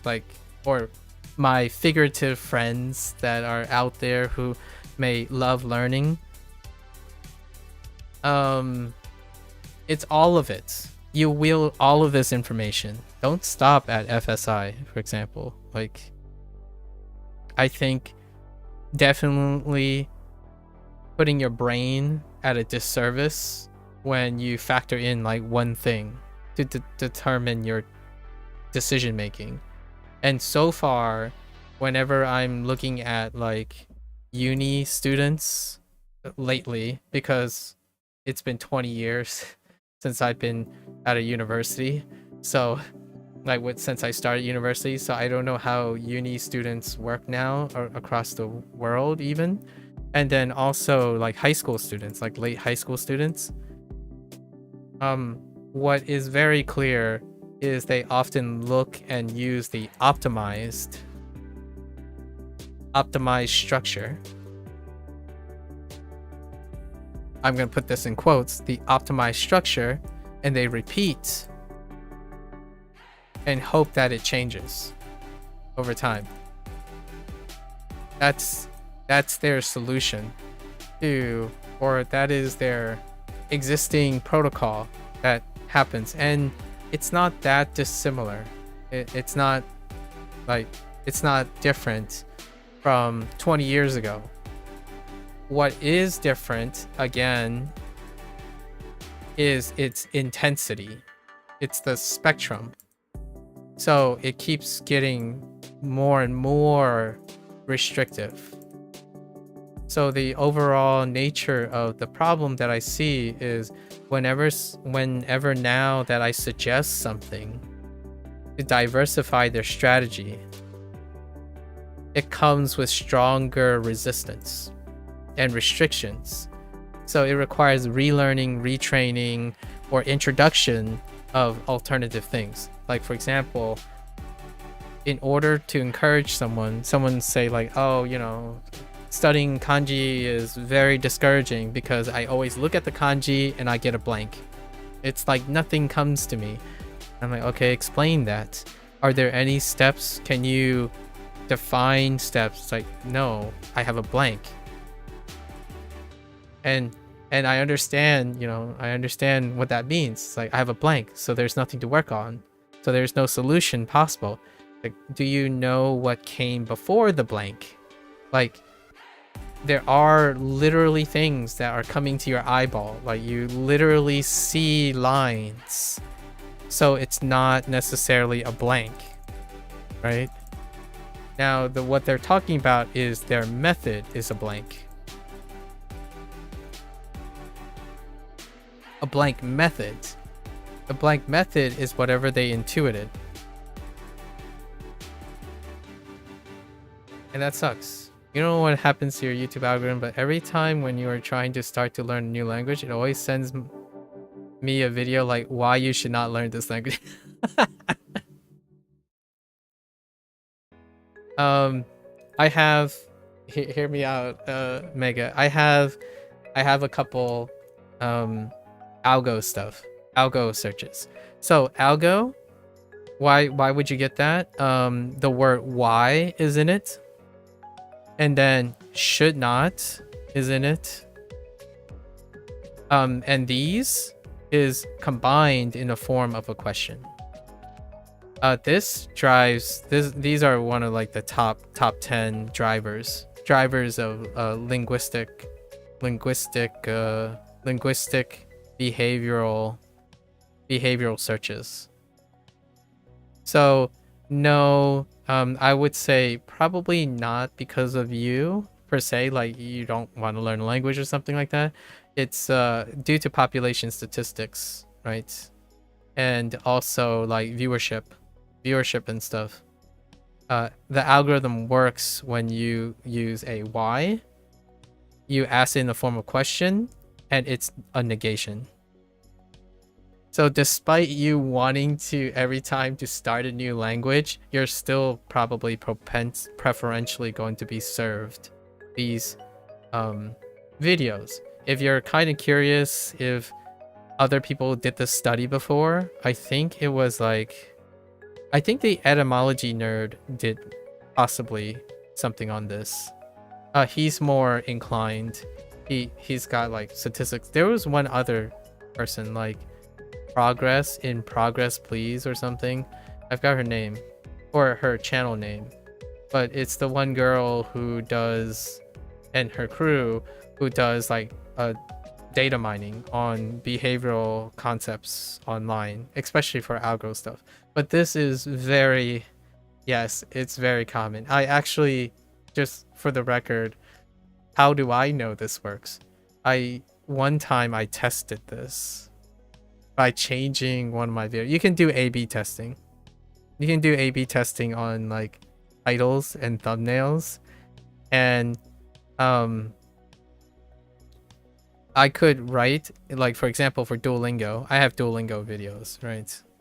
I could write what I didn't learn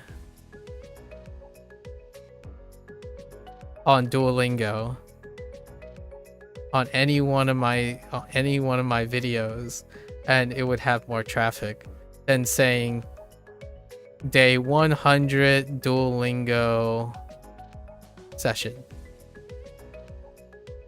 which is what it is. Alternatively, you can also do this and change the linguistics. You can say day 100, no, I could say I did Duolingo for 100 days. Was it worth it?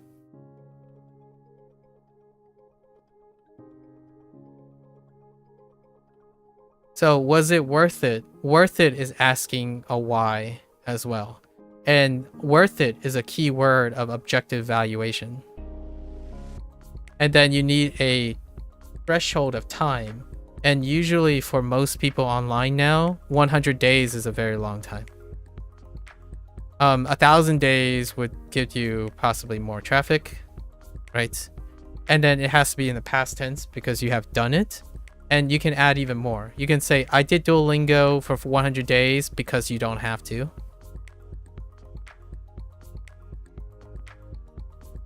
So basically it's saying, I did it for you, so then I can tell you if it's worth it. That's the type of stuff that would draw algorithm speech. So when you say why you should not learn this language, those are the ones that typically have the highest traffic. Whether they have redeemable qualities that are served to you or not, inherently, this is I have a pet peeve with algo, so I'm sorry if some people might be offended by this. I'm not sure. Pardon me, I'm kind of speaking very candidly. The do not, this, and that is destroying people who build skills. There are far more incentives to avoid something, not do something in traffic overall whenever someone tries to build a skill. And it's not because they're related. It's coincidental. There's so much traffic to finding catharsis, as in like it's very like safe and comforting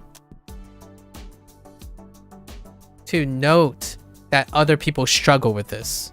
It's easier to be told and convinced that you don't have to do something hard or enjoy something hard or find something hard because it's hard. So because of this, it's far more enriched for whenever someone wants to learn something. So if you type in, how do I learn Japanese? Immediately, you'll probably get more things about all the scary things about learning Japanese. Wasting your time, pitch accents, people that hate you because you can't speak proper Japanese, the toxicity in the Japanese language learning. You're going to get those things before you likely get more and more like learning material. And then it is once you click on the learning materials and stuff that the algo will adjust to your learning thing. So every new skill, it's usually going to be proliferated. If you're doing like general searches because you have no idea where to start, it's usually going to serve you negative things until you select those positive things and dig for them. that the algo will adjust, which is kind of one of the things that happen. It's one of my pet peeves. Anytime someone goes to learn a new skill, they're going to get more information about what not to do, what to avoid, what to be worried about before they land and be served videos that constructively encourages a person to do things. You're gonna head out? Yeah, good chat always, James. Good chat, good chat. Thank you for stopping by. It's always worth the digression for the chat. And that is this isn't like I'm not trying to point, or this might unintentionally point fingers at some people, but I don't think they're doing anything malicious. I think they're playing the game. Like, they're complicit, and I still don't hold them negligent, honestly. This stuff is what people like right now. So like the first thing you're gonna learn in Japanese, I joke about this nowadays, like in the background. When someone asks, do you have any tips for learning Japanese or starting Japanese? Here the like my joke is the first top 10 tips are probably 10 things you should not do. That's how people operate now. Like, oh yeah, you should avoid Duolingo. You should not get into the pitfalls of repetition. You should not get into the pitfall of relying on one source. You should not assume Japanese will get easier. You should not try to play video games or read manga very quickly, because then you would sound like otaku or something like that. You should not. And then by the time you get through like all the should nots, you get like one, hey, Japanese is awesome. You can talk to people and rant with other people who are struggling with Japanese, but they love the struggle. Welcome. By the time you get, honestly, by the time you get to like someone like me, it was your motivation's gone already. Like it's really rare. Like James is a rare person like I meet, and Drama, who's flying back right this moment from Tokyo to Germany, are rare people that I encounter. Most of the people, their first comment to me would be, oh, you know, I learned Japanese on and off. I quit like 3 times before because, and then they would list the top 10s. They would list the top 10s that would cause them to stop learning Japanese. Oh, you know, I got stuck. I couldn't grow out of Anki. I started with Duolingo and I just got stuck on Duolingo managing my streak. And I read a lot of manga, but I just kept reading the same manga and I just didn't understand more. Like those are the things, and they are the top 10. Before you learn anything or skill building, fear mongering is the first thing you're probably gonna get. It's weird, I understand, in my opinion. I get served this all the time, by the way. When I started my first year was dedicated to Duolingo because I wanted to know what's the buzz, like why do people love and hate, or however, Duolingo. And the first thing I get served is like in my top 50 algorithm, like my top 50 hits is why Duolingo unlearns your language. Like I'm being a little facetious here.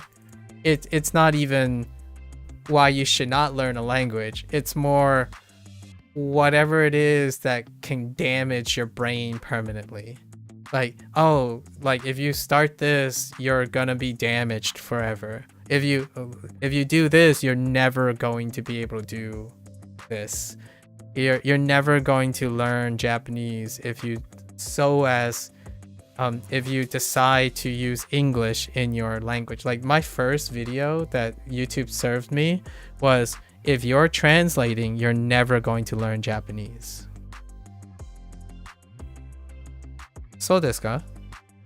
本当 For sure. For sure. Definitely. You're never gonna learn any Japanese because you translate. That's legitimately my first video that was served. I did watch it, by the way. It was a immersion only video promotion. it also had a masterclass on it, on immersion.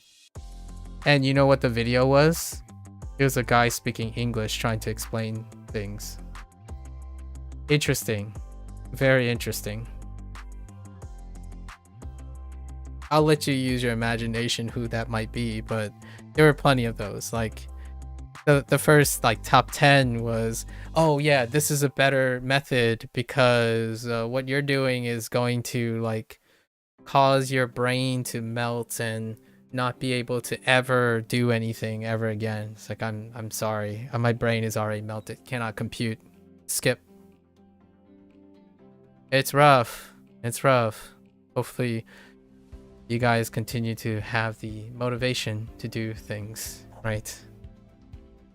You can try it. Really do try it. Like pick something. Pick a skill like woodworking. How do you want to do woodworking? There are, I'm not saying like all the areas. I think not all areas, not all skill buildings, obviously. This is not inclusive or exhaustive. There are still interesting skills that are obscure to the point where it's not driven by negativity yet.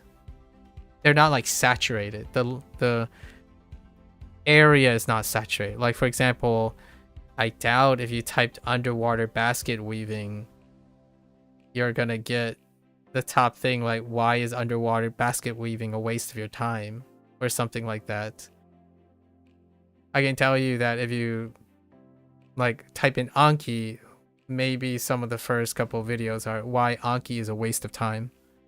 That's probably one of the top 10 entries. And even things that are tried and true and tested, probably among the top 10 would be like, why this is a waste of time, you should be doing this instead. Why not A? Because B exists. Like, oh, for example, oh, I got one. I just got served this and it put a really foul taste in my mouth. Someone that I watched for some time, their next video that they said is, oh yeah, you know what? It's not 2025 anymore. Here is now the definitive fastest way to learn something. It had ChatGPT plastered on it. And I'm like, dude. So what you mean is you bait and switch me with all your theories and your methods from 2025 and earlier, and they're just a waste of time? Obviously, I don't believe that. The idea is the way the person is presenting it. It's a little bit more viral. It's it has a more inclination to have people click on it because the thing that you're saying is up to date. So basically, everything before it is not that interesting. I don't usually I'm not the biggest fan on continuing to follow, in my opinion, follow people who don't cumulatively appreciate the things that they put out. Instead, they move on to the next trend, or they make something for the sake of viewership. Basically, like, oh yeah, you know, it's to 2026 now. Oh, you guys are still learning by talking to people? Man, that's so like 1988. You gotta get with the times. Nowadays, you gotta talk with a LLM, right? That's how you get fast. I'm not saying you can't do that. You can totally do that. I totally see people do that too. The idea is it's not saying all the things before don't work or don't have any substance or something like that. However, the way it's phrased, it's more like, oh yeah, don't learn Japanese now. Japanese is on its way out. Now you want to learn, I don't know, French, you know, because like French gaming is on the rise, and actually Ubisoft is kind of on the downtrend. Ubisoft is actually one of the biggest companies hailing from France. Anyways, that's besides the point. Weird. All right, so I can't seem to remember what morning they're talking about. Let's see. Watashi wa something yori. Yori Gozen no. Oh, that morning. Wait, but Gozen's there. Oh, what the heck? I was thinking Gozen actually. Morning.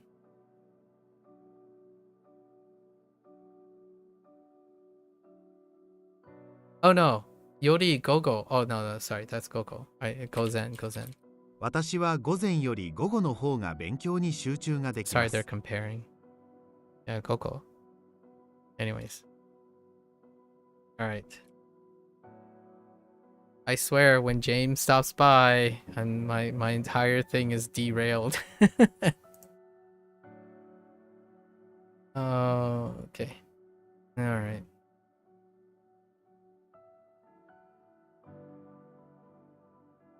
私は賑やかな場所より静かな場所の方が好きだ。Mm-hmm. 雨が止むまで一緒にここで待ちましょいろいろなジャンルの中で、どのジャンルの音楽が一番好き？ Genre. Oh, genre. Genre.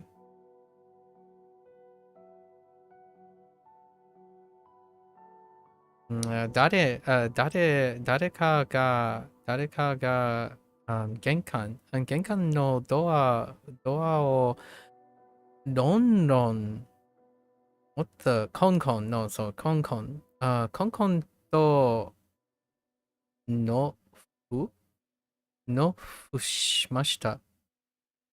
knock? Oh, knock, not knock. knockしました。What is clank clank? Con. Interesting. う。毎日薬を飲む。毎日薬を飲む。新幹線。僕は新幹線に乗ったことがありません。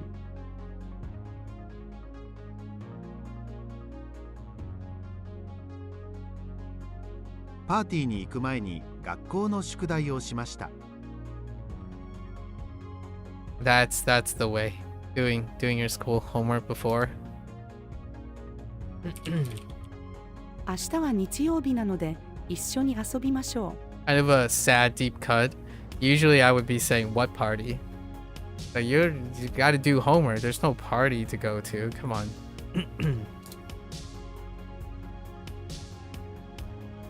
母とフランス語で話す。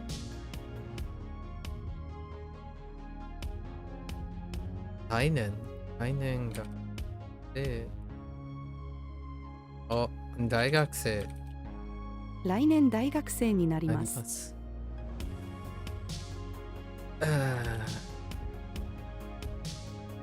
飲み物のメニューをください。もう late?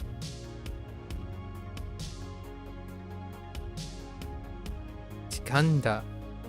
もう late 時間だ。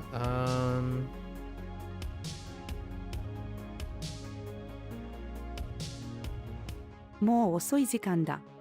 遅い。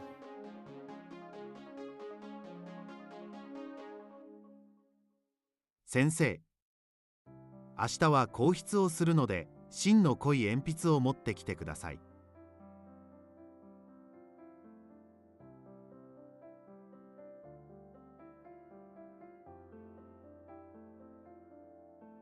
この靴は2万円もする。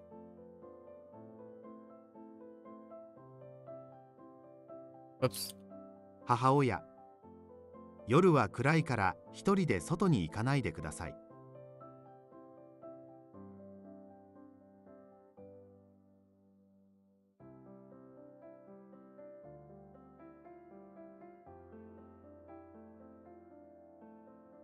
What? Oh. 彼は留学生ですか？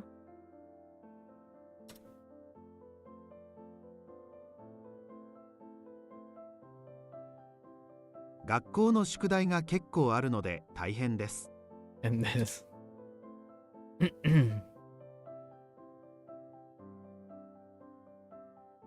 T シャツを着る。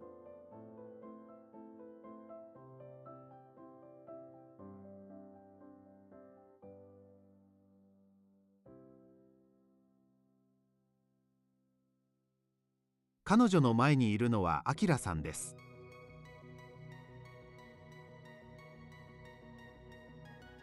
彼は昨日学校を休みました。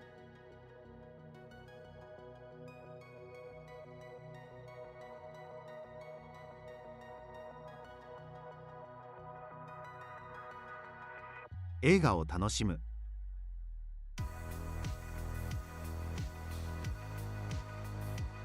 あなたはこの答えを知っていますか？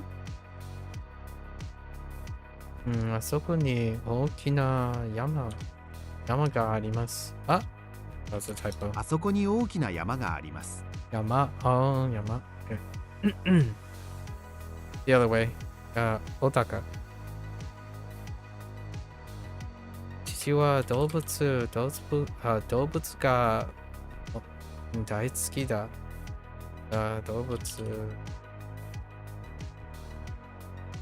父は動物が大好きだ。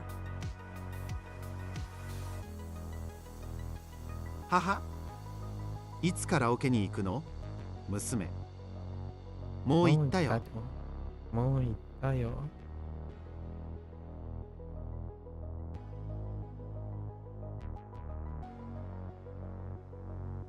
Oops.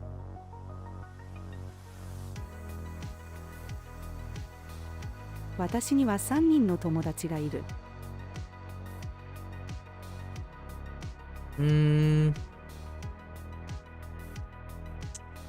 There is a desk there.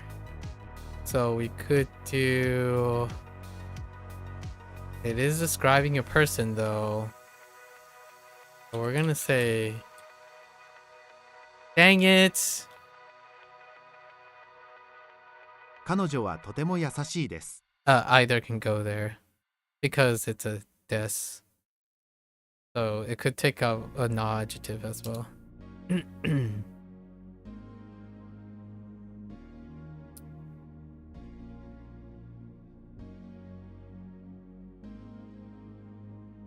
The break is over, so you should go. Yeah, take care. Take care, Mega. Thanks for stopping by. Fun chillin'.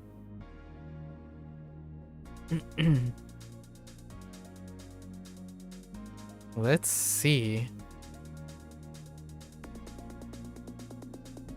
How is something expressing let's see? Like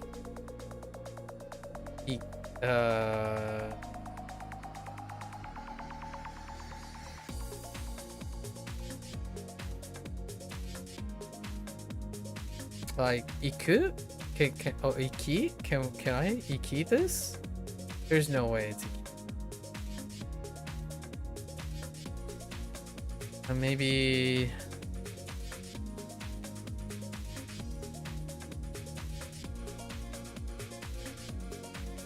like どうして? Okay.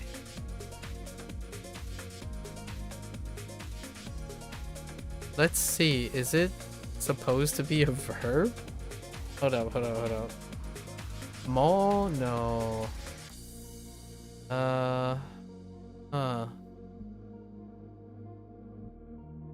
Oh, no. I was gonna say maybe together. I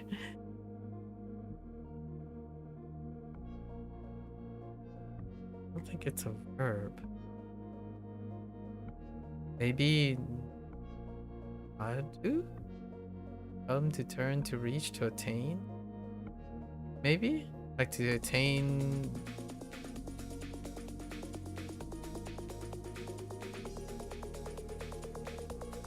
No. I feel like mo can be fine, but there's a comma there.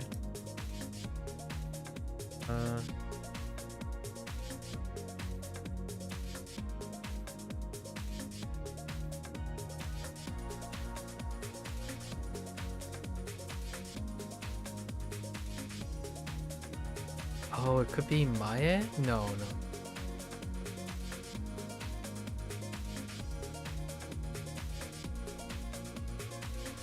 I have no idea how let's see works here.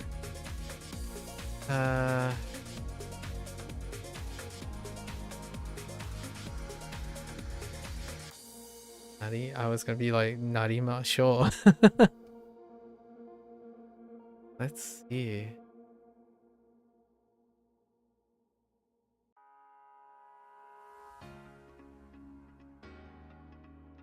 Is it Dore? It could be Dore. It could be Dore. It could be Dore. どれ見せてください。 Okay. It's like the bottom use. I remember reading through it, right? It's like listed on the bottom. Yeah, well now. Wait. I don't think it's here. I don't think this is the one.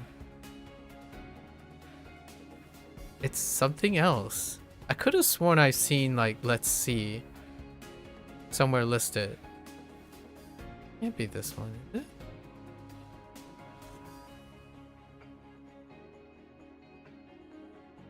Oh, here it is. It's up here. Yeah, I don't know how much I'll have to normalize that one. 電気をつけてください。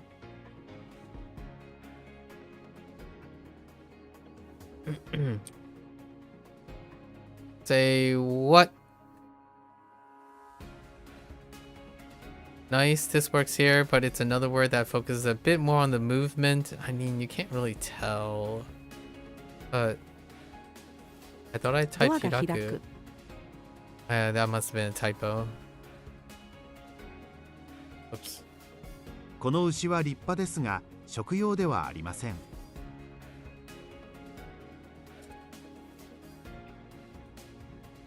彼女の鼻は高いです。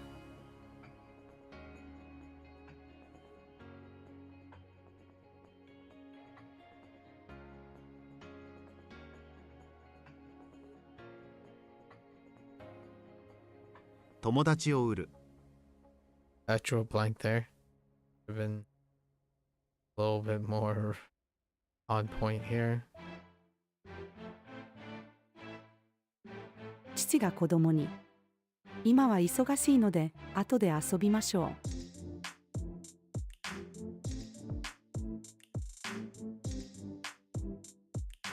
Activities.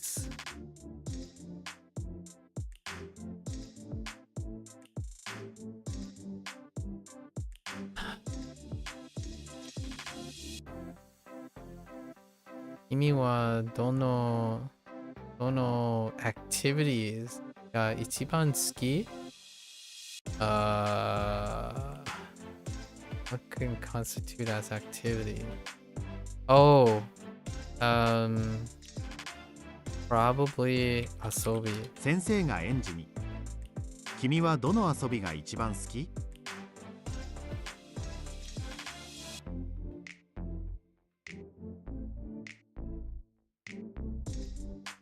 What? Oh man.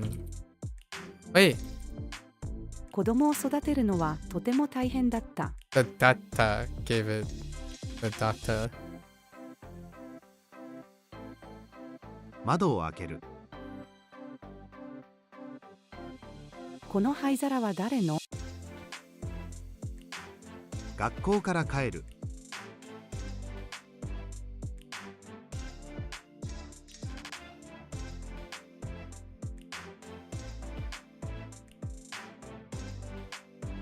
Wait.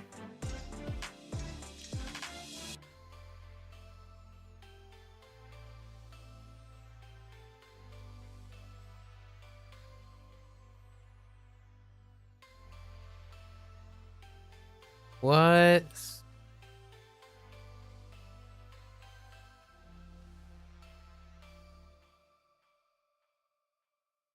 That took me a while.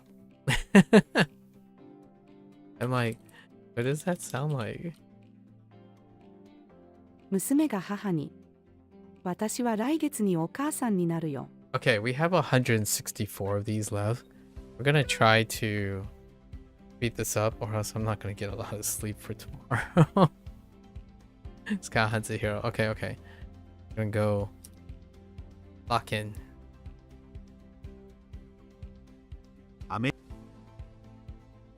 わからない。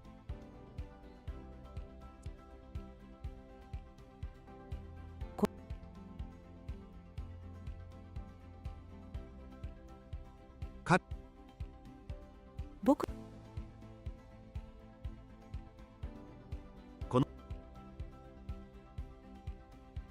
Oh no. What? It's not Hiku. Wait. Excuse me? How do I. Oh. Get? What? Oh man, I thought it was Hiku.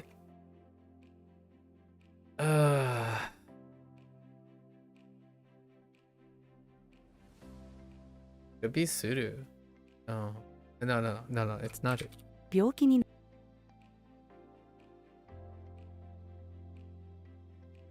Oh. Oops. Kyo. We're going quick. Don't worry. Oh. 医者 Nope. Then shoot. What?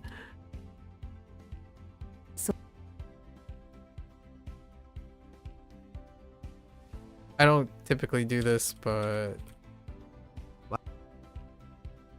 Otherwise I'm gonna run out of stamina for later. Oops. 僕は What?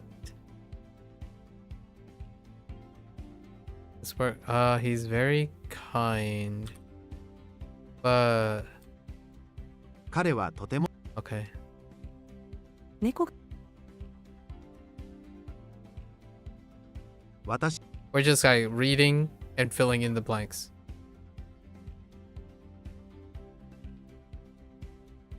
勉強 Could be. Heck. Comida. 食べ物. What? Try a more formal and nuanced word.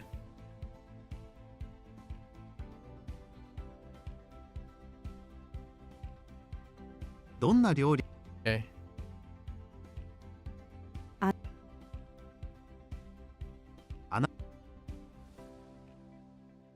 Angry. Oh, adjective. Grr. R. How do we. Oh, no, wait. Wait, could that be used as a. 私 Yes, it most certainly can in that structure. Tom- Oops. What? To turn on? Oh. Heck.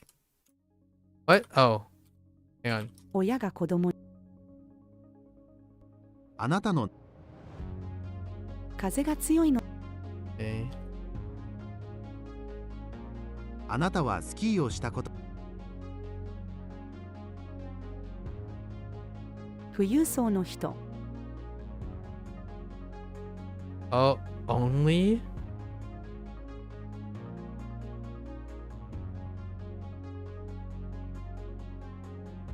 Oh. Ah!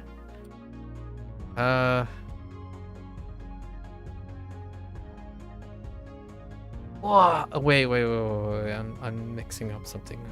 Slow down. Hold up. Hold.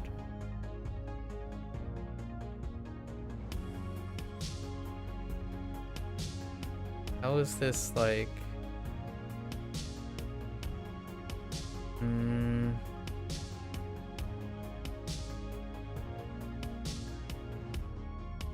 Why am I screwing this up? I thought I wrote docket. あの人だけには会いたくないです。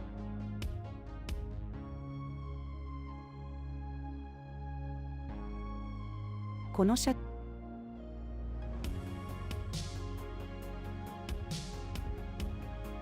日本 あな彼女と私 Okay. 私の父は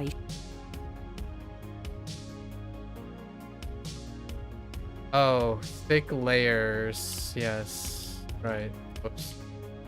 私は細いあなたは明日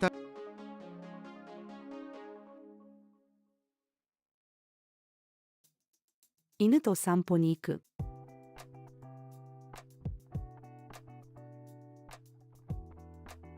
Oh, so. Oh, no, that's this one.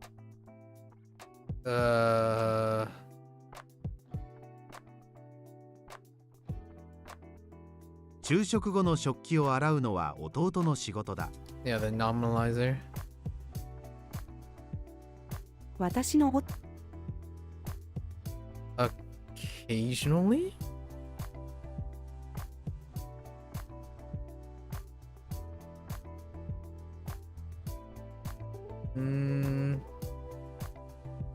Like that's not right. Occasionally.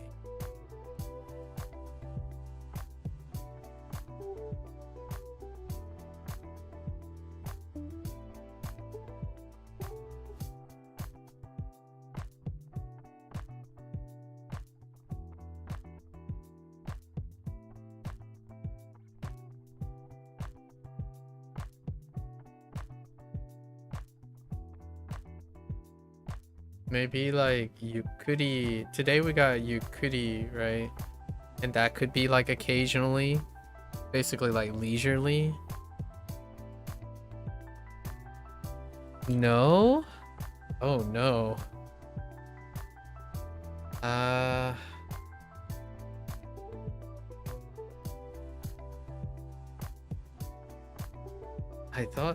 really thought it was. Whoops. Did I misspell it?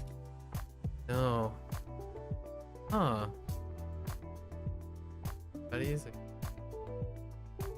And it's before. It's before. 勉強する. 勉強する. What is another thing to be like lax?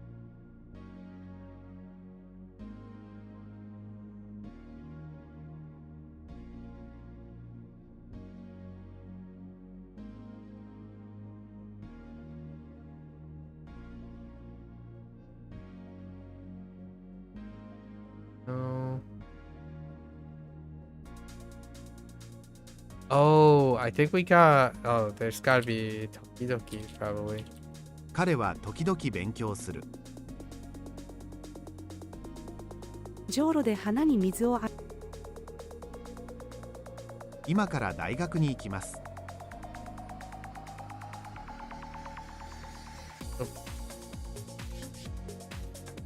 家から駅まで歩く。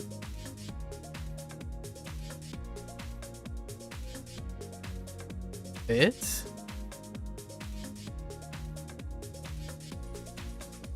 Like it.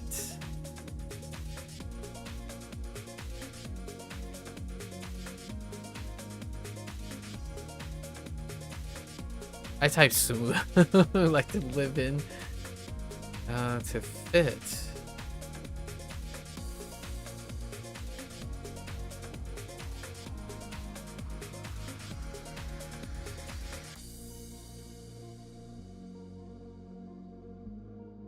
Deals with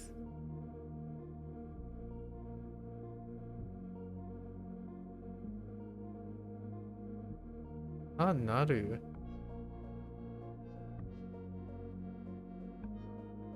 Kairu? No. Oh. その箱にこのボールがフィット思う Maybe like I really thought it was something like placing inside something. I feel like you're just placing it in. How do we fit something?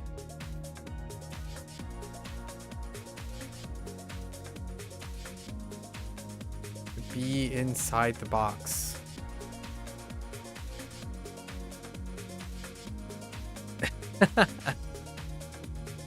There's no. Maybe like how it fits? No, that doesn't make sense there. Does it?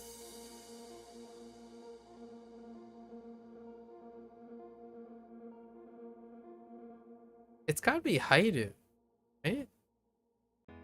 Oh, see how what it's heighted. その箱にこのボールが入ると思う？ And just putting it in there.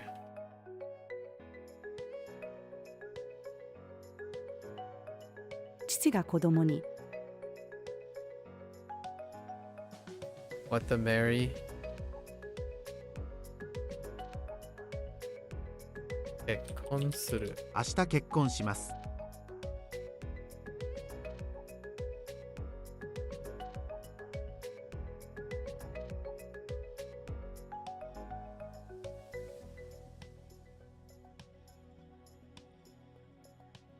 あなたはいつお風呂に入りたいの？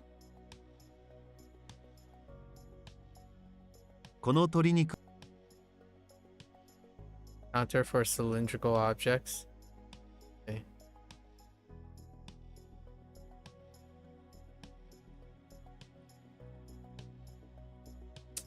Need and janai, so it can be a noun or an adjective.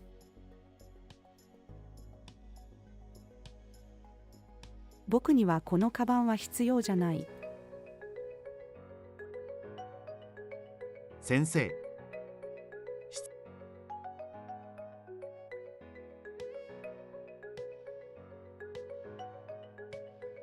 私は喫茶店にいます。Okay, so they're distinguishing a coffee shop from a cafe. Right. I just noticed that. I didn't notice that the first couple times. Meeting. What? Oh. 今日の会議は長いです。晩ご飯はラーメンです。That sounds lovely. 僕は明日クリ Oh, just kidding. テストの結果が今より広いGotta go. Gotta go. Don't need a desk for Abunai, so I'm gonna default to and この人は危険です。 because of the desk. Oops, this is okashi. 母が娘にあなたの誕生 But it's a noun. Oh, wait.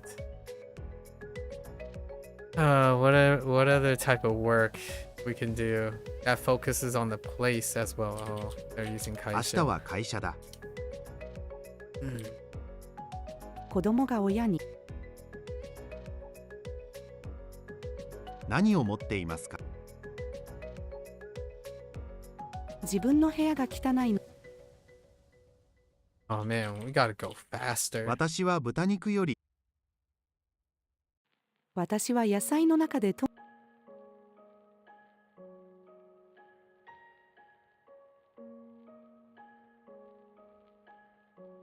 先生。Sorry.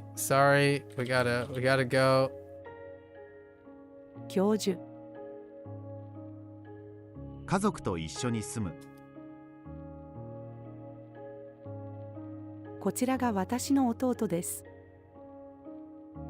日光不足になく。ここの会社の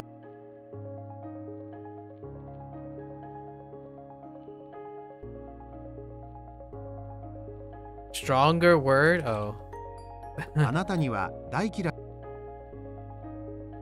今日は暑いので Uh, It's not on the way. On the way to Skuru. Gakko no. Nani? What do we do on the way? Haiku, is it? No. Noiku? Noiki? It is Noiki. Okay. Have a talk. Just the Hanashiを上司と話をする。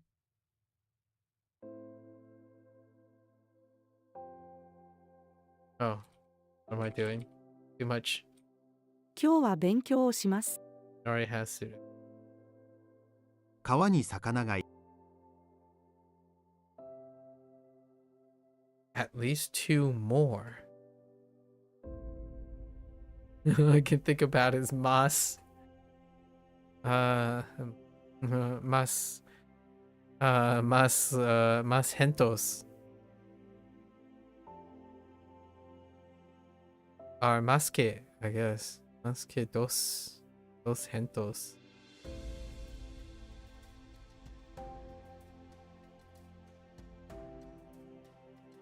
I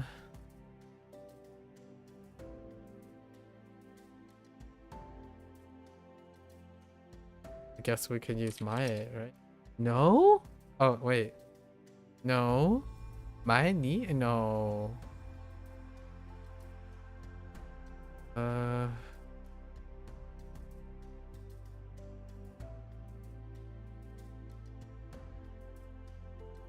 Yeah, right?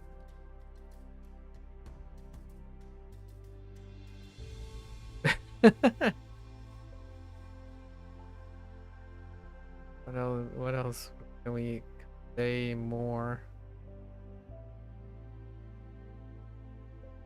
What part of speech are we looking at? At least 2 more. あともう2人必要です。 Like up to the extent of or already. Oh, actually, yeah. That's the only thing I could think of.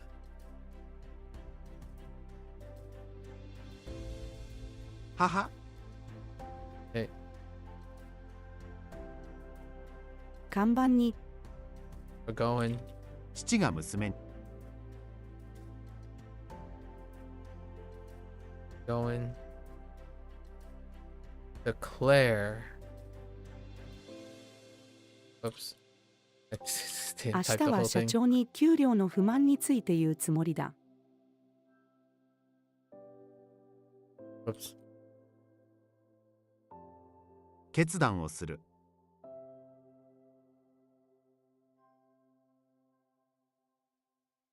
あなたはどの国に住んでいる？ Oops. あの病院家に宿題を忘れる。 父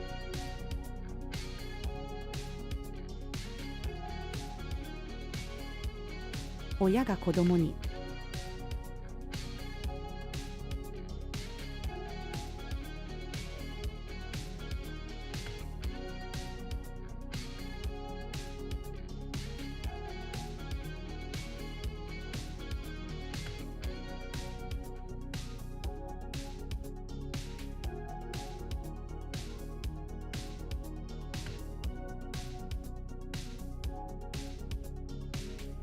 このコンピューターの寿命は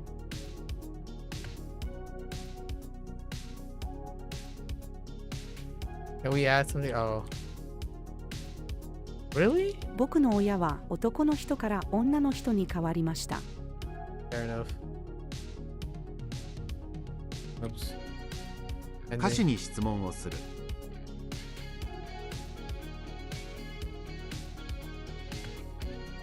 Ah! 私の Up here. Oops.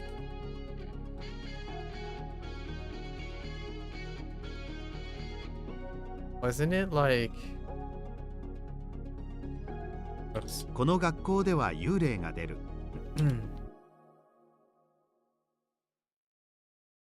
Heck. 彼女は私の娘だ。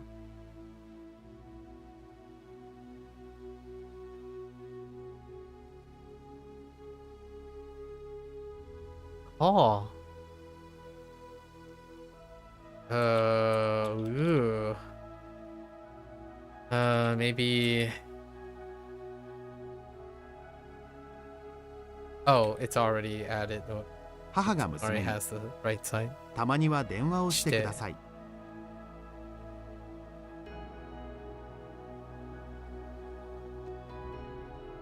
I don't know how this worked. It looked dead. Was it like...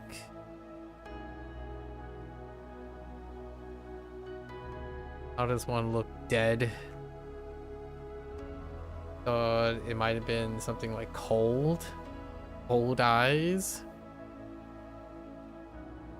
What else is like... Oh, it's probably just like Shinu. Is this at the end? 彼の目は死んでいる。 Oh, 死んでいる。死んでいる。Dang it. この髪は薄いです。映画を見に両親と一緒に映画館へ行く。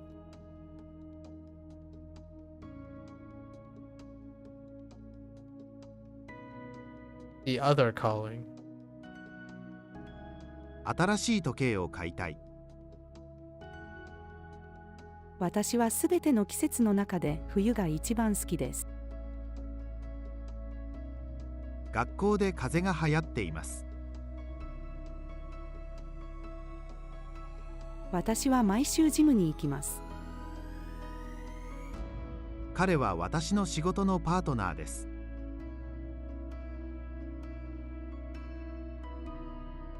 Let's try a version of this word that focuses on the speaker being the one crossing.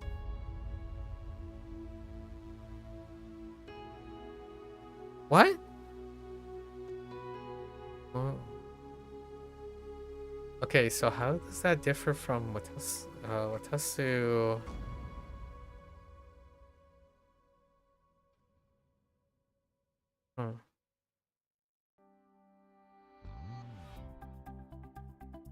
Across the world.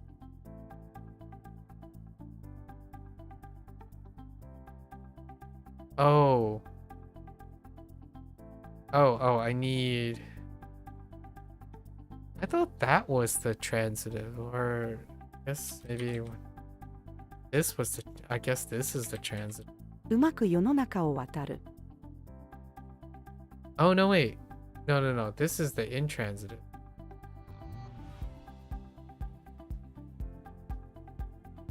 Oh, yeah, because this is an intransitive. Okay, fair enough. I think. オフィスにパス。その果物が欲しい。秋なので一緒にこう。学生の仕事は勉強をすることだ。動物園に行く。Heck? Oh. 彼はどこにいますか？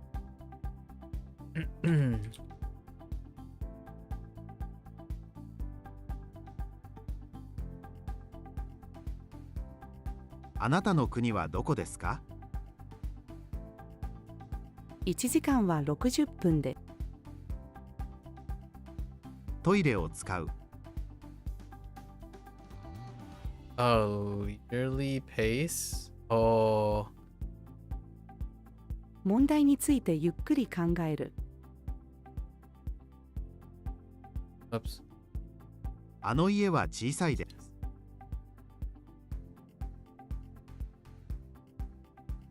掃除の時間です。雪が降っています。親が子供に、絶対に警察に嘘をつくな。私は南にある島に住んでいる。私はあなたの気持ちがわかりません。Heck? Oh. あの家は私の家で It's す。 not clear whether that is both or not. Actually, is that? Oh no, it added both. Okay, okay, fair enough. It's in it. It's in it. おはよう。よく眠れた？よく眠れた？眠れた？ That's a good. この牛肉はとても安いですが、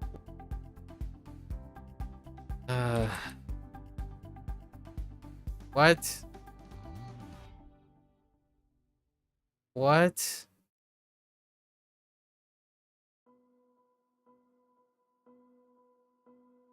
Oh. 梨を半分食べる。父も母も太っています。That's not 私は nice. 日本に住んでいます。これはノコギリの刃です。会社員。あなたはどの大学を卒業しましたか？ Good question. Oops. もうすぐで授業が終わります。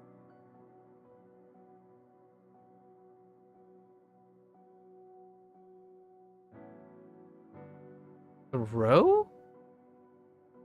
What type of throw are we talking about?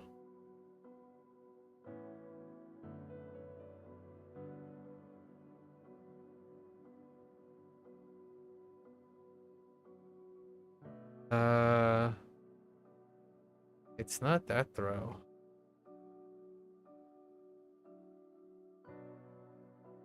Stay. Good night. この本は絶対に捨てない。私は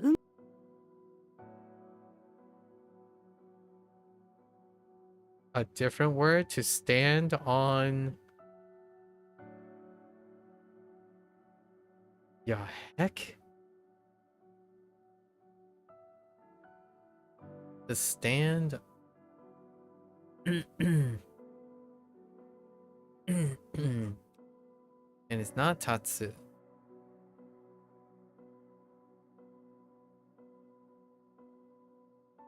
Oh, no, wait. Tatsu would end up being. No, it still end up being Tate.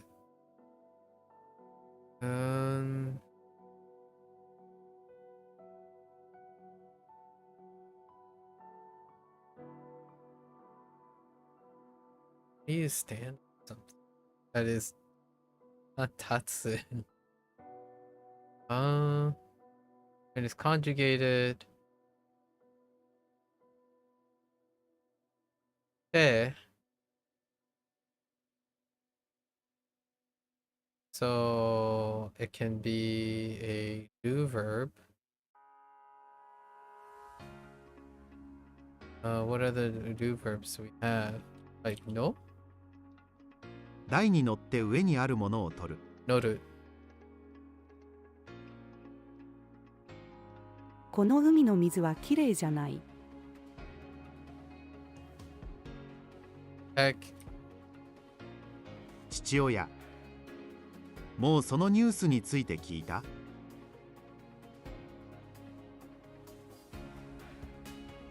Rip. That's not it. 同意を求める。ふかふかのベッドは I 寝心 typed 地がいいよね。 Yuka for bed. Oops. 私の一番大好きな食べ物はピザだ。勉強をしすぎたので勉強が嫌いになりました。Okay. 明日プールに行こあなたは飛行機に乗ったことがある？ We're getting う。 close. この橋は長いです。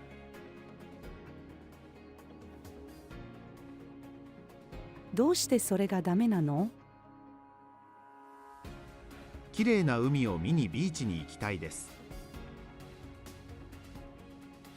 靴に防水スプレーをかけたけど水没しました。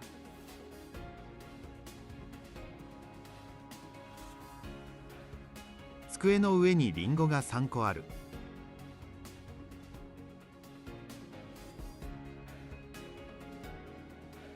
1月にもなってまだクリスマスの飾り付けを片付けていない人は実に怠惰である。Dang.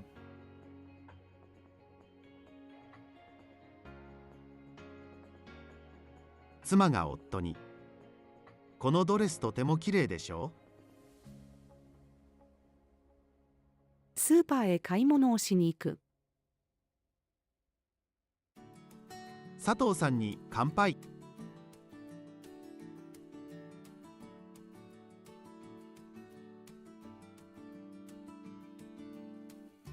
Bacon.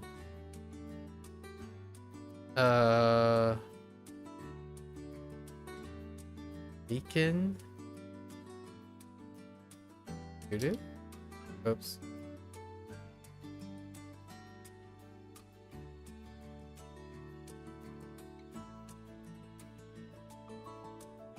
I thought it was. It's not. Oh, it's not. Tofu.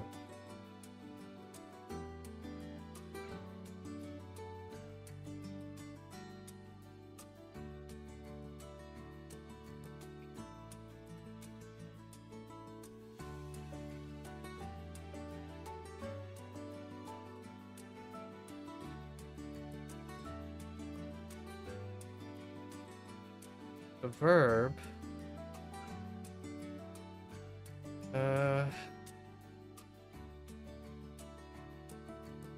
Oh no, it's not tofu. I keep thinking fly. It's tofu. 彼女は自分の写真を撮るのが嫌いです。I keep writing fly instead of pig. Or to take a photo. 私の弟は肉が大好きだ。It's fine. One day. 冷蔵庫に野菜と肉とチーズを入れる。For now. For now. Tomorrow. Tomorrow's the day.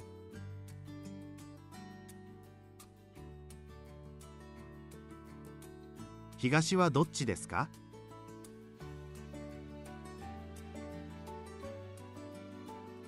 このカレンダーは端っこが破けています。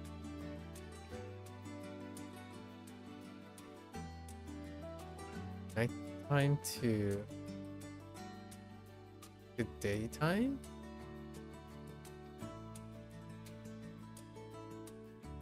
You do? 僕は昼より夜の方が好きだ。That's interesting. あなたは誰？ Okie dokie. I'm sure we have more reviews, but that's just the clock rolling over. It's okay. We're gonna get close to our cram sessions soon. We're gonna do our cram session for the month of February, right? Or whenever this is done, and then we'll try to start the new month. March is when we're gonna start the N4, right? And it's spread it across 2 months with 3 lessons each, as opposed to 5. Vocabulary. How's the vocabulary workload? I think this will complete, and then if we have 2 months, we'll definitely cover the vocabulary. Okay, that's gonna be our new pacing. What is our new badge? We got a new badge. 20K. Nice. We just set our new badges. Whenever we get a new badge, we set it. Okay. Alright. We still got that. I basically activate the beta stuff. So the beta stuff, apparently, there's this like grammar library up beta. Apparently the old one. I looked at the old one. The old one has a lot of weird spacing. So they kind of fixed how this works. So next time I could use this as a way to search for grammar. It must have been yesterday. I had this issue with 2 days ago, I think, had this issue with like searching up negatives and stuff. Let's see if it works here. Actually, if I type in negative, it does. So they have technically solved, quote unquote, the problem. It's a beta. This is currently on the beta. Yesterday when I was using the regular search engine, like up here, like this way, and we do both grammar and vocabulary, right? Or if we just switch to grammar and I type in negative, it comes up with, oh, it comes up with some things, but it's not quite right. Let me see what happens if I go to grammar library and type in, like, let's say that reverb. Oh no, maybe it won't solve things. It's probably still the same. Hold up.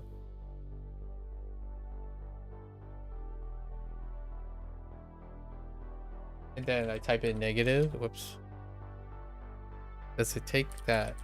No, it doesn't. So it doesn't really solve my problem, but I can still type negative, which is good because it's a great way to limit. And then there's filters for this too, so that's kind of nice. The complete search is something else, and then there's the kaijugation thing, which we'll try during our cram session month and all that stuff, because we won't be doing any new lessons after N5 is cleared, right? And then we're just gonna practice the N5 substantially and then do N4. I need a break from the volume, so there's gonna be a month period, the closest month to the closest month, full month past the full month period, and then N4 will be covered in March and April, and then there will be another full month, right?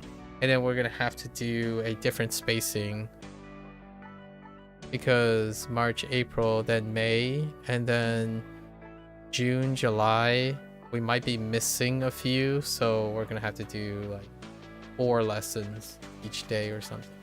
N3 is gonna be kind of tough. October is the problem here, because June, July, oh no, we can still do it. June, July, September, that's 3 months to get N3, and then we're skipping a month because that month is October. That's Inktober, which is when I draw and stuff, so I can't possibly do it.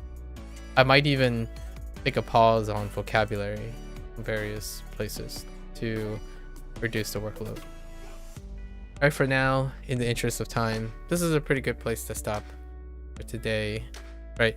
Like, this is the place. I'm not going to review the stuff. Had a great conversation. I did my entire spiel about objective difficulties, and it is very important to understand objective difficulties, of course. However, when it becomes the only way, in my opinion, the dominant way of making decisions when it comes to skill building, I think, for lack of a better term, it does a disservice to underestimate one's capacity to grow as one is learning. Something that can be nearly improbable or infeasible based on like the objective facts can be approachable, rewarding, and even not what it seems, combined with the relative subjectivity of knowing that when something is learned, when you're learning, things change. The perspective changes as one learns. In fact, I would even go as far as arguing that the idea and feeling of difficulty doesn't ever go away. What I was pushing back avidly against someone who keeps talking about more information makes things feel worse. It doesn't get worse, in my opinion. It gets better. With more enlightenment comes with the, I mean, to some it does get worse. I can't really say that in a general fact with confidence. For someone like myself, I voiced my strong disagreements already. I think with more information comes with more unknowns, but that doesn't make the thing worse. I think someone who becomes more enlightened, more skilled, they usually don't see it that way. In my opinion, they're less likely to see it that way. I think those who are very short-sighted and like to compartmentalize in their focus tend to see it that way. and James and I really connect with that. Anyways, that was kind of a little topic that we covered today. A few discussions. Okay, so with that said, that's the end of our session for Bunpro. If you're gonna watch this later, arigatou gozaimasu. As always, feel free to follow along, pick up Bunpro for yourself, give it a try. You're always welcome to come on by, share your hot takes. You know, so we're gonna agree sometimes, we're gonna disagree sometimes, we're gonna exchange ideas. Strongly welcome the exchange, right? That's kind of the idea behind discussions. They create emergent properties, or at least it's for me. It's a win-win for me. I'm not sure everyone wins in these things. I've often already talked about how when one predicates on technicalities and specificities and nuance, it can get exhausting. I don't personally find it exhausting, so hopefully the ones that continue to push for technicalities and being stringent and specific continue to play the game, right? You're more than welcome. Come on by. We can talk about generalities versus specificities all day long, right? And then I kind of do the speeding up a little to accommodate that. I know when I have to get things done, and I set time for that. Feel free. I'm always welcome. Until next time, 皆さんまたね。見てくれてありがとう. Right. See you guys next time. Thanks for watching. I'm gonna get up, walk around, take a quick bathroom break, and I'll be back for HanziHero. Thank you, thank you.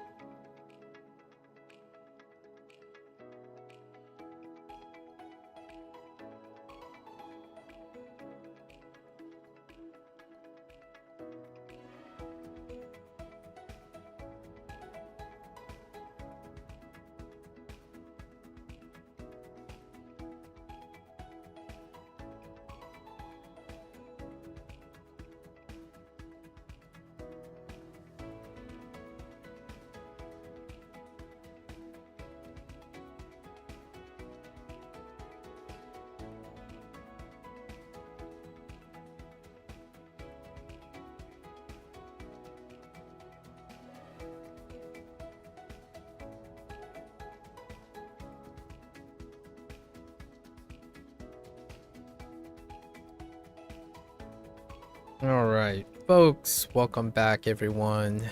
欢迎大家回来。今天是第372天。It is day 372. Yesterday was a bit of an average day, so let's go over some stuff.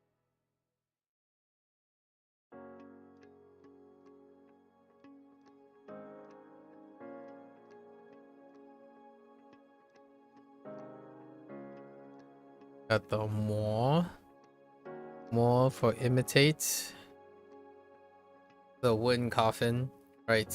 That is into contrast with more the moon barrier of the coffin, and then along with other malls. But there's like more for grope, more desert. There's more grind, more rub. All of them are grouped together now. In my forehead. Okay.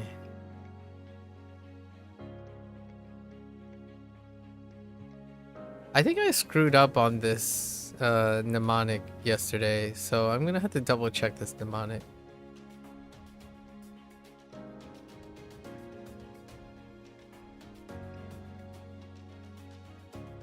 Dang, or swing. I got so caught up in the Batman thing, I'm not entirely sure I remember anything. I just remember the Batman. I don't even know what the enclosure is. Like maybe he's stuck into the enclosure, dodging and bobbing and being undetected by the priest that carries like dish filled with holy water and holy water spray or something. I don't know where the enclosure went, and it's one of the most prominent radicals in Dang. This one's disappointing.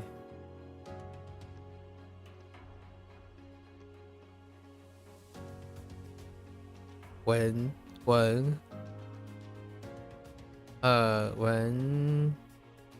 here, but we swapped it up a little. Now it's a Walter White in the infirmary doing some shenanigans behind the closed door, testing if his product affects hearing. Tao is rough. I still feel like it's rough.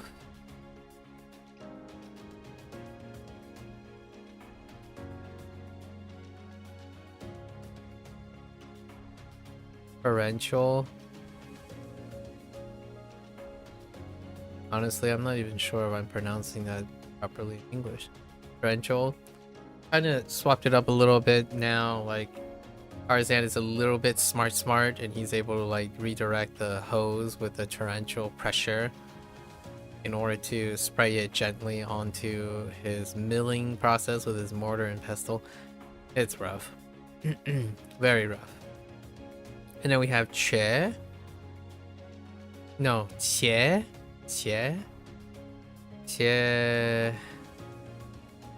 The power of the suck.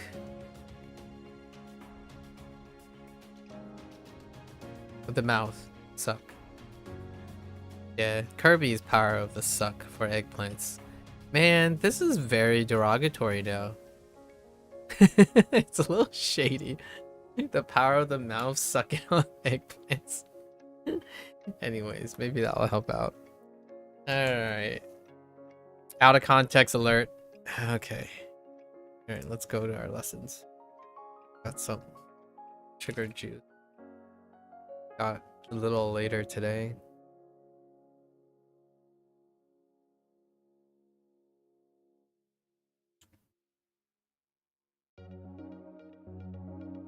I realized that today is Monday, and that's supposed to be reset day for Neverwinter. I guess I'll do it.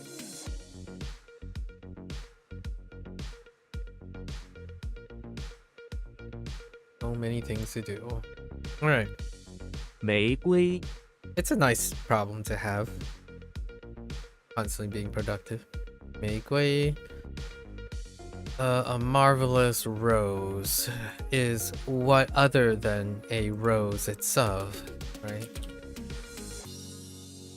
玫瑰挫折挫折或则 frustrated 则 break a setback. Nice.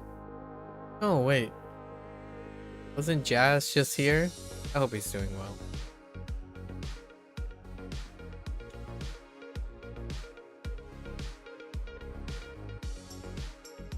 When I think of setbacks, I'm like, ooh, and Jazz is the one. 挫折彩霞彩霞 colorful rosy clouds, which the color rosy clouds, right? 彩霞彩霞期待期待 See, take along. That was weak from yesterday, which is our newest character. One of our newest character. And die belt. Sash. Yeah, tie and take along. We're good. 期待沙滩沙滩. We got the sand. And we got the ton of the beach. Sand beach. 沙滩 Okay.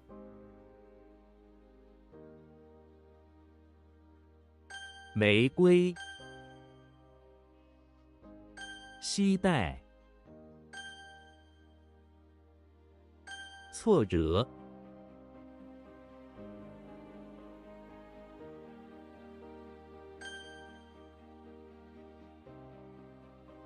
彩霞沙滩 All right. Next batch. 呼风唤雨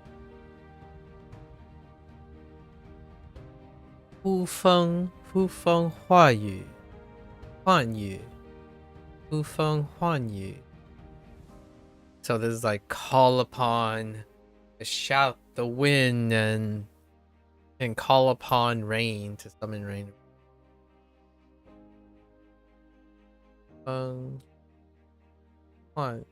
唤雨呼风唤雨瑰宝瑰宝 A marvelous treasure, which is what other marvelous thing than a treasure itself. 瑰宝唤起唤起 Yell and then give a rise. Yeah, to call out and then begin something or raise something. So arouse. Cause a raise in something by yelling at it. 唤起 Excuse me. 海滩 海滩 Sea beach. 海滩 Some might think, what other beaches are there? There are river beaches. I guess 洗手 I don't think people call them river beaches. I don't know. Or lake beaches. 洗手 Yeah, 洗手 Take along, hand in hand. Oh, okay. Okay. I feel like that's still kind of take along. 洗手 Hand in hand works. I got you.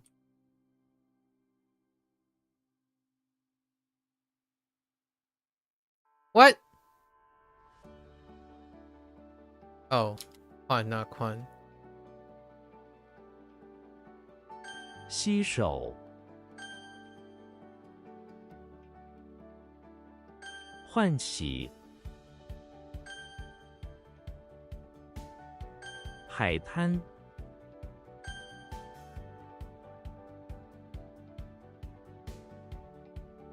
呼风唤雨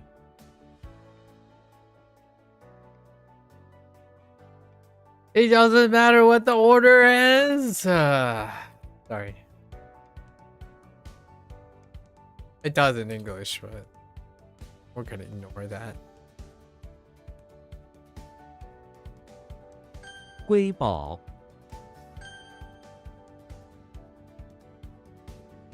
Oops.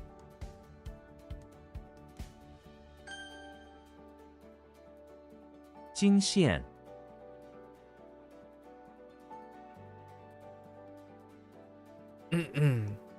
Jing xian.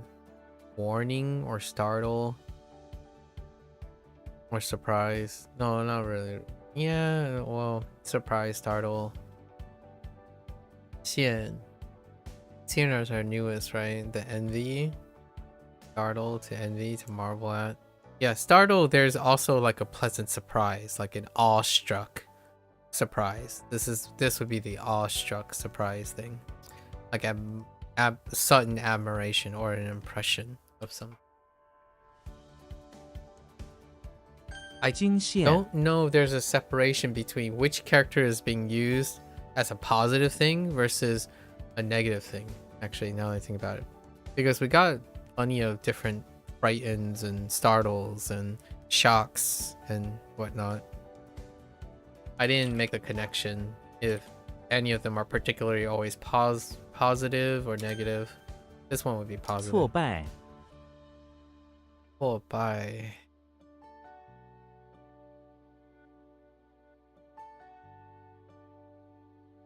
Frustrated and by failure. Frustrate and fail, to foil. Or to frustrate, or to thwart. Maybe like frustrate something to the point of failure. 挫败. 摊子. 摊子. Oh, that's a stall, alright.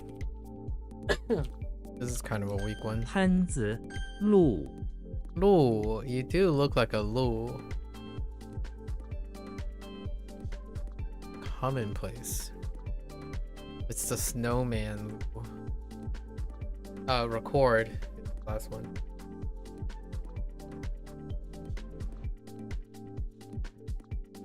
And then green is Lu. Slightly different. It's either Lu or Lu for this guy. Although it's not the only snowman. I could have sworn there's another snowman, or was it Snowflake? Oops. Hang on. Wasn't there a ball? Oh yeah, sorry. Ball is the exception. I'm like, wasn't there a ball? Luke Skywalker is in the bathroom of the house where he's making a snowman in a bathtub. Right? He completes forming the snowball using the force, of course, and now places a couple of stones to serve as eyes and buttons. Despite using his Jedi power to make the snowman, it still looks exceptionally commonplace, even a bit disappointing.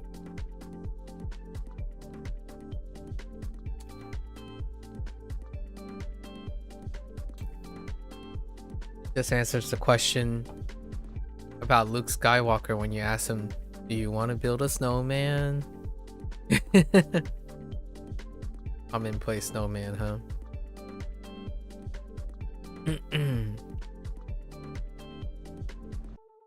Yeah, fair. Like, kind of tough. Okay. Hang Lu. Commonplace. Interesting. 路. 张. Jung. Conspicuous. Does look like a Jung. Like the left side looks like a Jung.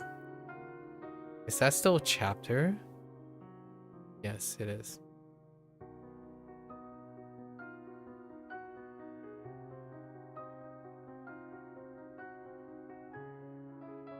Now we have... Wait. I feel like I'm just gonna simplify this to chapter. Does the Jung command you to do any more Jungs? Yes, there's one more. A cockroach. Well, that's conspicuous. James Bond is in front of the chapel where he is a guard, sure. He wears a conspicuous sunflower in his hair, which shows conspicuously that while he is a guard, he is also somewhat peaceful, religious even. I can work with that. That's fine.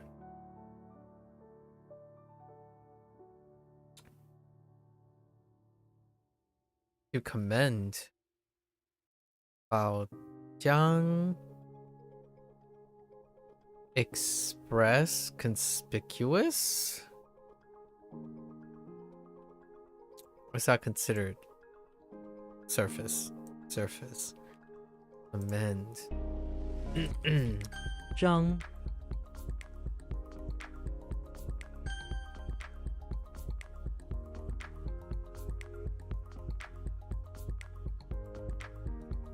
惊现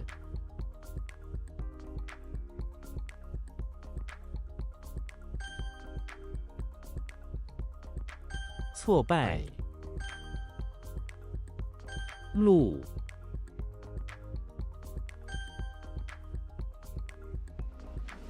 摊子 张 Alright, next one. Next 不 one.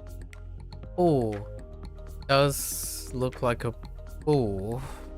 Actually, bull is fairly weak for this combination of things. Okay, so 智 is different from 是, which is different from 不. They look somewhat yeah. And then we also have the other 是. So this 是 is not the same as this 非, which this 是 is different from this 是, which 是 has the little, like, it's a drop. But 不 where's 不 at? Where is the other bull? I swear there's another bull somewhere. Wait.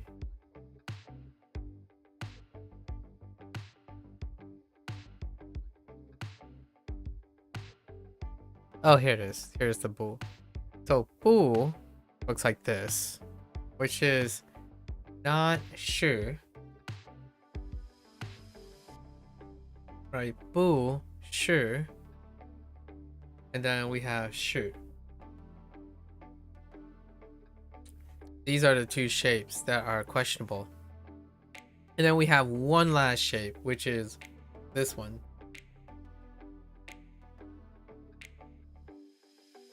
Oh no, wait, but then you cut it off and we have jing. So this is the continuum of it, right? Jing. Then we have the right radical of shi. And then we have 是, the character 是.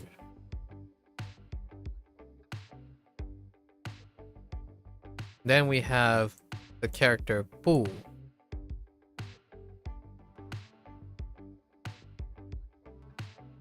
Actually, no. I would probably place the other right character of 是. And then we have 不. Yeah, all of these are... Yikes. Is there another permutation of this?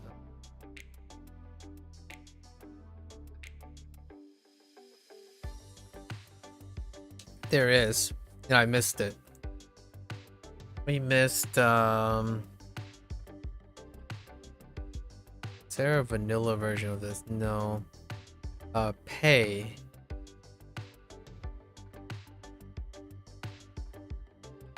Pay is our archetype.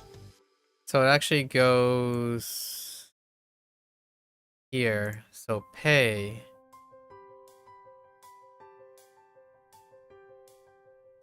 So we have Pei's right hand character.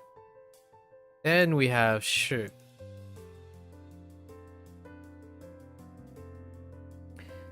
And then we have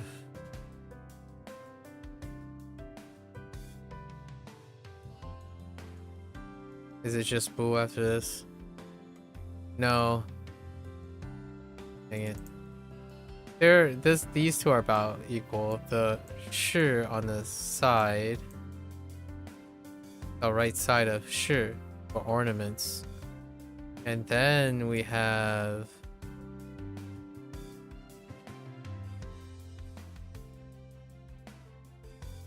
shi standalone, and we have boo. Yeah. So those are the that's that group.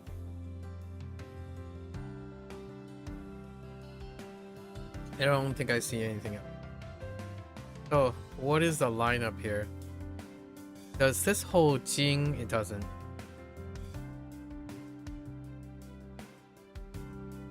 It's not strong enough to hold Jing.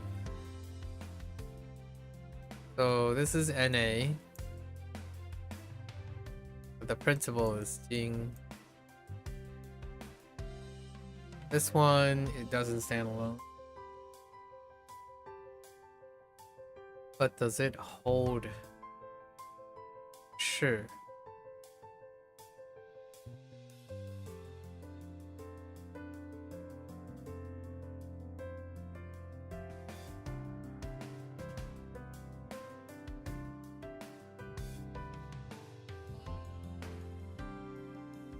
I don't actually see anything else other than sure. I think this is just unique.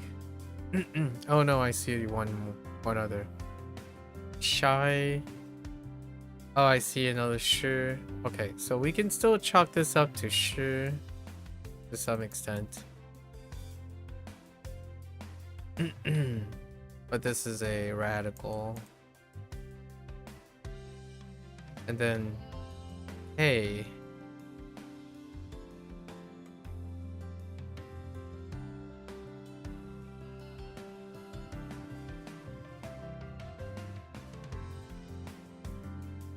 Too many, see anything hey worthy.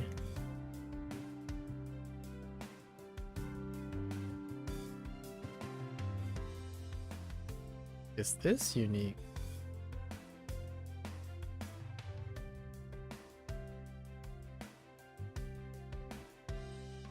Yeah, so I think this is pay. Just gotta pay. And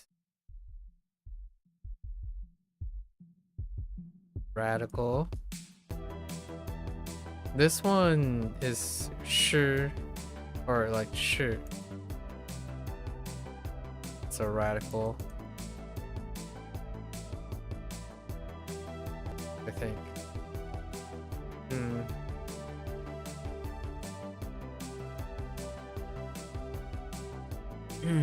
I don't actually see anything else.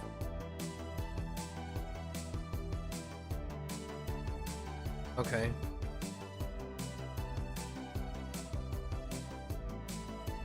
So far this is multi. This is 1, 1. This is multi.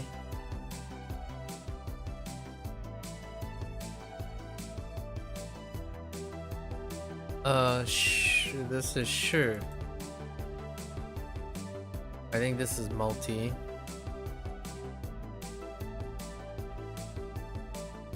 Yeah, multi. So greater than 1, greater than 1, and greater than 1.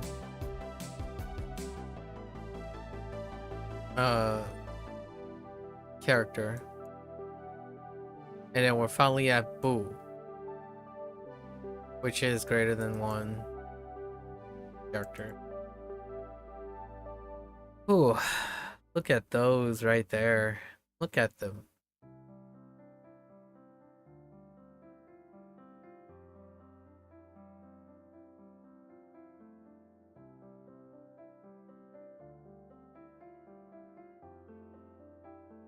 Oh, wait. Faye shares with Faye, so it's not 1. Yeah, this is more than 1. I see a Faye.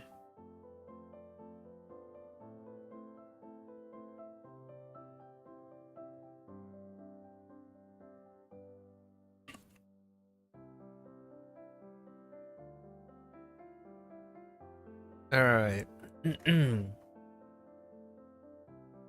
Okay. That's the closest that I'm to use cloth. Yeah, I mean, pretty.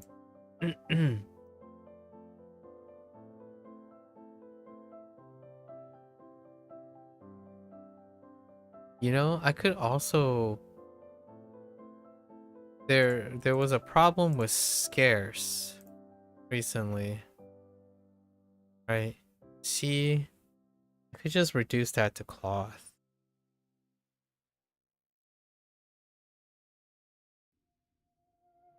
As opposed to integrating the armpit in it. Alright, so bugs, what are you doing? Bathroom of the house. He finds a strange looking carrot-shaped soul. Bugs Bunny is scared to the degree that he starts to sweat from his... Oh, this is the other scare character.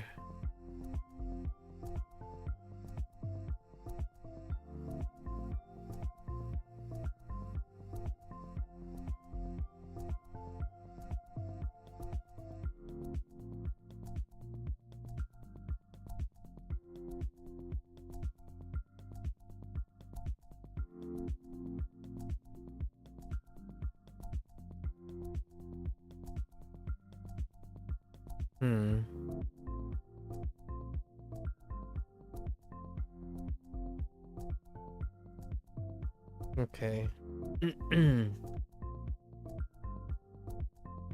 Cloth and soul.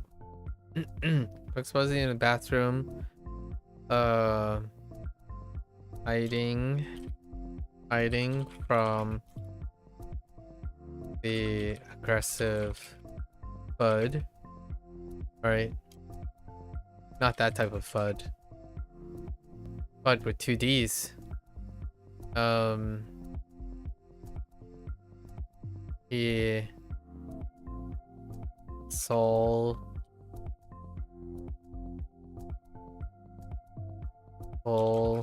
is a bit scared. I mean, Bugs typically isn't scared, but his soul is a bit scared.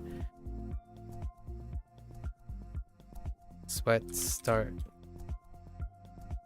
a bit of sweat starts eating his fur. He grabs some cloth and dries himself, and he hides among a pile of cloth that dries his sweat, provides adequate hiding spot.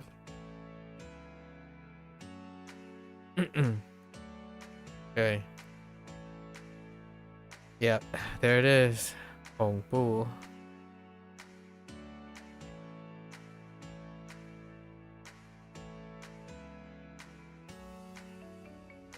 What's up, Moshi?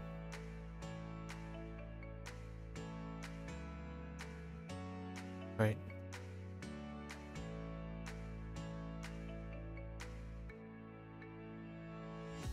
No, Kyofu, not Moshi.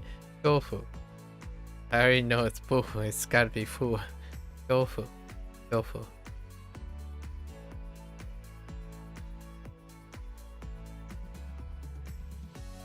Hoang Pian. 户蝉 Chan? That kind of looks like done. Oh, wait. But it... I think suit is closer to a Chan. Oh, I'm thinking of Chun.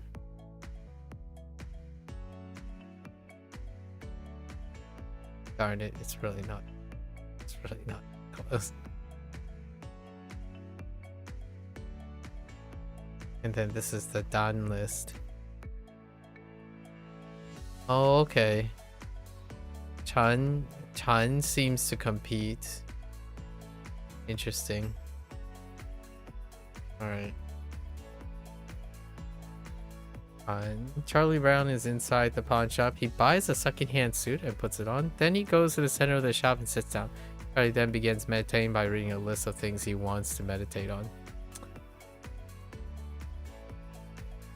Maybe meditating is helping him negotiate his Oh wait, is this Zen? Yeah, because this is Chanshi for Zen Master. Yeah. Chanjiang. Okay. Chan. He's meditating his stress away, or Yai. attempting to anyways. Yai? Wait, is this the very first Yai? Hold the phone.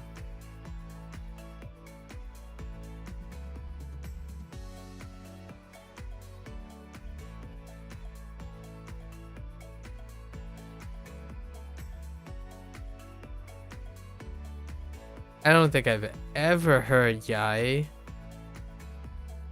Is this gonna be our only Yai? Dang. Super special. Unless I missed a Yai, I hadn't even heard that at all. Yoshi is inside the hallways of the high school, making a mountain out of bricks to block the hallway in order to process the fact that they won't let a dinosaur attend classes. Each brick he grabs from a pile he has in an open locker. With his tongue, it puts it in place. At the end of the mountain he has built is a cliff that he accidentally falls off of while building it. He's able to break his fall with an empty egg at the last moment. Ugh. I got no point of reference for Yai.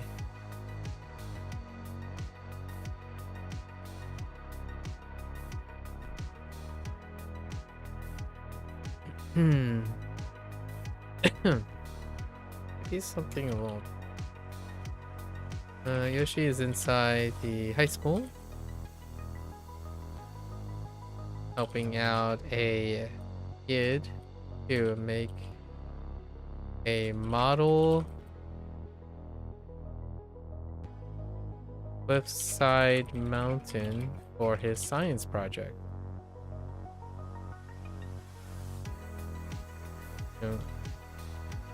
She, being the good boy, was able to fetch a bunch of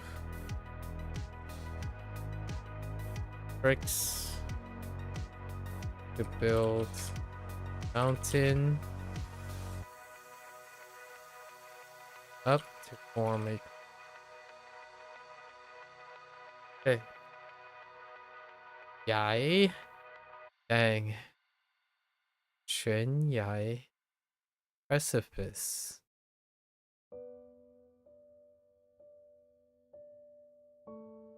Suspend.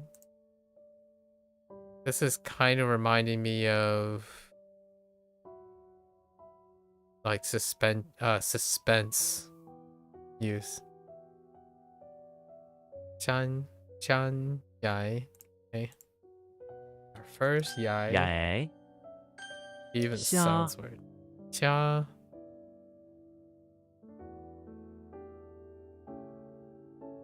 We had a duffel, right? Xia. What was the duffel? Xia. Rosy clouds. Shrimp. Is this Ebi? What does Ebi look like? I ain't no Ebi. Okay, we don't use the same thing. Xia. Unless this is a different shrimp. Lena's in front of the altar where she's feeding the shrimp that occupy a decorative pond in front of the entrance. The audience members watch as she takes out a duffel bag and cuts it open with her sword, dumping tons of insects onto the pond. The shrimps enter a feeding frenzy. Yeah, you know, that seems pretty good. 龙虾. Yep, dragon shrimp. 虾子. 虾脯 Ooh. Does look like a pool. The right hand conjoined twins with the sun. Cool. The universal.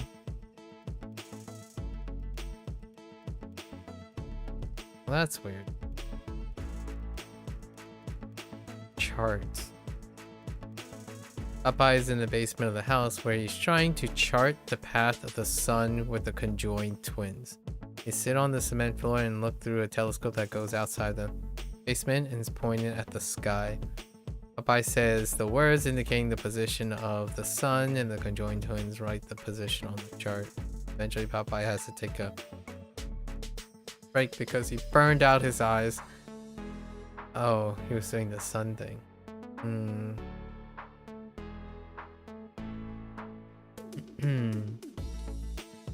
Okay, maybe a little bit of the house where he is planning his next sailing journey with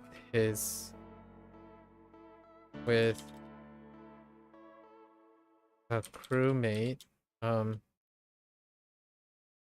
pair. How does that even work? A crewmate happens to be conjoined twins, or they are working together during the daytime to chart the courses, creating a chart based on the sun's location. Sure, good enough. Ooh. Spectrum. Bunpro. Coincidence? I think so. Sure. Pool. Recipe. Oh, that makes sense. Pool. Unreasonable.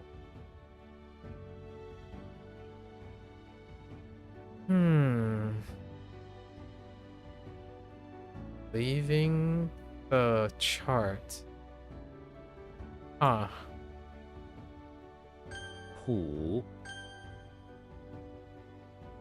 布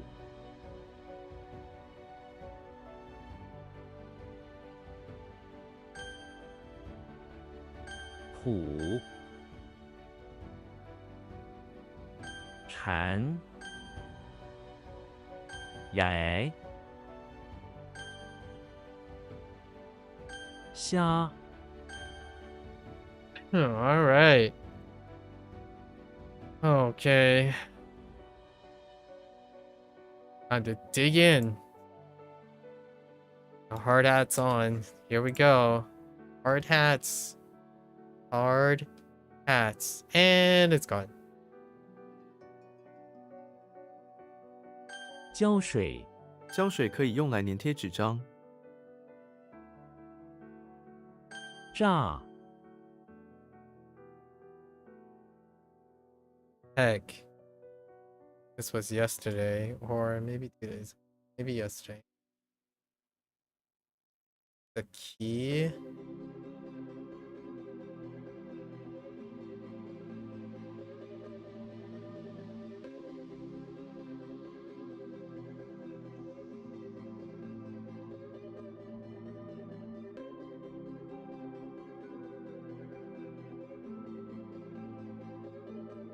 Does have anything?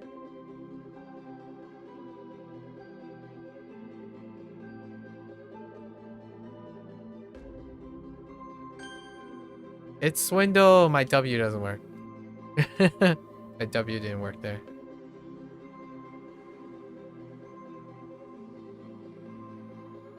Hui.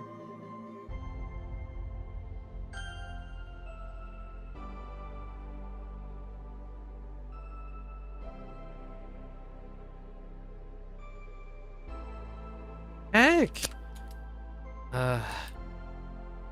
对手。别小看你的对手。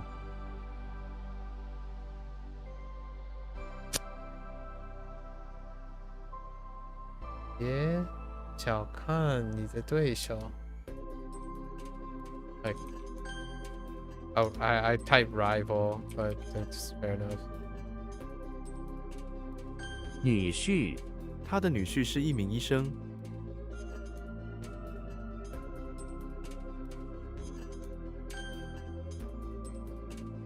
That one is not going to get any easier.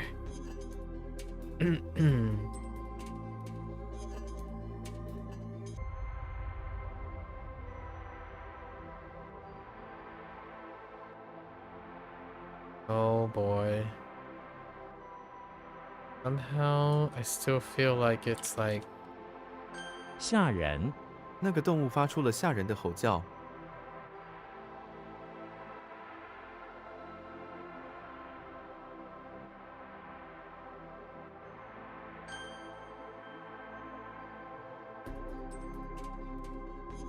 牛。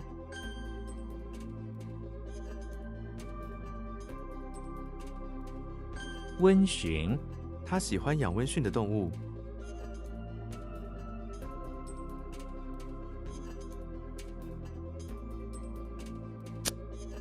Guess like gentle or docile is fine too. What? Oh man. Oh, please.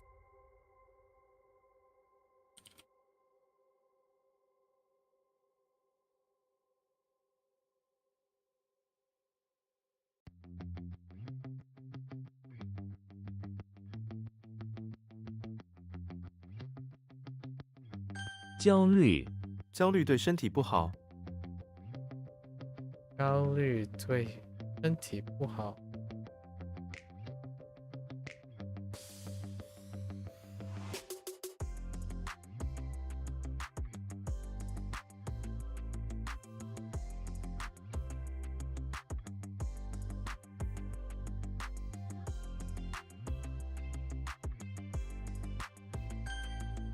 Anxious, yeah.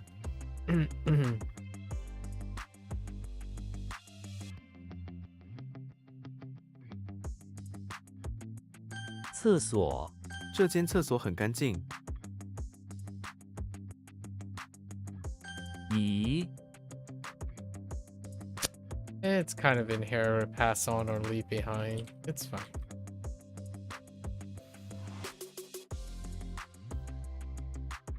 What? Oh, that's dark.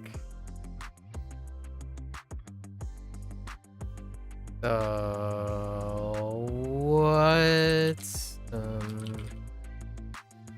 Oh man. Aw, man.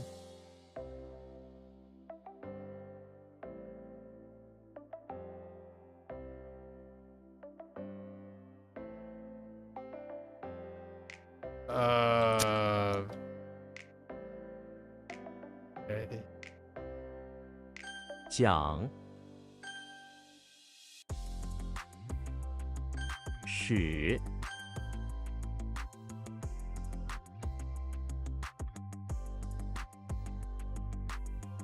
体恤。妈妈总是体恤我的感受。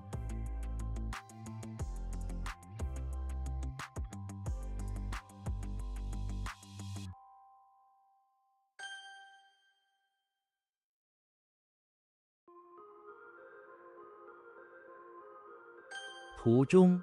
这家店就在途中。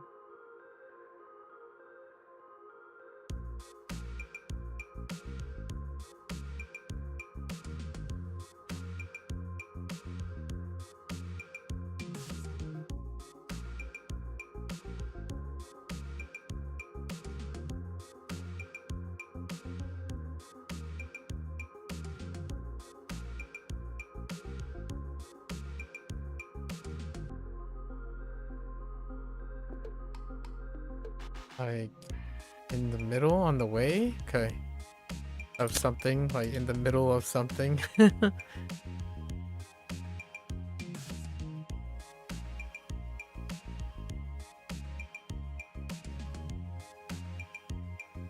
What in the knee guards is that?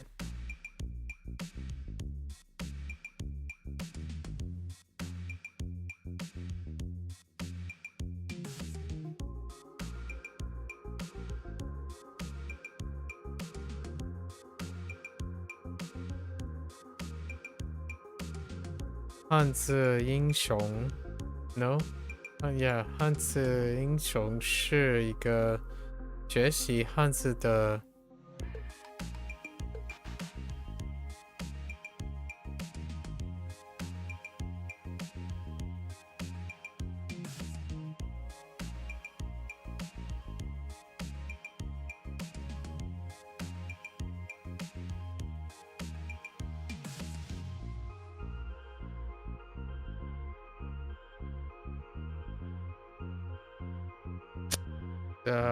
nope. I think I'm at a loss for that one.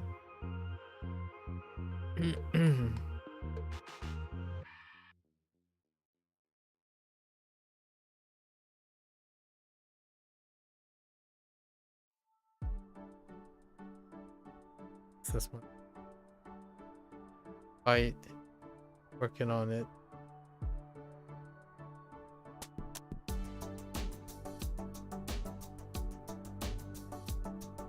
I don't know.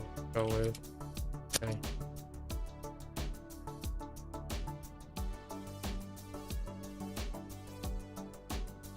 Cool.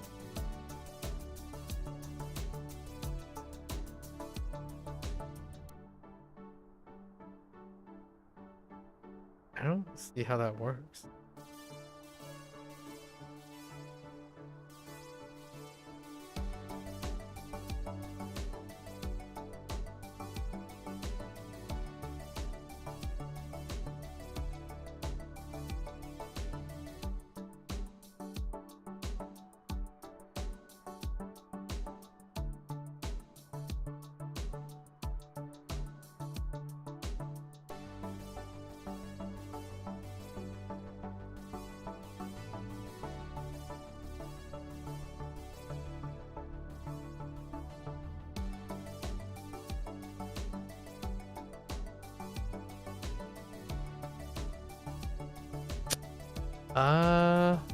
I think I might be getting closer.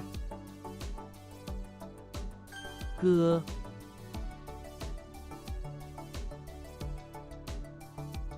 Oh no. Huh. I think we might be getting closer on that one.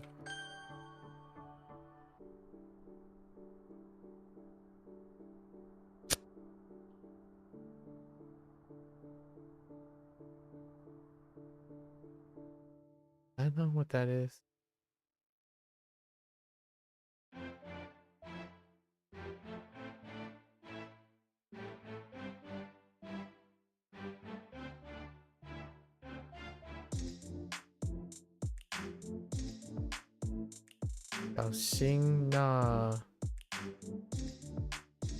something 热的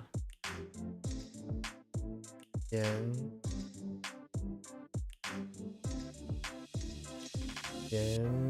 what the 岩酱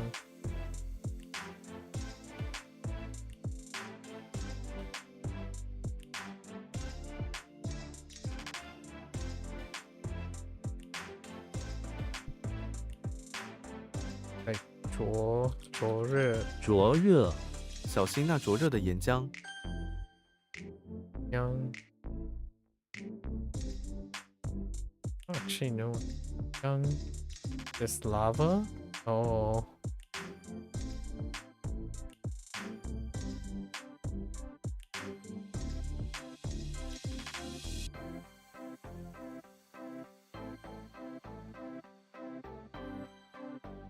don't.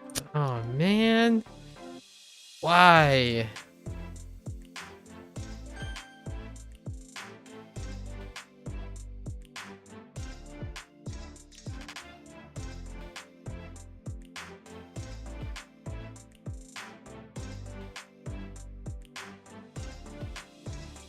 《干枯》那棵树干枯并死亡了。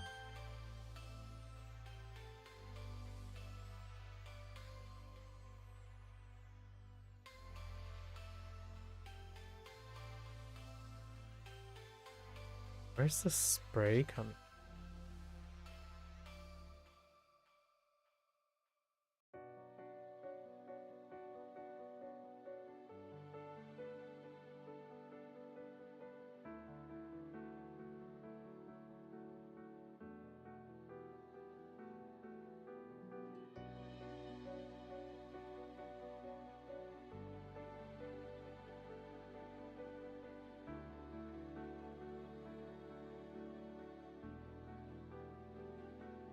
Oh, 底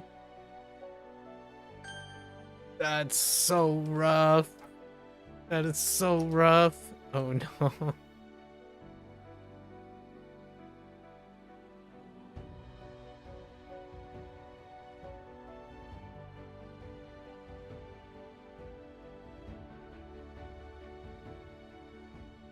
I think the right side is incorrect.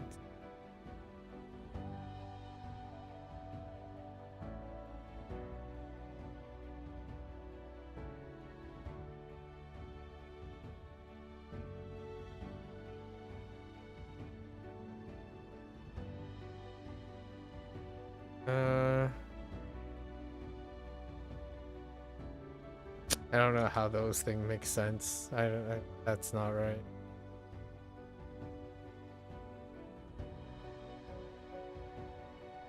憋气 他在水下憋气持续了1分钟。 Trying so hard right now. 邓小平 邓小平提出了改革开放政策。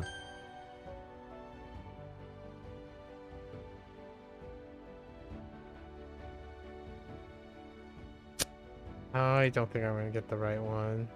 It's Tong. Oh, I've been writing Tang the whole time. Okay, it's what I think it. Heck, that's disappointing. 刑事 这是一个刑事案件。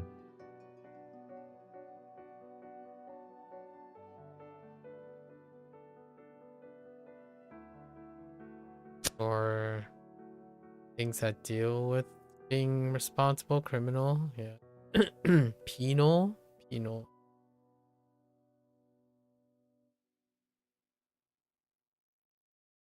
Oops.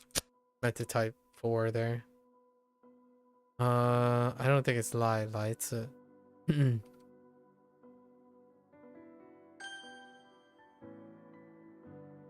粗罪来自我来自美国。 or like arrive, like come from. Yeah. Okay. Arrive from. Come from. What's happening here? A metal?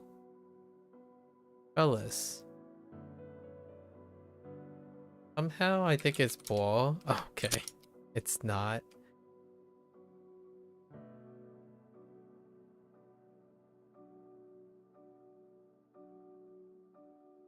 What are you? Speak to me. No.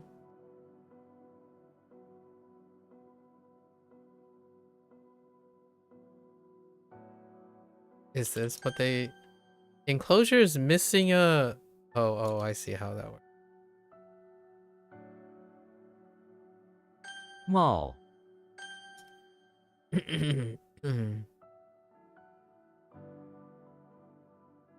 熟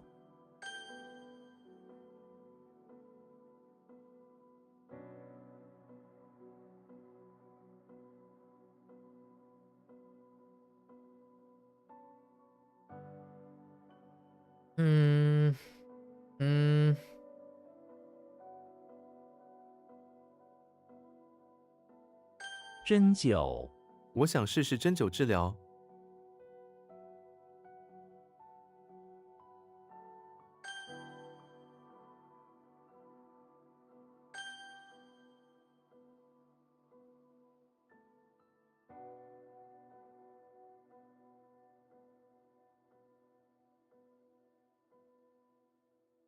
赶，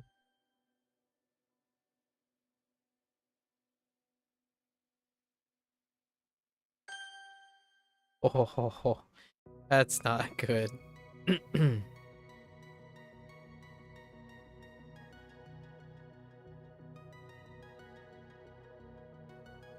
What?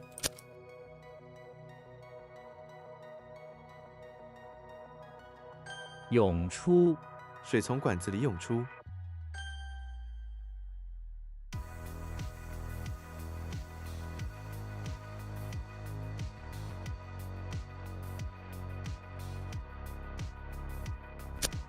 嗯，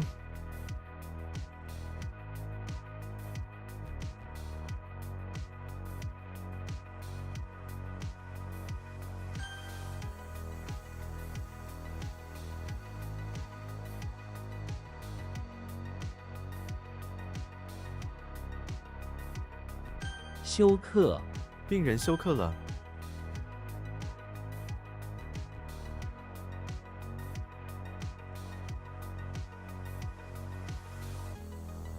压缩，轮胎充满了压缩空气。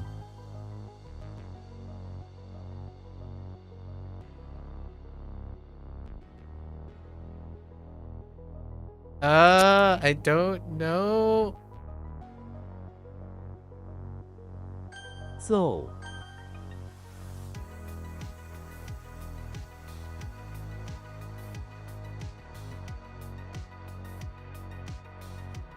嗯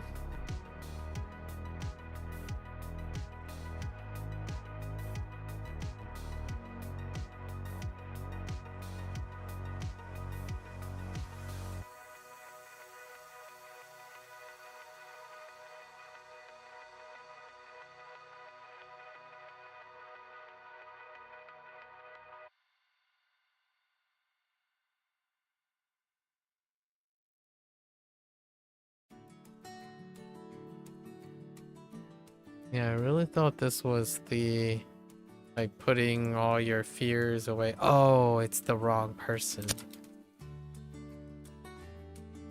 I thought of Hulk instead of Bigfoot. So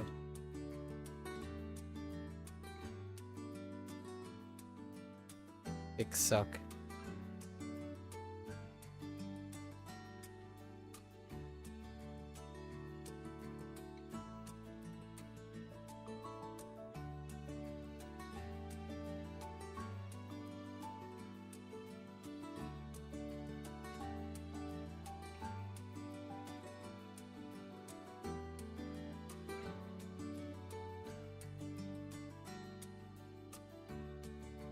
What the?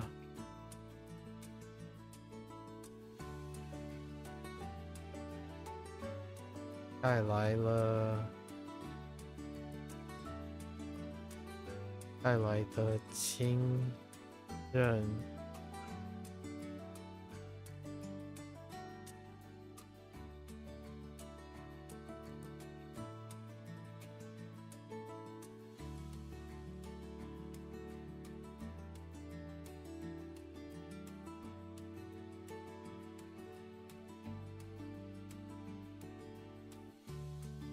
特权，特权带来的责任。 Can't spell privilege. "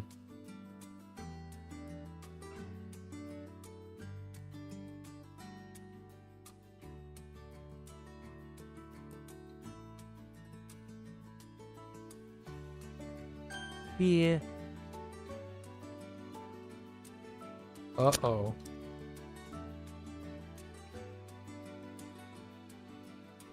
What?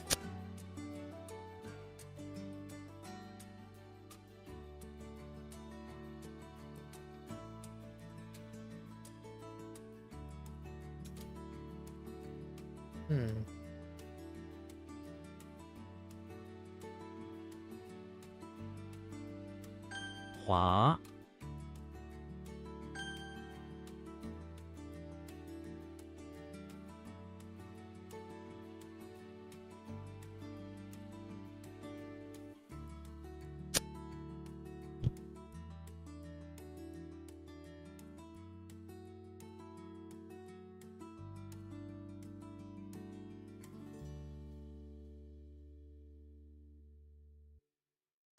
僧、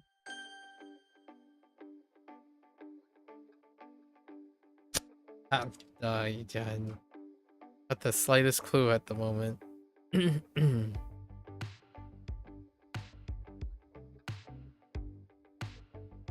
爵位、 他继承了父亲的爵位。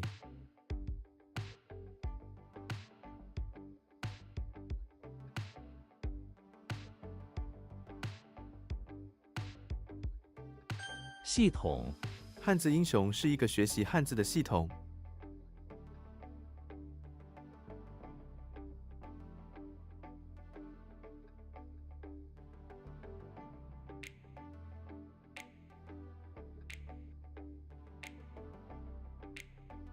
Civil system. United departments, yeah. Okay.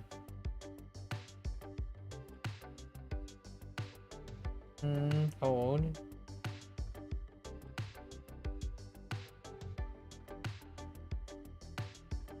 You make a listen of metal.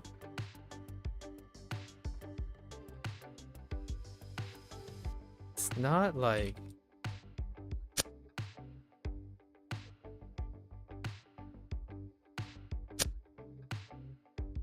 it's not what I'm thinking of.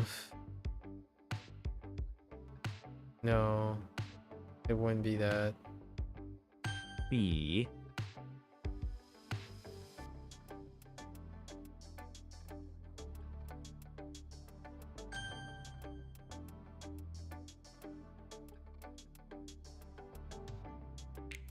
Son of a dingus. .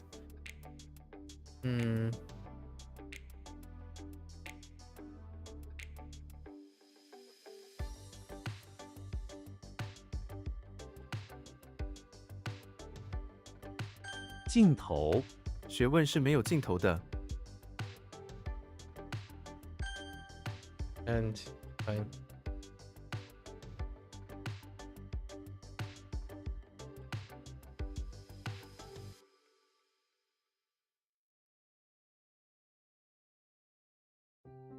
仍然、 我仍然相信他。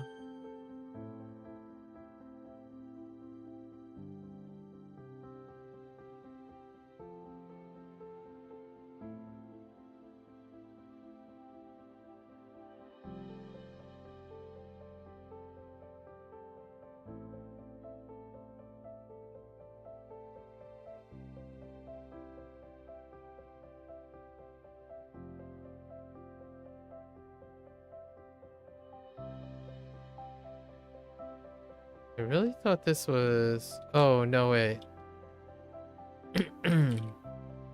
嘉宾、 他是我们节目的特别嘉宾。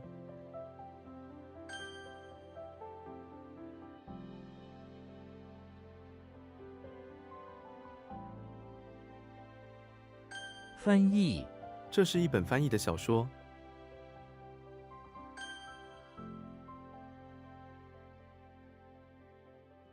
What?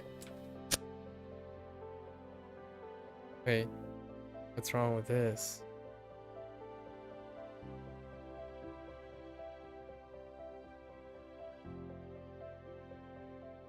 Back. 控制、 我无法控制我的饮食。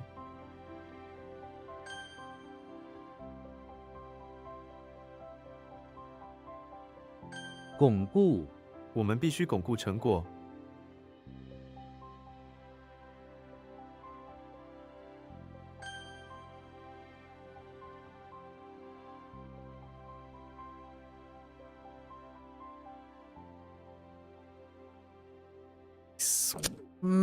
I don't.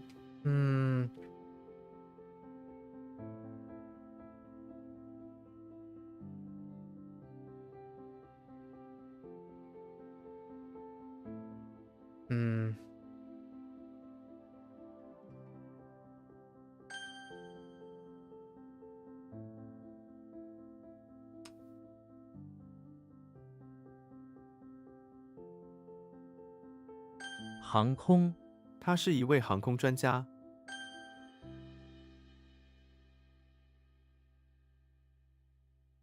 香蕉，这些香蕉还没有熟。What?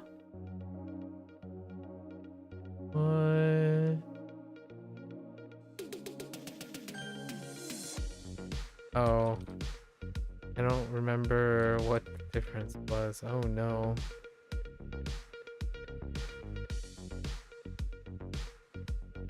YOLO? 方向盘，把住方向盘。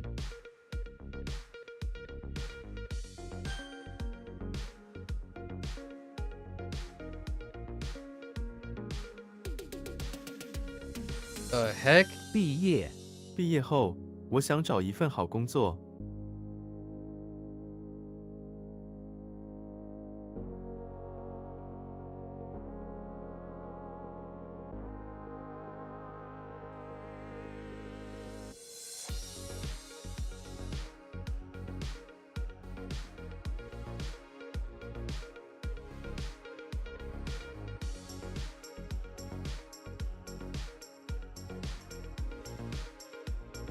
Like once complete or graduate. Yeah. Okay. Alright. BA is fine. After the thing is done, after business is done. Graduate. But it's okay.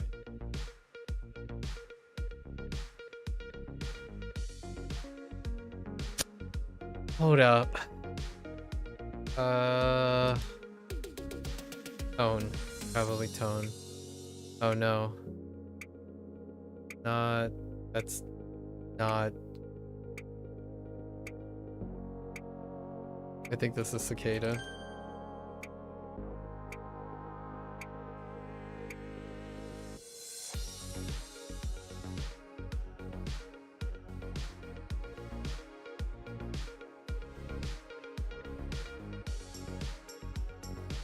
The heck?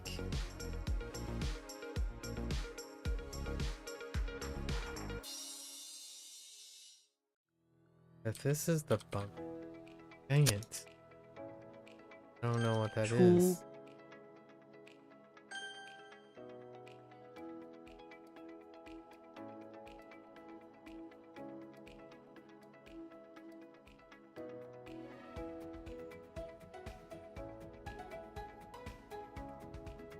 逃走，他从监狱逃走了。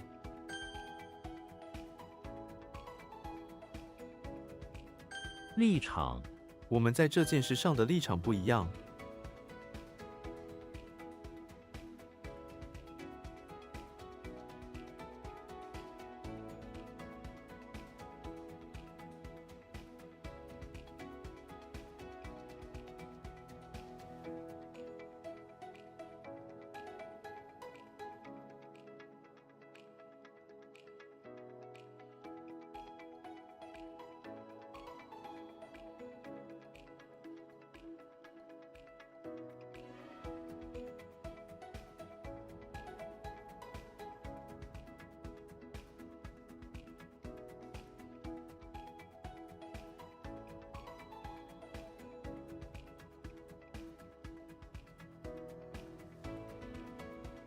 I legit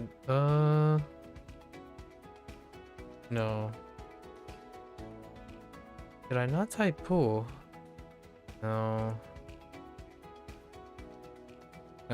Eventually got hit by the shop. Dang. Okay. I mean, it was either boo or pool, but I just can't figure out what it meant. Can't figure it out. Did not work. 牙齿，你需要刷牙齿。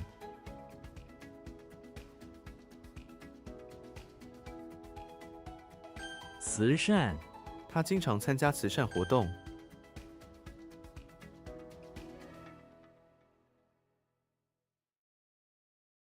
Wrong tone.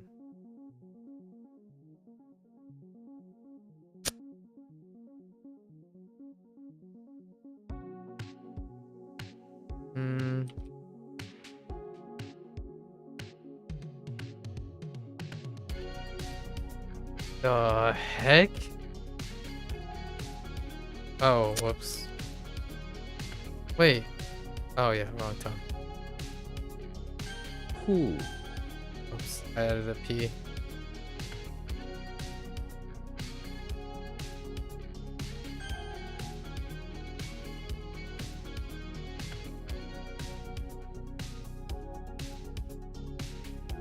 "位置 地理位置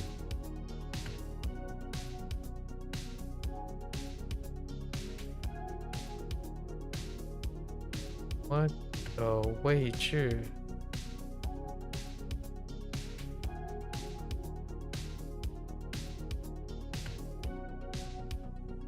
Like position still? Okay, it's still position. I don't know how that differs.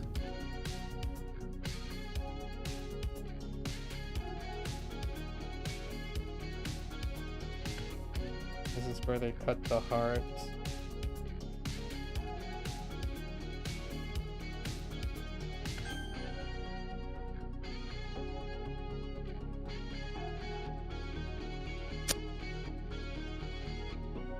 Huh. "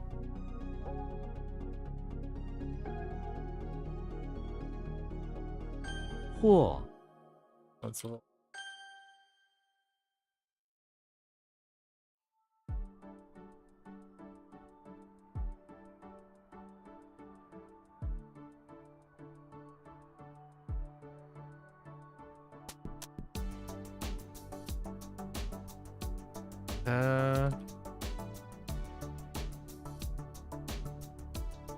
Oops, I don't think there's a G there.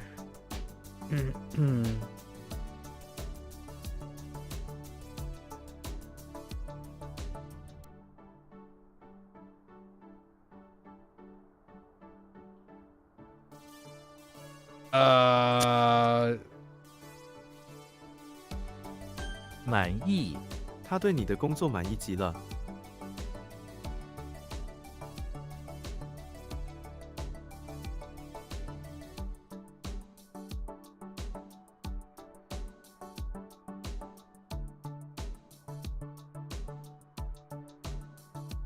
go with ideas? 美滋滋孩子吃到冰淇淋，美滋滋地笑了。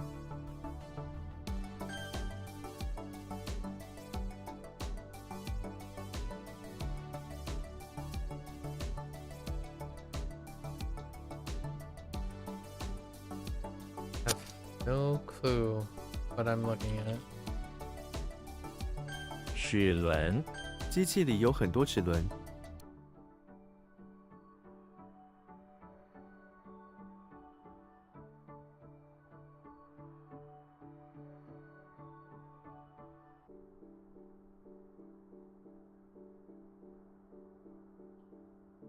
监视他们使用监视设备保护安全。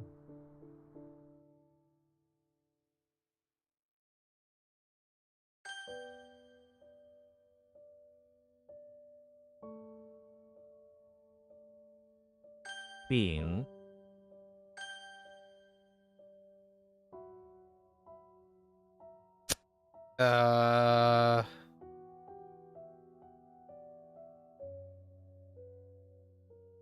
What?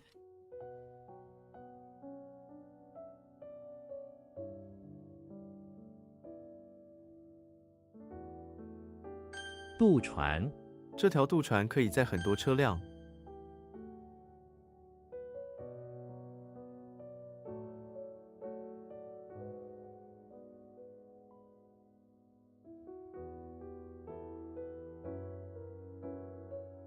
打听打听某人的下落，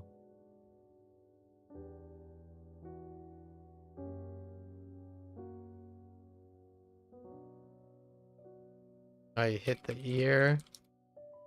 Like whisper in the inquire. Yeah. Okay, it's fine. Same difference.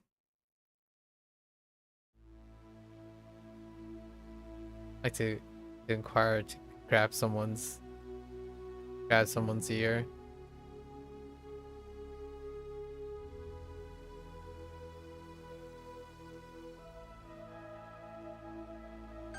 翻来覆去，他因为紧张翻来覆去睡不好。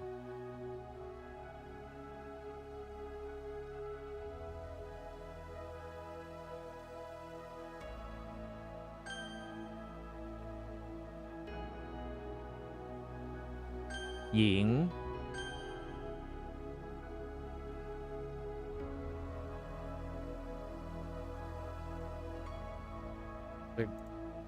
Be satisfied, filled with ideas. I'm not sure how I'm gonna. I'm not sure. Satisfied is the word.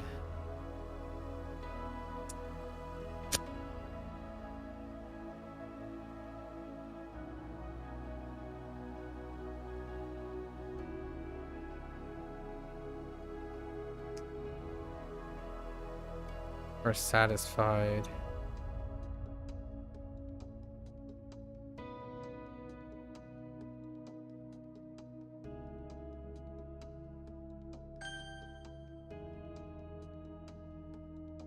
E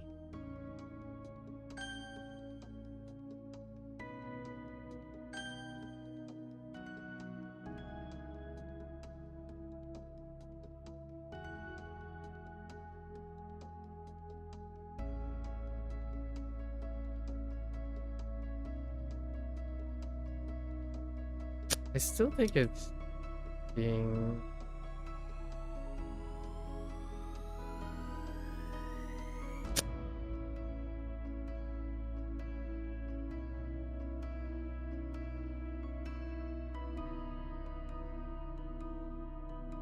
I think I'm getting two things mixed up.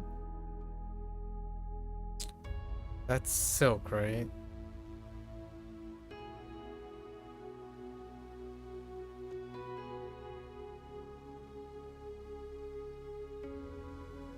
装饰他们正在装饰圣诞树。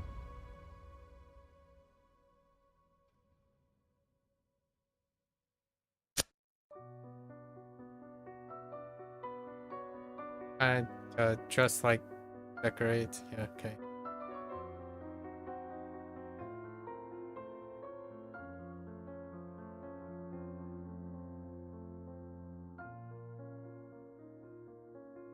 “垂直画3条垂直线。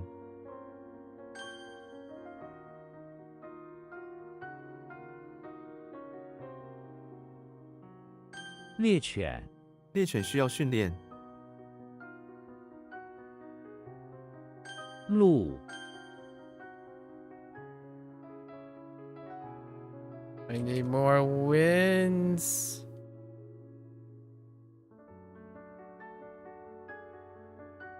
烟雾他们正在研究烟雾的影响。迷雾他在迷雾中迷路了。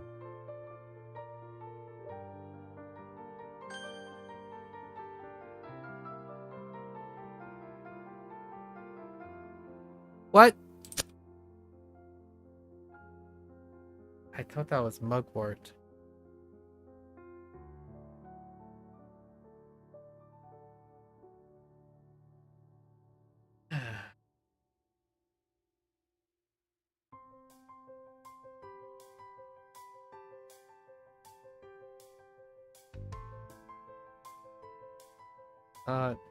Yeah, it's not bunker.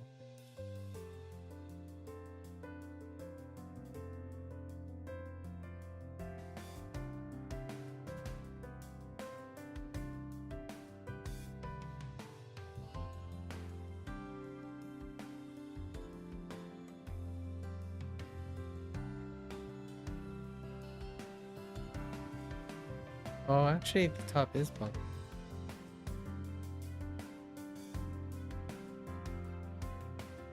Oh, really?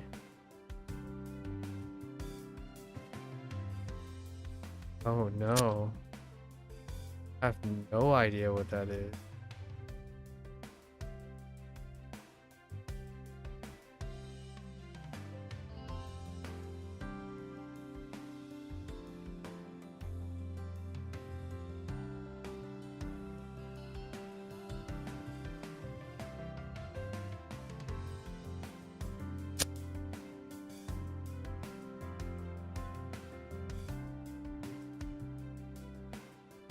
Hmm.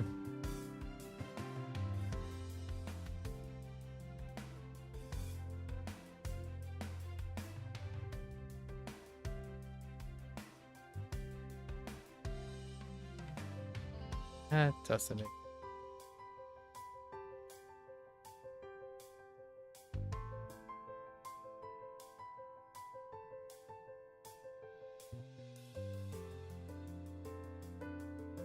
What? I think this is I. I,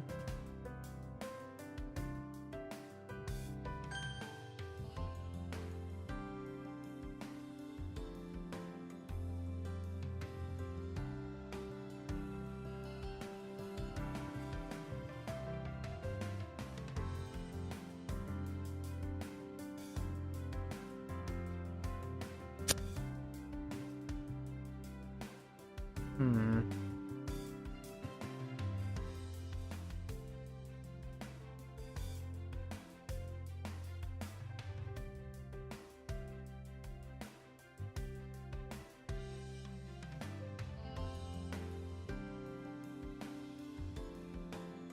践踏，不要随意践踏草地。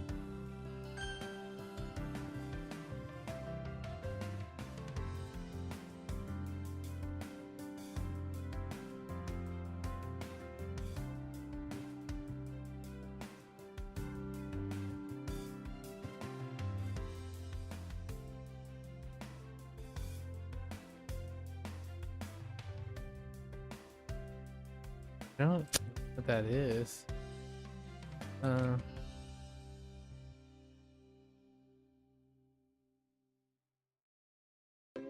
热腾腾，这里热腾腾的，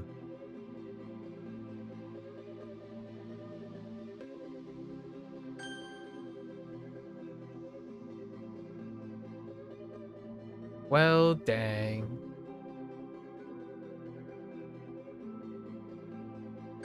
阀门，打开阀门，让水流出。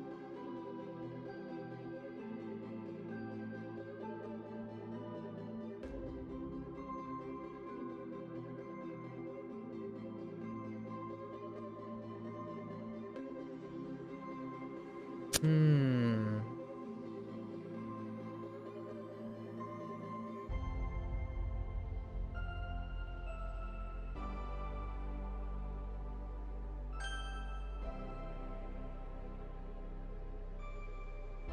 “猪”，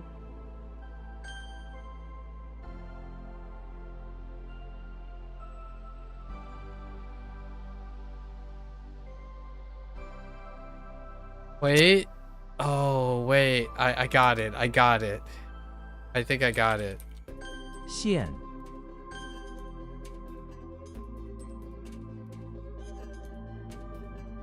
I don't got this.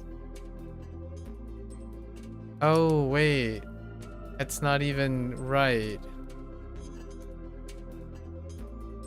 Oh no, that's not even right either. I think I got this one though. 态度。态度，他的态度很友好。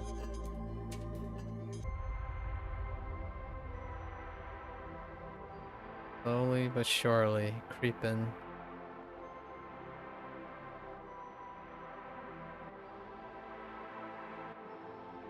辣，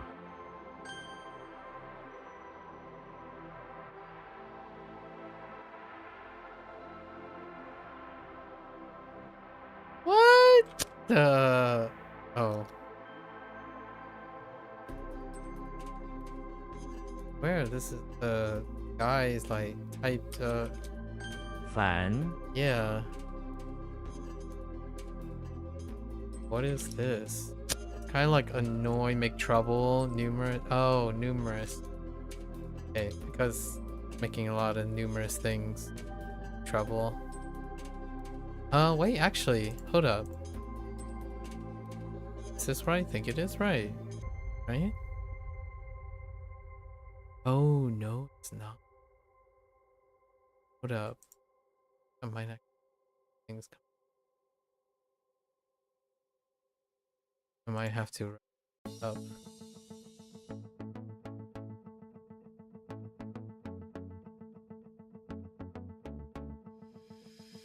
What is the fun I'm thinking of?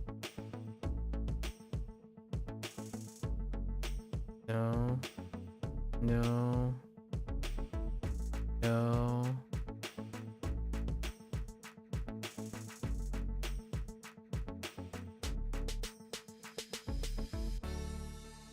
No.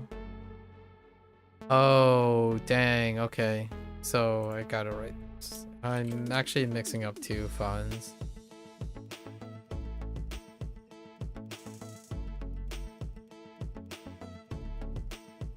Okay.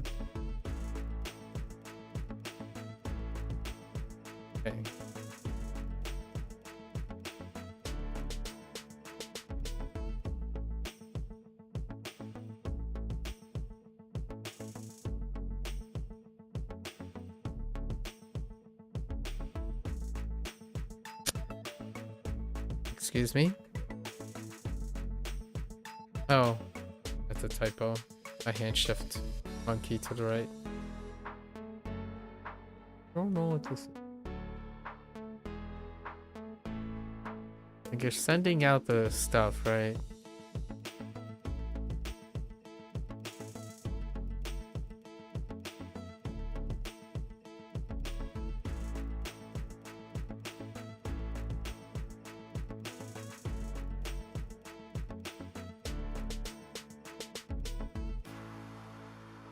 Alright. Heckin' pour. Alright, you got me. Heckin' splash. Dang.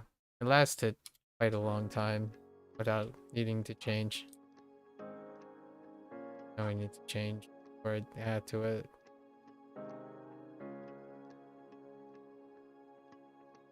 理睬无论他怎么说，我都不理睬他。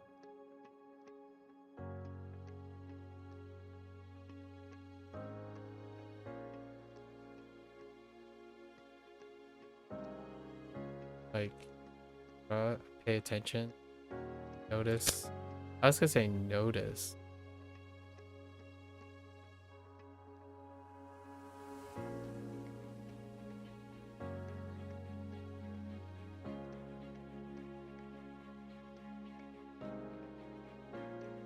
So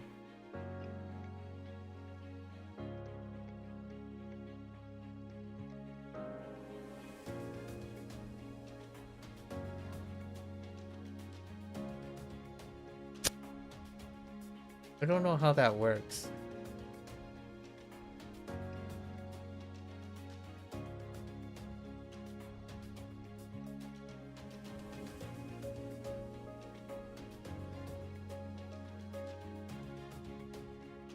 If it's what I think it is.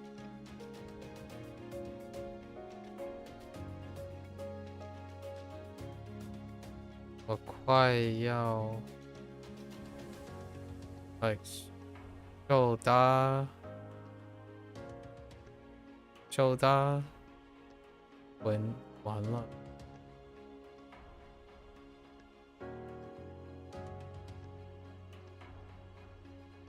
It's not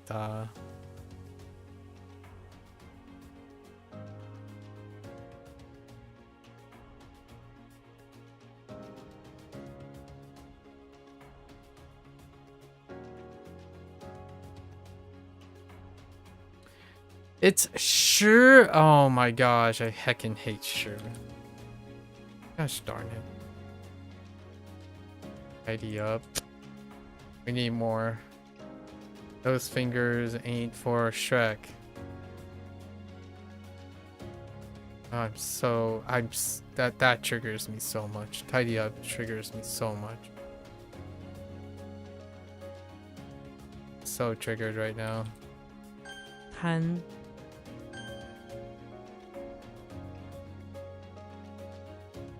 裂痕 窗户的玻璃出现了裂痕。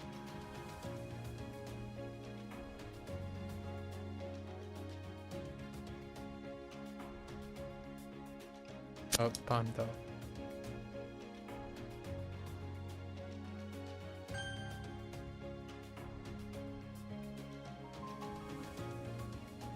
战斧战斧是一种古老的武器。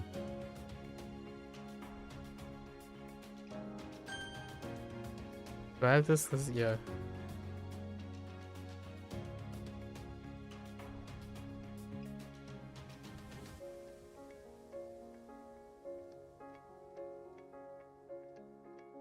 The heck?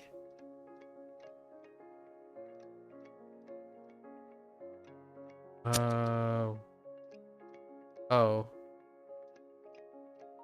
I know what that is?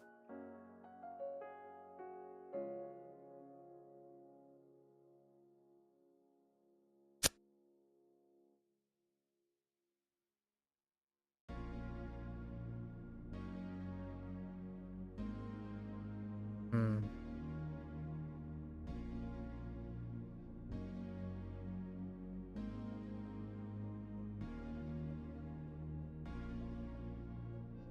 Oops. Double. 华和 YouTube.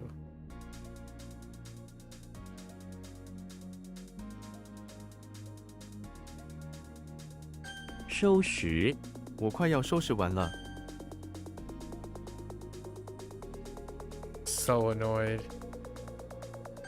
怀孕，她怀孕了7个月， So annoying. 脱， This one's okay. That's understandable.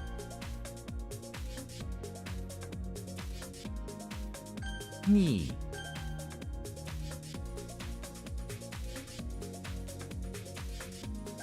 淮河，淮河是中国7大江河之一。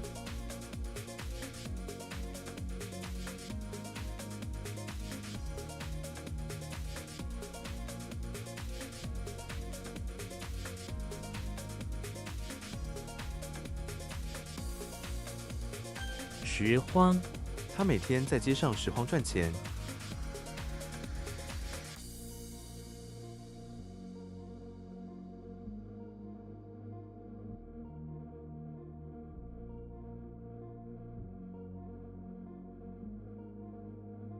Like scavenge or collect scraps. Okay.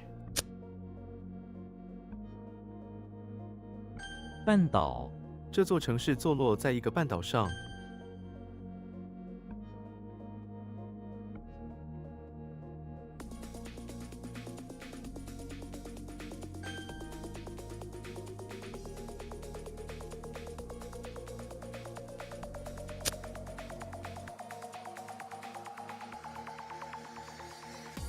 Why? Oh, tongue.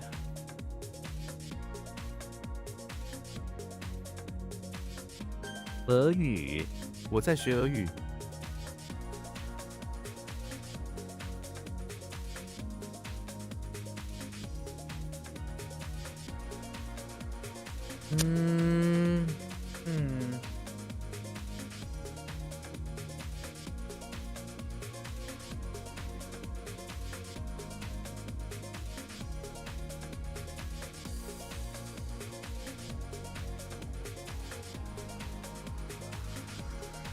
Oh. Wait, that actually.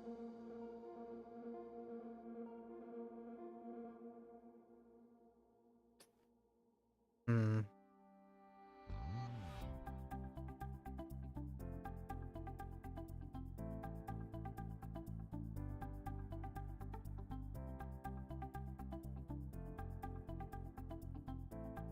Oh, sure. 沸腾，水已经开始沸腾了。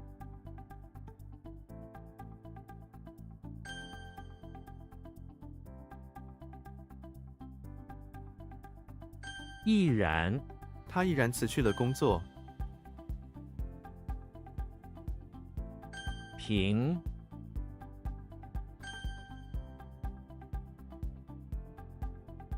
这，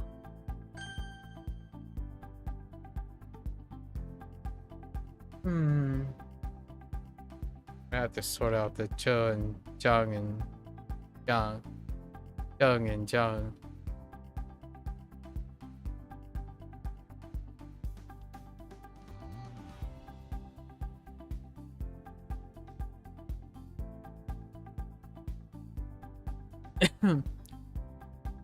Oh boy.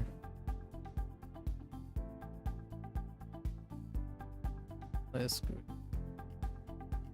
Why don't I know you?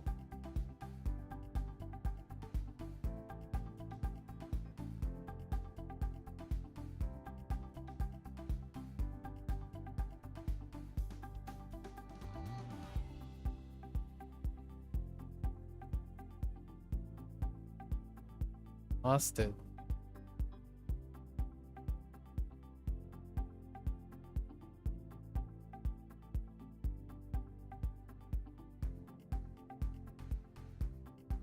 Sure. 市场是公平的。哦，读吧，独霸市场是不公平的。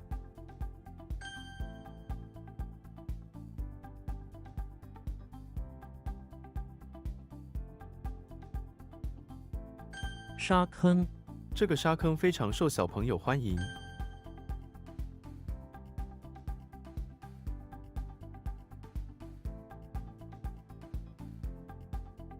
Oh, I typed the wrong thing.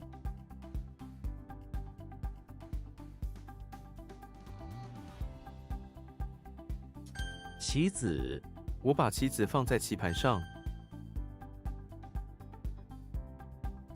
俯视，它从桥上俯视河流。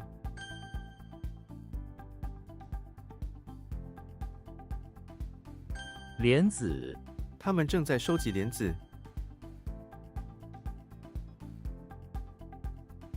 粘土，我们用粘土做了一个小瓶子。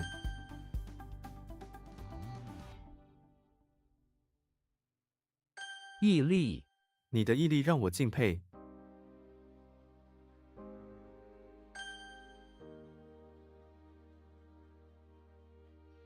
灌输，父母灌输孩子善良的品德。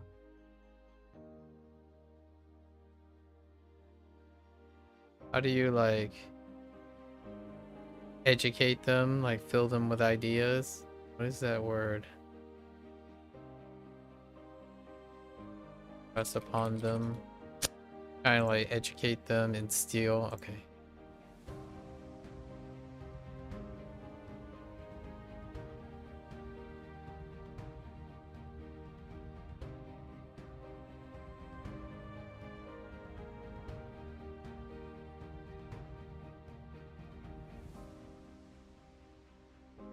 At the finger.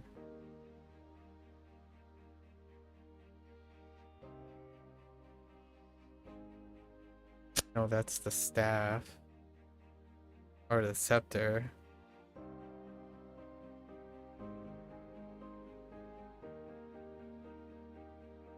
Okay.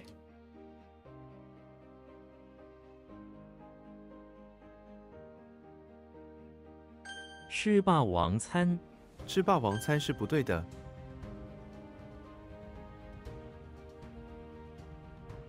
灌溉，农夫使用水来灌溉田地。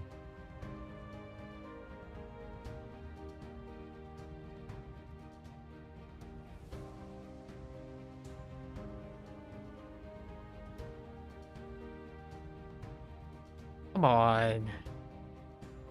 I lost the left even though it was so there.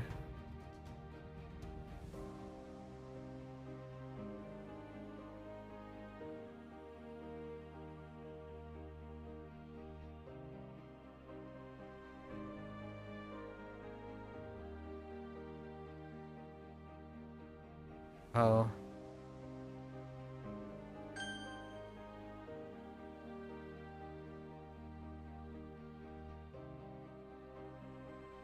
线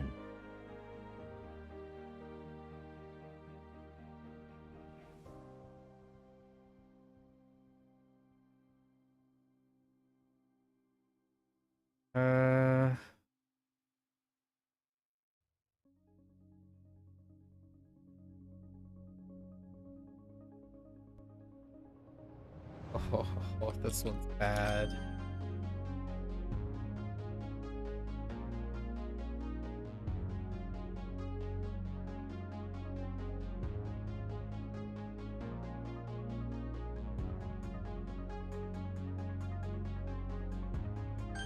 喘，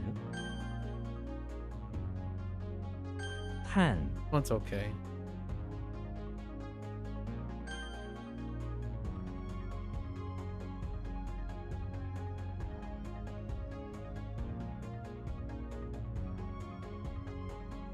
The greatest. 诱人，这个提议听起来很诱人。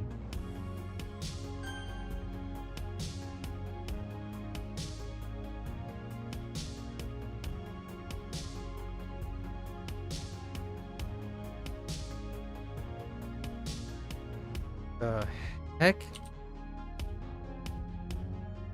拉拢，他拉拢了一些有影响力的人。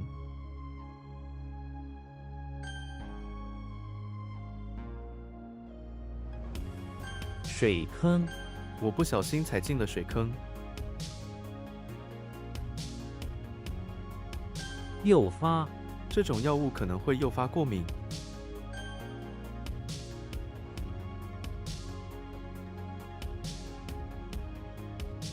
拖，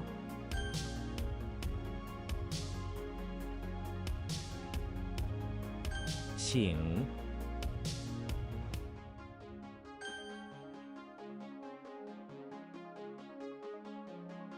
掏，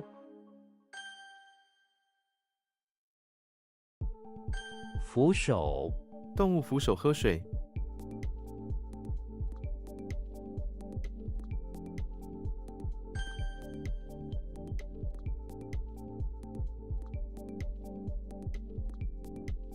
分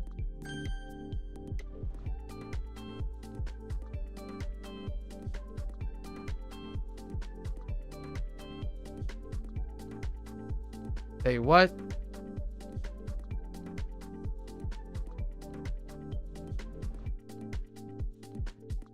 Yeah, I don't know.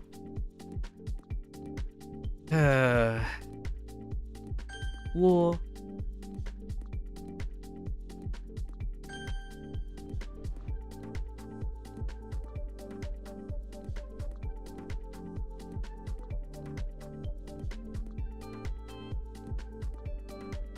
凯，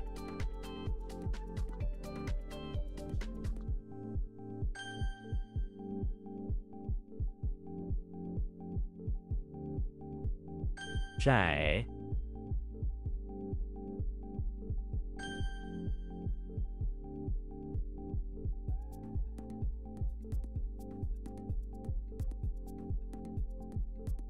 凑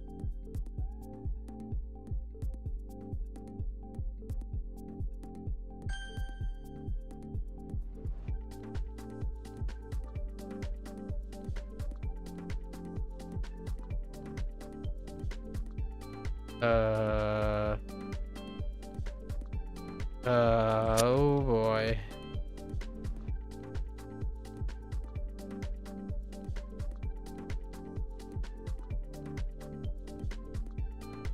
群岛，这些群岛上有许多热带植物。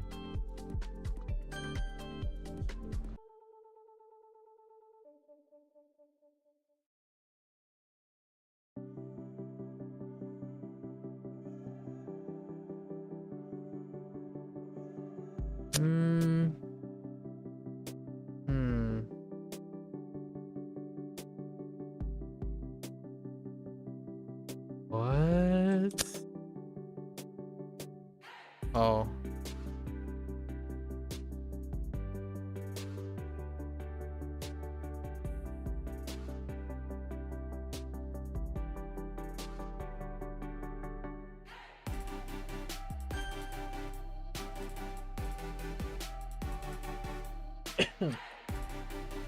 诗，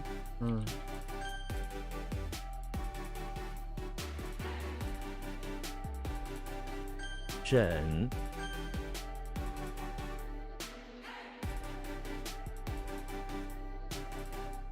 僧侣，这位僧侣很友善。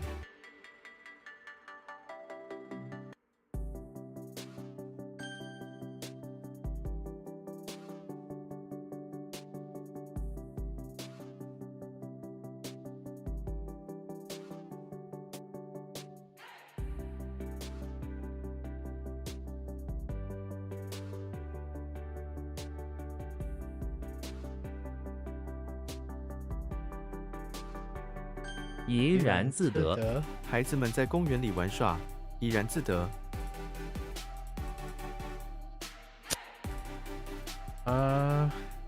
Okay.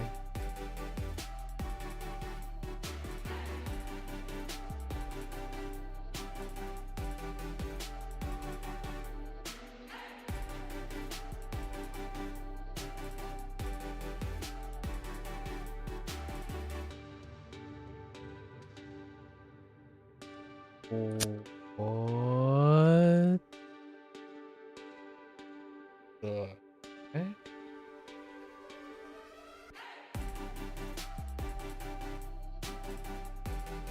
Oh, I added an eye there.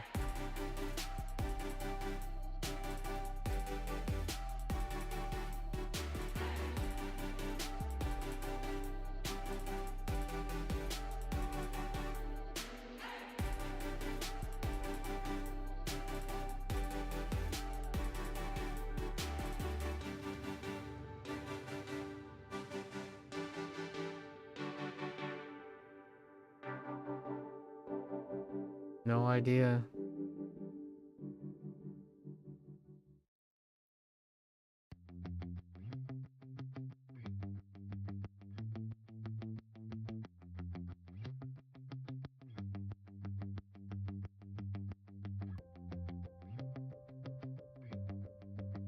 So tired.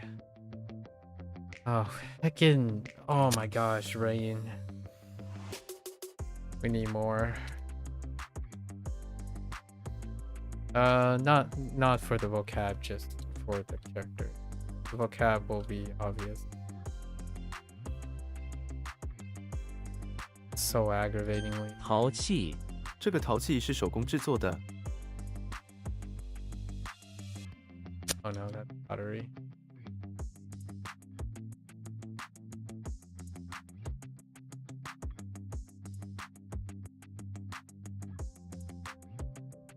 愚蠢，他做了一件愚蠢的事情。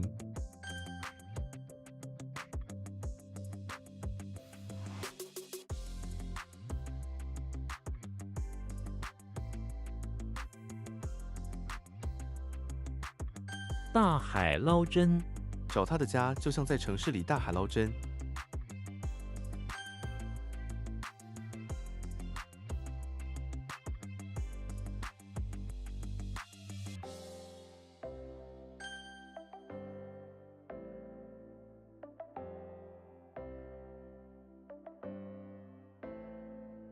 Yeah, heck. Hold up. Something makes me want to type like, ugh. 乐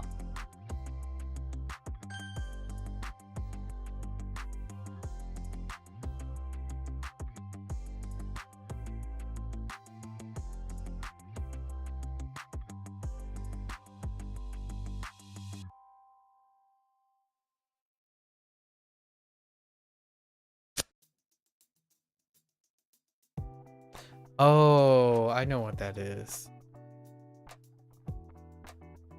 Yes. Oh no, that's Beikai. 呀，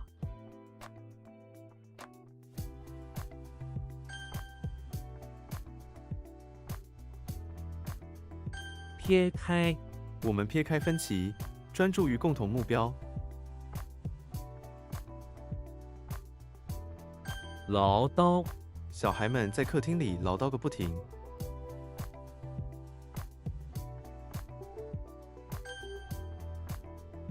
It's te. 刺， Not te. Te. And what the heck is te? Te.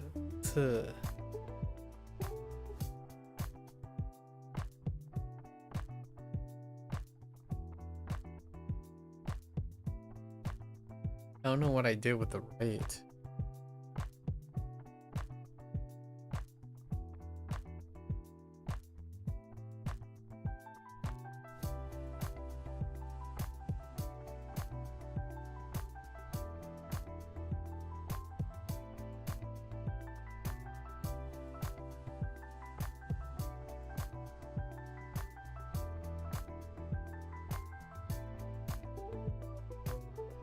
Like, wait on? Oh my. Oh my. Oh my.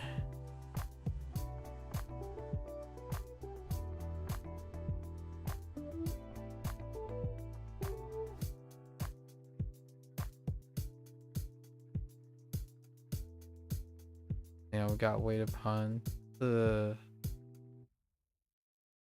hull.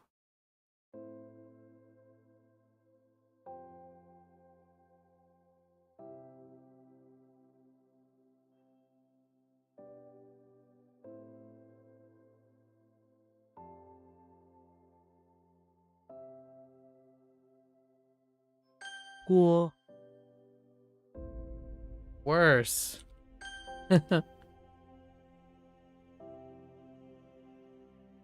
西 That's okay. Oh. Yes. Alright. Okie dokie.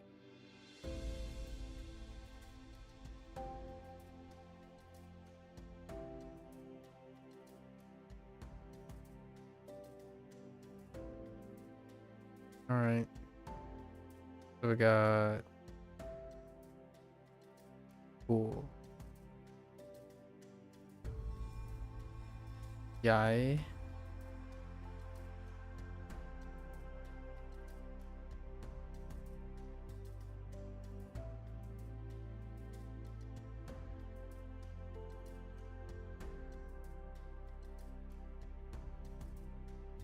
How in the world did this one work?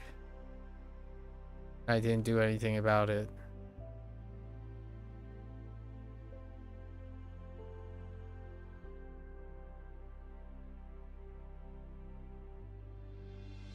I'm back.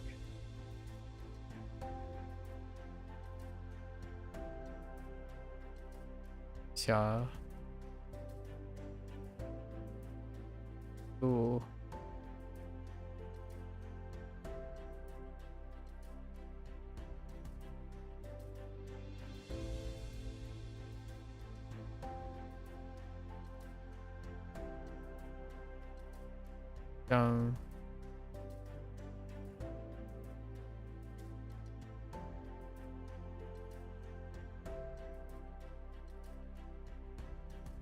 Oh.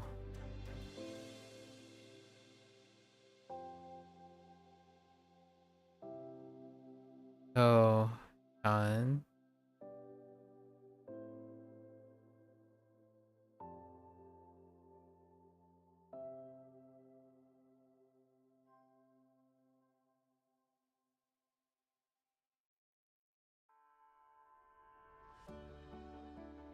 Make way.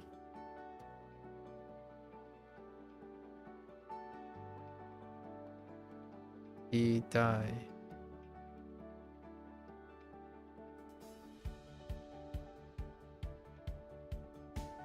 Or 臭者挫折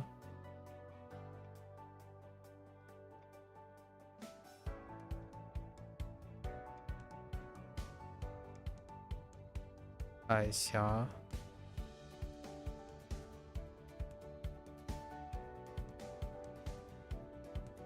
下 heck 下滩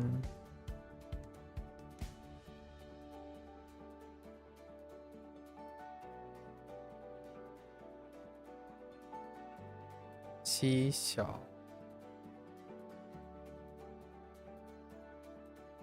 它的小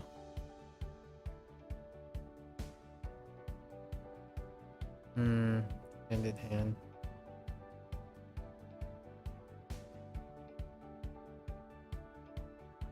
唤起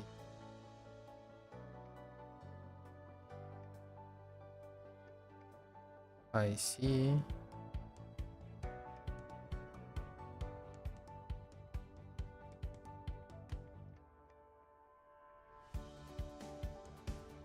破败。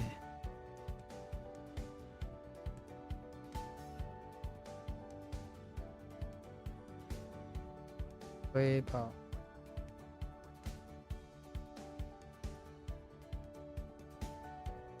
不风。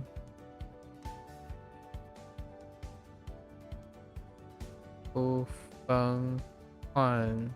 不放换也。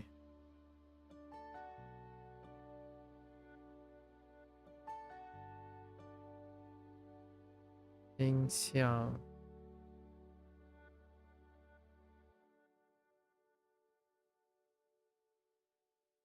机制。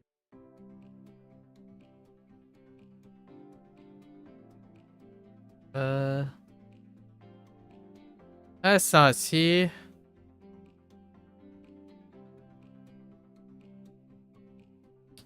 安局。Alrighty. So we got Popeye, basement, house. One of his crewmates. Crewmate of conjoined twins.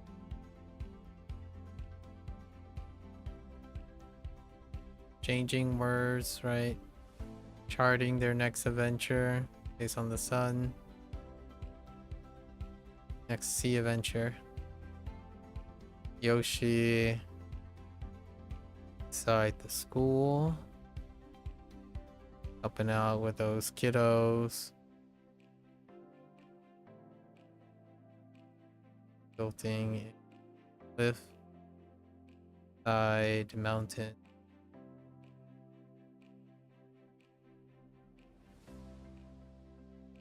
The heck? What's this supposed to be? Oh, I guess that's also a cliff. Good boy. Having all the bricks. It's not a brick, that's exit. What am I doing?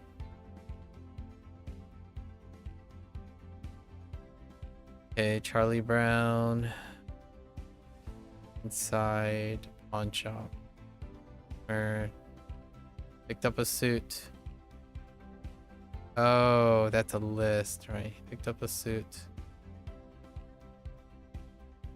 And brought a bunch of lists.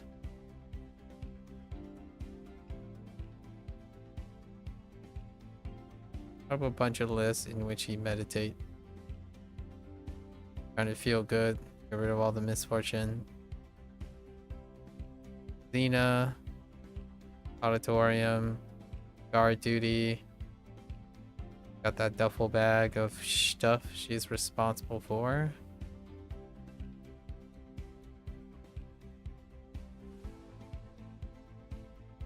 I think I might have messed up the duffel bag yesterday. Duffel bag. Lost a bunch of insects, right?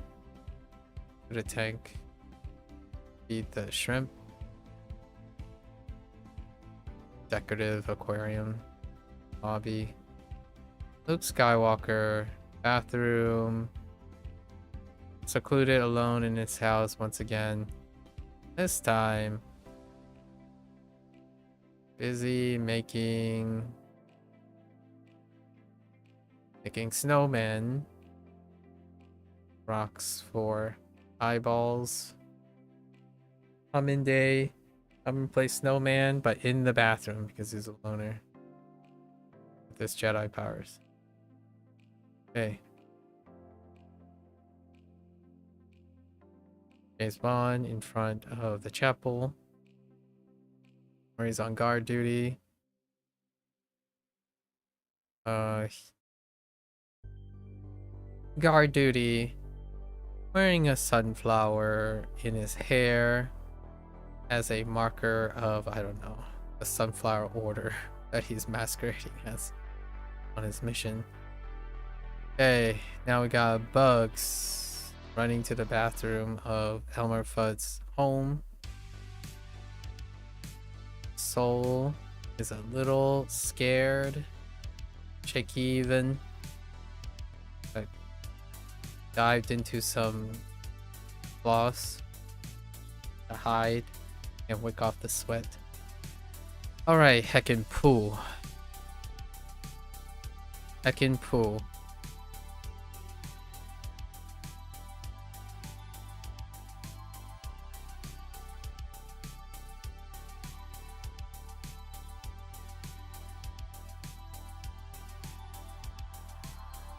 What was this? Shop. And then next up, 2 funds. The one fund is, I keep defaulting to this fund.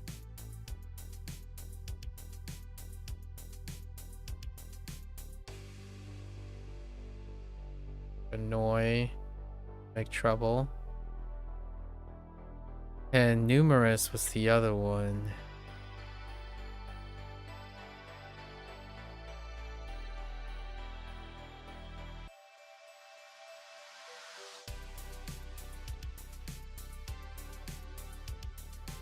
Right.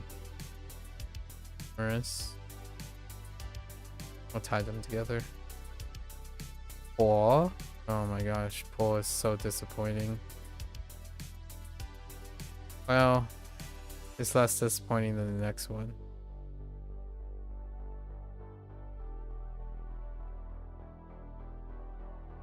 Oh no, it's not a bow.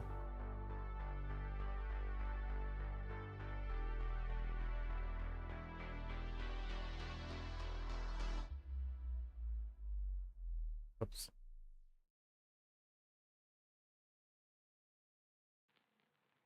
Paw. Splash. And sure, I want to throw a sure.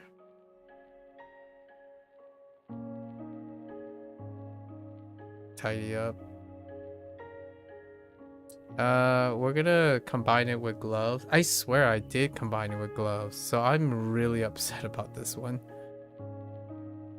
I'm pretty sure I added gay.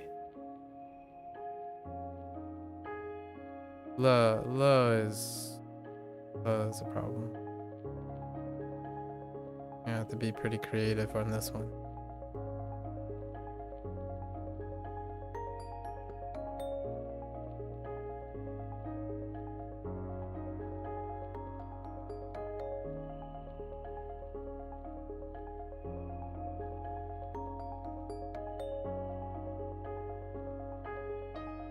This rein in.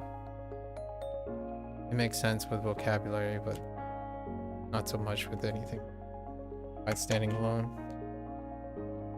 Alright. Let's go look. We got pool. Actually, you have 2 shops. Oh no. Wait, we actually have 2 shops on pool. Okay, I guess it's gonna solve itself, really. Eventually. I thought this was gonna last. Okay, Popeye is in the bathroom of the house, where he is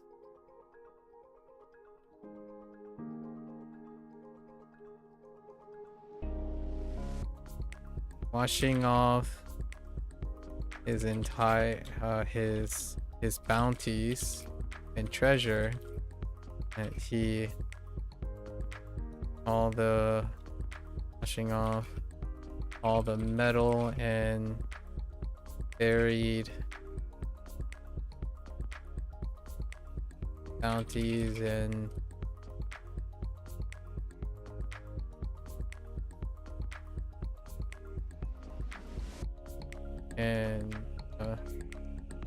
sunken metals he collected on his sailing trips.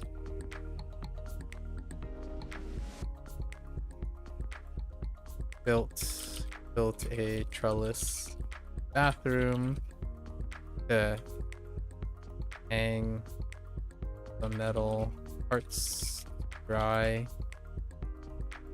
to eventually vendor in his second shop. It's not the pawn shop. And that will probably solve it. So that's a point on. So we got numerous and annoy.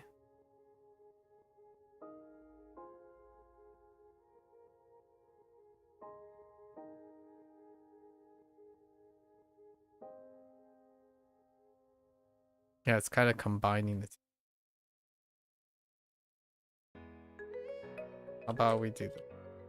Photo is inside the pawn shop where he works. There is a hit woman and a foreman constantly arguing about the numerous differences in silk quality,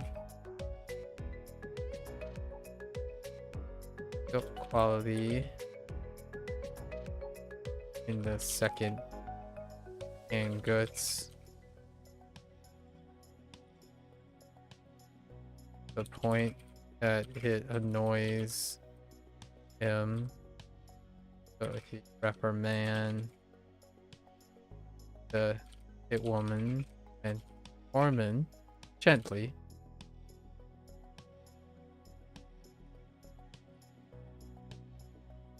On the numerous details. Okay. And then we're gonna do fun.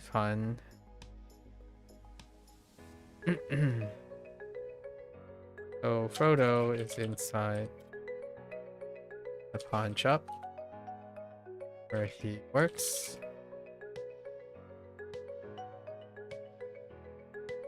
And he's getting... He has a lot of things to take care of that are listed. These pages of things to do.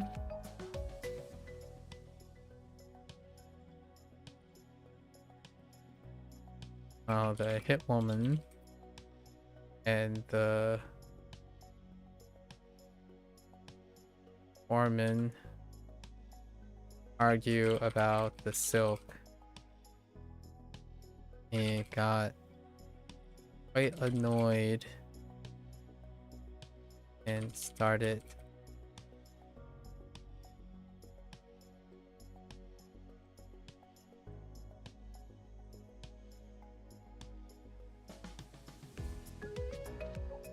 I don't know, when he finally finished, bit annoyed by their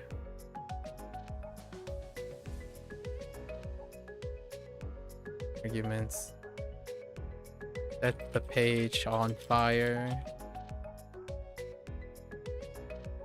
catch their attention,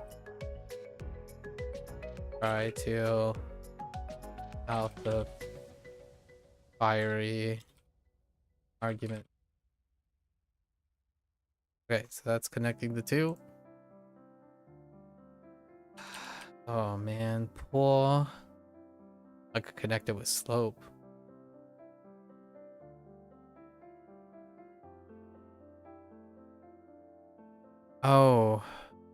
Oh, the bunker missile and bows are different.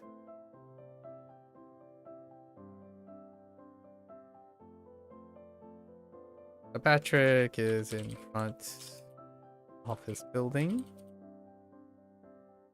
He has managed to build a bunker by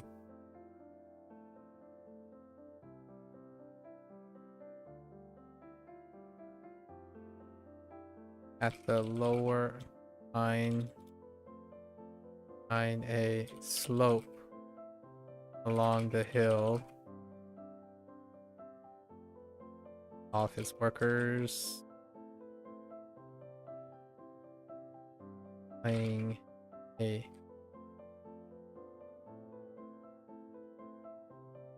We're playing a game with him where they try to spray him with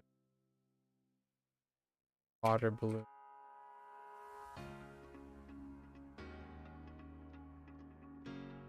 Fired out of bows, shape of bows carrying makeshift rockets. That slope is supposed to be tied to ball.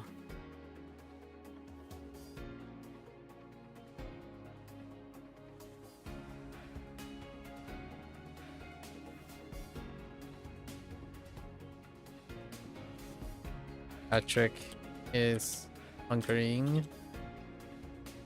down his bunker by the slope, hoping they run out of missiles because he didn't prepare any himself. All right. And then the one that triggered me the most. Sure. Did we put in gloves? Oh, it has gloves in it already. What is a relationship? How does gay look? Silk gloves, okay. Beck is inside the house where Fiona asks him to tidy up. Doesn't often wear gloves to cover his dirty green fingers. Right? Large green fingers, which mixed up with gloves.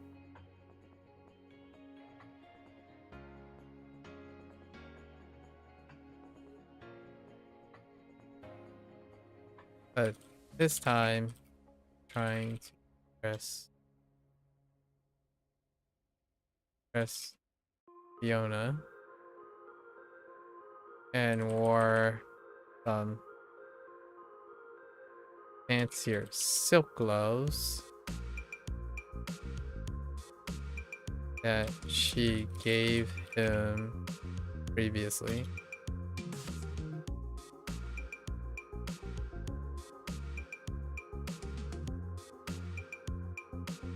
He was able to tidy up without demonstrated skills to tidy up without dirtying the silk glove. Okay, so we tied those two together. Dang it. We have rib and garbage. Dang it. I tried with this one. This one is not great. Oh, it was his muscular, his like elvish power. Oh, we can just make power thing.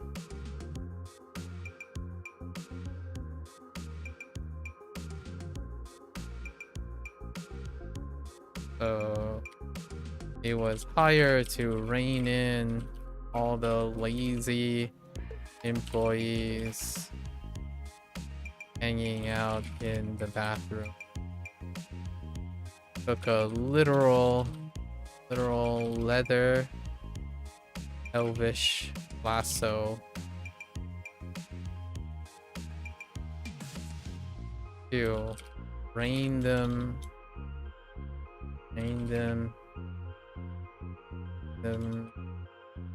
in using his elvish power strength.